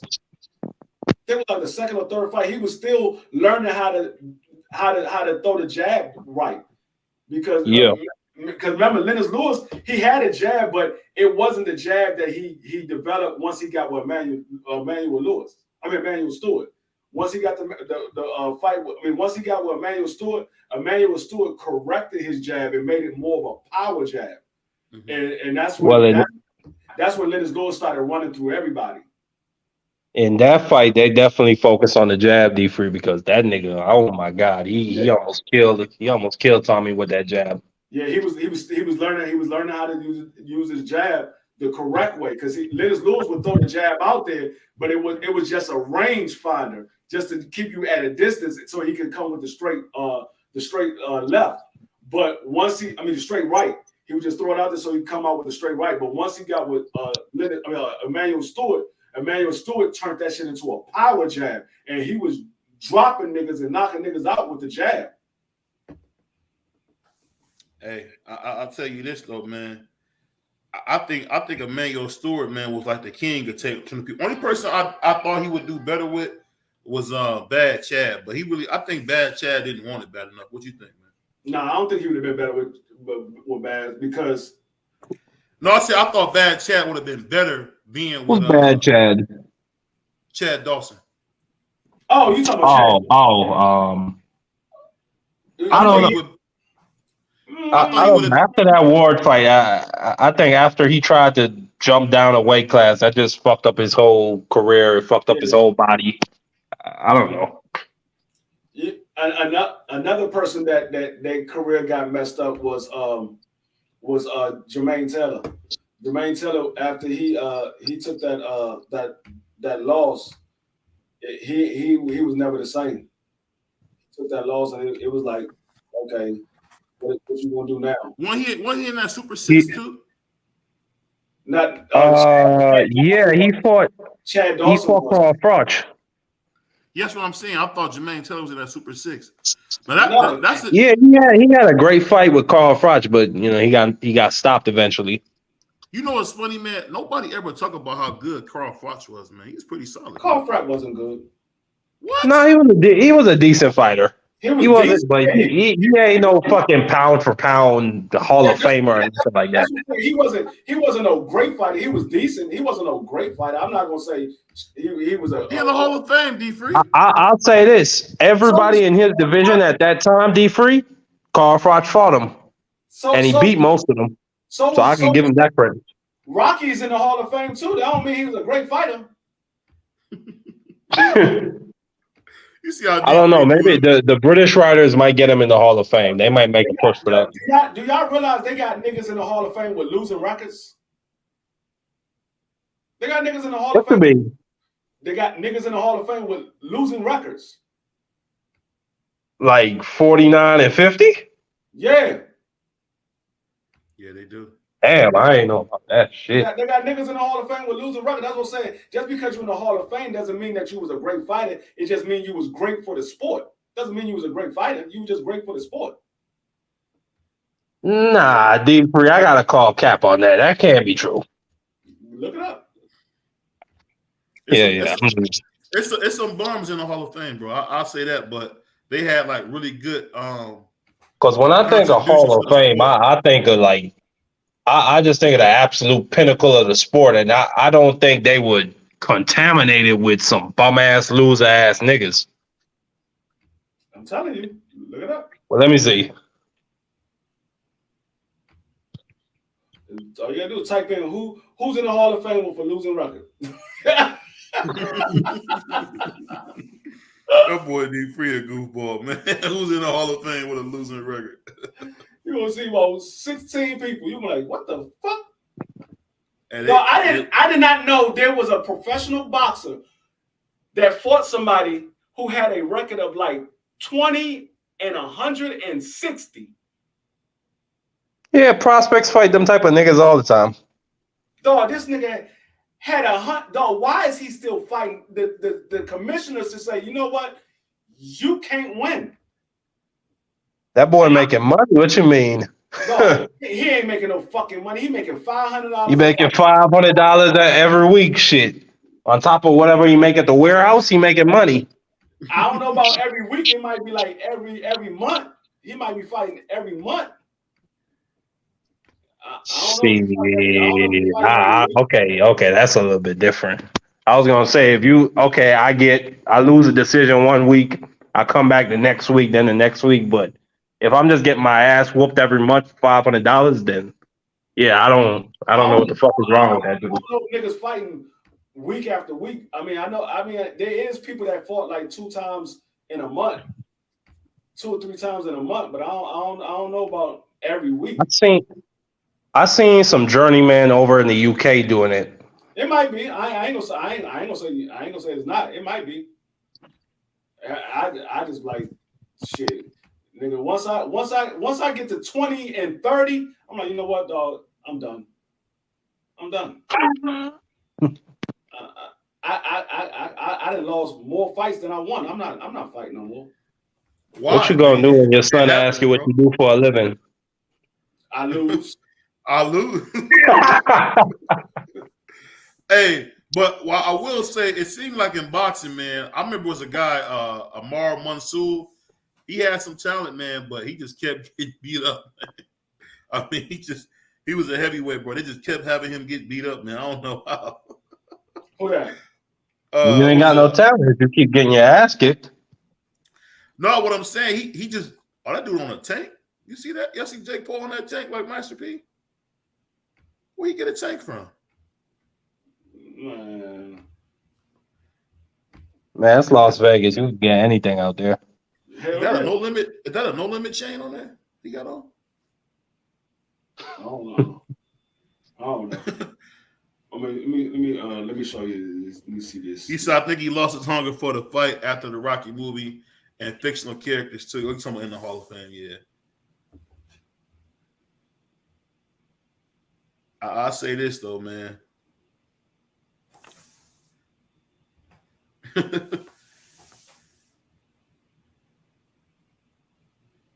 Was that, you think that fight between Jake Paul and Nate Diaz was real in the doggone what was that, in the weigh-in? That was crazy. If I think it was real, probably. I think Nate Diaz crazy. Hey, you know what's funny, man? I wonder has there ever been a boxer that hit their peak as fast as Mike Tyson did, man? You think that was anybody hit their peak faster than that? I don't know. Hold on. Because I feel like once he turned 20, was it 22, 23? That was it. I feel like that was it. I can't think of nobody. Shit. Maybe Sonny Liston. But nah. Sonny had to wait a long time before he got to that title. He had a long time, and they kept Floyd Patterson away from him, bro. Like, I don't know. I don't think they understand. People understand, man. Custom Model kept him away from him, bro. Yeah, they were trying to protest. They were trying to protest that the fight being ordered. They didn't want no parts of that nigga. I tell you what, man. And Sonny went in there. He threw 2 punches, and the fight was over. I tell you what, man. This whole Nico Wash thing got to stop, man. They acting like he gonna be so good, bro. He is sorry, bro. Are you talking about Gano? Yeah, I'm talking about Nico Wash, Ali. Yeah. Come on now. Everybody knows that. Come on. I mean, they keep trying to make it seem like he's something that he's not, man. He's not that good, bro. I mean, look, this is the business, BVO. They're promoting. They're building. They're gonna build him up into a decent position where, who knows, maybe a better BE fight could happen. Shit. What you think about Nico Ali Wash versus Beterbiev? Shit. Oh my God! You want to see somebody pass away? That's a good fight. Well, my nigga, think about that shit on pay-per-view, bro. Nico Ali Walsh taking on, the grandson of Muhammad Ali taking on a destroyer. People gonna tune in, BBO, and that's the sad business of boxing. Yeah, and that nigga Ali Walsh, he making his money too, so he ain't complaining. Yeah, Bob is doing him a favor for all them beatings that Ali took for him. He giving his grandson, he giving his grandson some love, bro. It's the one thing he wanted to do before he died. He made up for it, bro. Now all them niggas could shut the fuck up talking about he got Ali killed. Ali was an old man when he died. Yeah, Ali was like. I mean, they got Ali fucked up. 80 he was like 80. No, you know what got Ali messed up? He got $8 million to fight Larry Holmes. That's what got him messed up. Oh, man, Ali. What got Ali messed up was Ernie Shavers. Yeah, I think Ali had some kind of disease. I forgot what the disease he had. Parkinson's. Yeah, Parkinson. The same thing that Freddie Roach got. I mean, eventually it's going to take a toll of your body, and you're going to end up passing away from it because but he lived long as shit. Yeah. It's terrible, bro. It's terrible. Them people, they can't take care of themselves when it gets to a certain point where they can't speak, they can't use the bathroom, they can't feed themselves. Like That's that shit is terrible. same thing that Michael J. Fox got. Yeah. Yeah, it's going. Well, I'm not an expert, so I'm not gonna say what's gonna happen, but I don't know. Maybe a lifestyle can help it improve how you eat, how you exercise, but I don't know. That's a tough thing to have to walk with. Yeah, I mean, there's no cure for it, but I mean, it's just it's sad. Once you get it, it is what it is. You just know it's just a matter of time before you won't be able to move around like you normally would. I'll tell you what, man. Y'all, hey, I had looked at a quick video of Sugar Ray Leonard, bro. He was throwing them hands, bro. He was throwing them hands, man. Oh, what the fuck Logan Paul got on? He's Yeah, go look up Sugar Ray versus Floyd Mayweather Sr. If you're trying to see hands fly. I seen that fight. Hey, you know what's funny? He beat the snot out of Floyd Mayweather Sr. They always say that. They always say that fight made him a great trainer. No, yeah, you know what not to do no more. Okay. That's the exact fight I was talking about. Sugar Ray Mayweather looked like he was getting jumped. Punches coming from every motherfucking angle. That nigga Sugar Ray was nasty. No, that's why a lot of these good trainers are trainers that had bad records because they know what not to do in the fucking ring. Because the shit didn't work for them. That's a good point. I mean, look at all the best trainers. But you. All the best. I was gonna say. You look at all the top trainers. Majority of them had losing records. Yeah. Yeah. That's a good point. You know another fighter that always get me, man. That another fighter that always get me, man. Whenever I be watching Lennox Lewis, man, I swear my uncles just didn't like him, man, because Lennox Lewis was a monster, bro. Like they always made it seem like he was so soft and all that, man. He was ruthless in that ring, bro. Yeah, he was just a man without a country. Nobody liked him. They ain't like him in the UK. They ain't like him in Canada. They ain't like him in America. That was just Lennox Lewis's lot in life. But shit, he was a monster. I know. We was talking bad about Nico Ali Wash and all that shit. Mm-hmm. But one thing I can tell y'all about Nico Ali Wash, he's a better fighter than Jake Paul. He got a better record than Jake Paul. Yeah, he probably beat Jake Paul. Jake Paul is 6-1 with 4 knockouts. Nico Ali Wash is like 5-0 with a draw. He got a draw on that shit. Yeah, his last fight, he got a draw. His last fight. Hey. Oh no.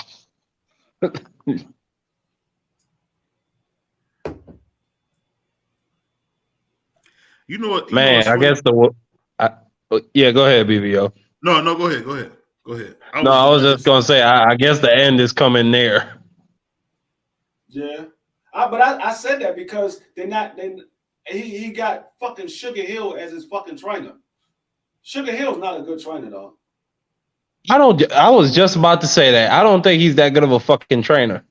He's not. That nigga Tyson Fury is just big and he's dirty on the inside. I don't believe he really taught Tyson Fury nothing new. Tyson Fury fired his ass. Yeah, he did. Shit. Right after that Deontay Wilder fight, he got fired. Yeah, because he really wasn't. I didn't know that. Shit. Yeah, he wasn't. His last few fights, he didn't have him on there. Yeah. Yeah, that last fight with Deontay Wilder, he had that last fight with Deontay Wilder, he got fired right after that. Well, fuck that nigga Fury. That's still part of that boy Sugar Hill's legacy. So fuck him. You know what's funny, man? I think Riddick Bowe would beat Tyson Fury easy. Hell yeah. I'm not gonna say easy, but I do like Bowe against Tyson Fury. No, that nigga Bowe on the inside was nasty. He would beat Tyson Fury easy because one thing Tyson Fury couldn't do to Riddick Bowe is lay on him. He wouldn't be able to lay on Riddick Bowe. Riddick Bowe will be beating his fucking body up. He wouldn't be able to lay on Riddick Bowe. Riddick Bowe was too big. Riddick Bowe wasn't. He didn't have small legs like Deontay Wilder. He wasn't a small frame guy. Riddick Bowe was like 240, 250, like 6'2". He was like But do you think Tyson Fury would fight Bowe like how he fought Wilder? At this point in time in his career, that's the only way he know how to fight now. He got too much weight on him. But we saw him fight a real. I know what y'all gonna say. Oh, it's Dillian White, but we saw him fight a real defensive fight at long range with Dillian White. Yeah, I still think Tyson Fury has the footwork. I still think he has the jab. No, he still got that. I mean, he still has that. He just don't fight like that no more because when you put on that much fucking weight, you're not moving around the ring like that. That's the dirt. Hey, D-Free. Yeah, what I was reading something, bro. What I'm gonna do is I'm gonna set up another live. We're gonna come out of this one and go back into it. All right. Hold on 1 second. Got the link for that one. Hold on 1 second. Don't go nowhere. I'm about to set it up right now as we talking. I'm gonna set it up right now as we talking. Hold on 1 second. No, I had just been. Somebody had told me about that. Hold on 1 second. Don't go nowhere yet. Let me get the thing going real quick. Hey, but you know what's so funny, man, about Tyson Fury, man? He just ain't got nobody to fight him right now. I don't think people realize that he ain't got nobody to fight him right now. Man, that's some fucking cap, BBO. He got plenty of niggas to fight. Oh, he just don't want to fight. That nigga coming out with E40. That nigga Nate Diaz coming out with E40. Oh yeah? Yeah, he coming out with E40. Oh wow. All right. Wow. Now that's tight. That's some gangster shit right there. You know what's funny? I be forgetting that Nate Diaz is speaking. I be forgetting that Nate Diaz is doggone Spanish, bro. I don't know why I always forget that, man. Yeah, I be thinking he's white. Yeah. Tyson Fury got people to fight him. Shit, he got. But he ain't from no Latino community out there. I don't know how they get down in Stockton, but that nigga got Usyk to fight him, and he don't want to fight Usyk. That nigga, he found every way to get out of that fight. BVO, he told Usyk, here's what he did. He bluffed. He said 70-30, take it or leave it. Usyk took that shit. And that nigga Tyson Fury is a bitch. That nigga said he never wanted that fight. He never wanted that fight, BVO. Hey, I ain't gonna lie. I don't remember what else he threw in there to make Usyk say, man, fuck this shit. But he never wanted that shit. That nigga is a bitch. I ain't gonna lie. I ain't gonna lie, man. You my brother, man. You went crazy on that. He said he's a bug, man. But you know what it is? He don't want to fight. He don't want to fight no complete fighter. He don't want a guy who can fight. He don't want a guy who really can fight. He like them limited guys like Dillian White, Deontay Wilder. That's who he like to fight. Limited cats, man. He want to fight. Man, he said it after the third Wilder fight, bro. I was ready to retire. He want them easy paydays. He's making $15 million to fight Francis Ngannou. That nigga, he want to fight somebody that's big and don't move around the ring a lot. Usyk is going to move around the ring. He's not going to stand right there and let you lay on him and throw shots. Usyk's he's going to jab and move. He's going to hit you with a combination and move. Usyk's not going to stand right there. And Tyson Fury fighting somebody small like Usyk, he's going to use a lot of energy trying to catch up to him. And he's going to be tired of shit in the later round. And Usyk just going to land shots. Usyk ain't going to knock him out, but he's going to be landing a lot of shots and winning rounds because Tyson Fury ain't going to be able to move. He's going to be too fucking tired. Hey, we about to hop out of this one, man. Everybody come to the second live. We're going to be all at the second live. We're about to pull up right back. Now, you get that text, D-Free? Yeah, I think I just got it just now. Yeah, okay. I just got it. All right, perfect. All right. Peace.